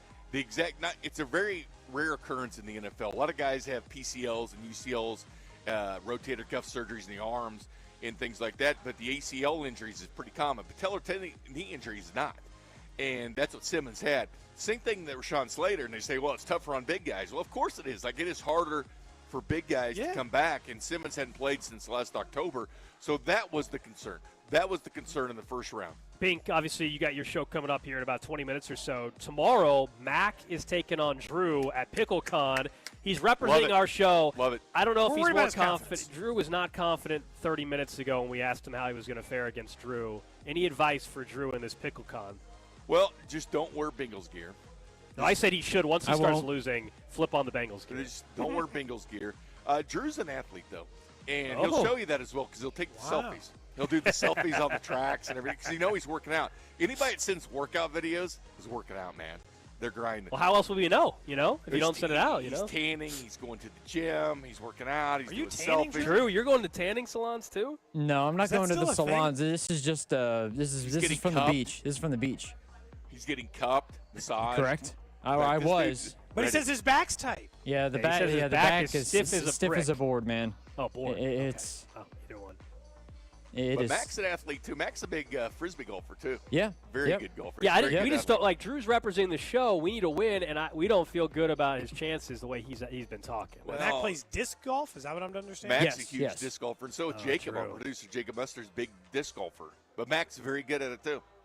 I stink. So Mac's an athlete, too. terrible Drew's an athlete. Awful at disc golf. The rest of us, not so much, except for Cody. Cody did really well in the combine. I was an athlete once. You did well in the I combine. was a medium-level athlete once in my life. You did well in the combine. I bet a bunch on Rob, and that was a mistake. I was the That second was a huge worst mistake. odds when Spec handicapped that. Yeah. I was offended by my placement. I in only this did the bench 6'10" press. He thought it was for a hot dog derby. That's why the odds got all. I only messed did up. the bench press, and I rocked that. So Yeah, you did win that. Yeah, people had issue. Your bench press was like that's a. fine. Well, He would have so won, light. but he It would was have so won. light. It was so It light. wasn't like it was just like. Okay, But he would have won did even not- if he. I did 90. It's like little short little I things. did 90 It was reps, and the second place was like 16 or something. I was second place. I think I did I don't think 16 is even. It was just so I think I did, light. like, It was hard to 13. do because it was so light. Someone says with Max, smoking weed and playing disc golf. Name a more iconic duo. With that hair, he's like straight out of Mac Jason is Confused. definitely. Mac does have the hair. Oh yeah, he's stopping by the dispensary on the working on way. it. But For Drew's sure. getting cup though, man. That's big. That's big. Drew, please surprise us tomorrow, man. Please surprise us and get a win for the show. I will do my best. I think I'm confident I'm able to do it. He doesn't sound confident. No, It's the opposite. Mac you keep is- saying, I'll do my best. That's what losers say. Mac is very athletic. Drew needs to change the attitude though. I Because agree. Drew's got a lot of athleticism, but this Yeah. this powers me attitude that Drew's No, carrying. Say, I'm there to kick your ass, Mac. Yeah, have some gumption, man. I shouldn't Show have him to. that Bengals Hang on a championship second. tattoo. I shouldn't have to say it to get myself up. Like when I get the paddles tomorrow, like that's my mindset. But Dude, I NFL don't players need said to- they use smelling salts, but you can just get up naturally. Yes. You Yes. just wake up ready. Yes. I thought he show shooted those it tats, in. I man. thought that was his thing. I will say playing pickleball is a lot different than going to get ran over or go hit somebody. You know, I think that's. I don't need a Not when smelling the salt stakes to, are this high, man. Not when the stakes are this high. I do not need smelling salts to get ready to play pickleball. I'm good. No, but you I should broke an use them. entire barricade at PickleCon last year to win a match. Are you willing to do that? I had to shove it out of the. Bigley, they told me not to do that anymore. Said it could Really? cause legal liability. Really? I did a full body dive to hit a shot against. We Scott won Barnes. last year. I've been warned about that from legal too, about things I've done on the show, like the. What's the last thing you got in trouble for? Beer towers. Back in the day, Beer towers at Uncle D's? Back in like 2013 or Uncle 12 D's. or something. They said, hey, they got an email from the program director at times. Says, please don't talk about that anymore. Because I was like, hey, come on in, I'll challenge you. I was like, they're like, I'll challenge you. Beer tower challenge. do it on your own, Jay. Do it on your own. Because I was like putting them in formation. I'd drink so many towers. Jeez. I mean, I was just guzzling towers. Good. Those were the days, Bink. Those were the days. And you did a Saturday This show never gets show. in trouble. We're Yeah. above. Remember Ryan Wachowski was up at practice. I I got remember. him. He had I got puke him. all over his shorts. He didn't even know it. Watching I got practice. him all hammered. Because we went back to the hotel that night He and was kept the drinking. whole practice watching it, no clue. The whole time he's in the media tent, and nobody knew. Covered? Yes. Because I had gotten hammered the night before. I was like, no, you're I doing a know show you tomorrow. did. Let's I go. know Let's you roll. did. He blamed it on the nachos. No, I don't no. think so. I don't think that's how that works. It was beer back at the hotel, too. I want you guys to show up and go ahead and root Mac on. You know, go ahead. I'm unavailable. I actually truly do have another. I have another obligation tomorrow. I have another show I do Saturday. Kid's got soccer, man. What do you want me to do? You want me to skip my son's soccer practice?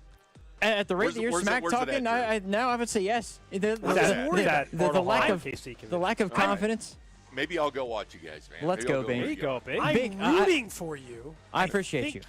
We're just not confident because you're not confident. That's all. You gotta But- have but- Mac's a tough competition, man. Mac's tough, man. He's an athlete. But you don't know what my competitiveness Mac's looks younger, like. too. You know.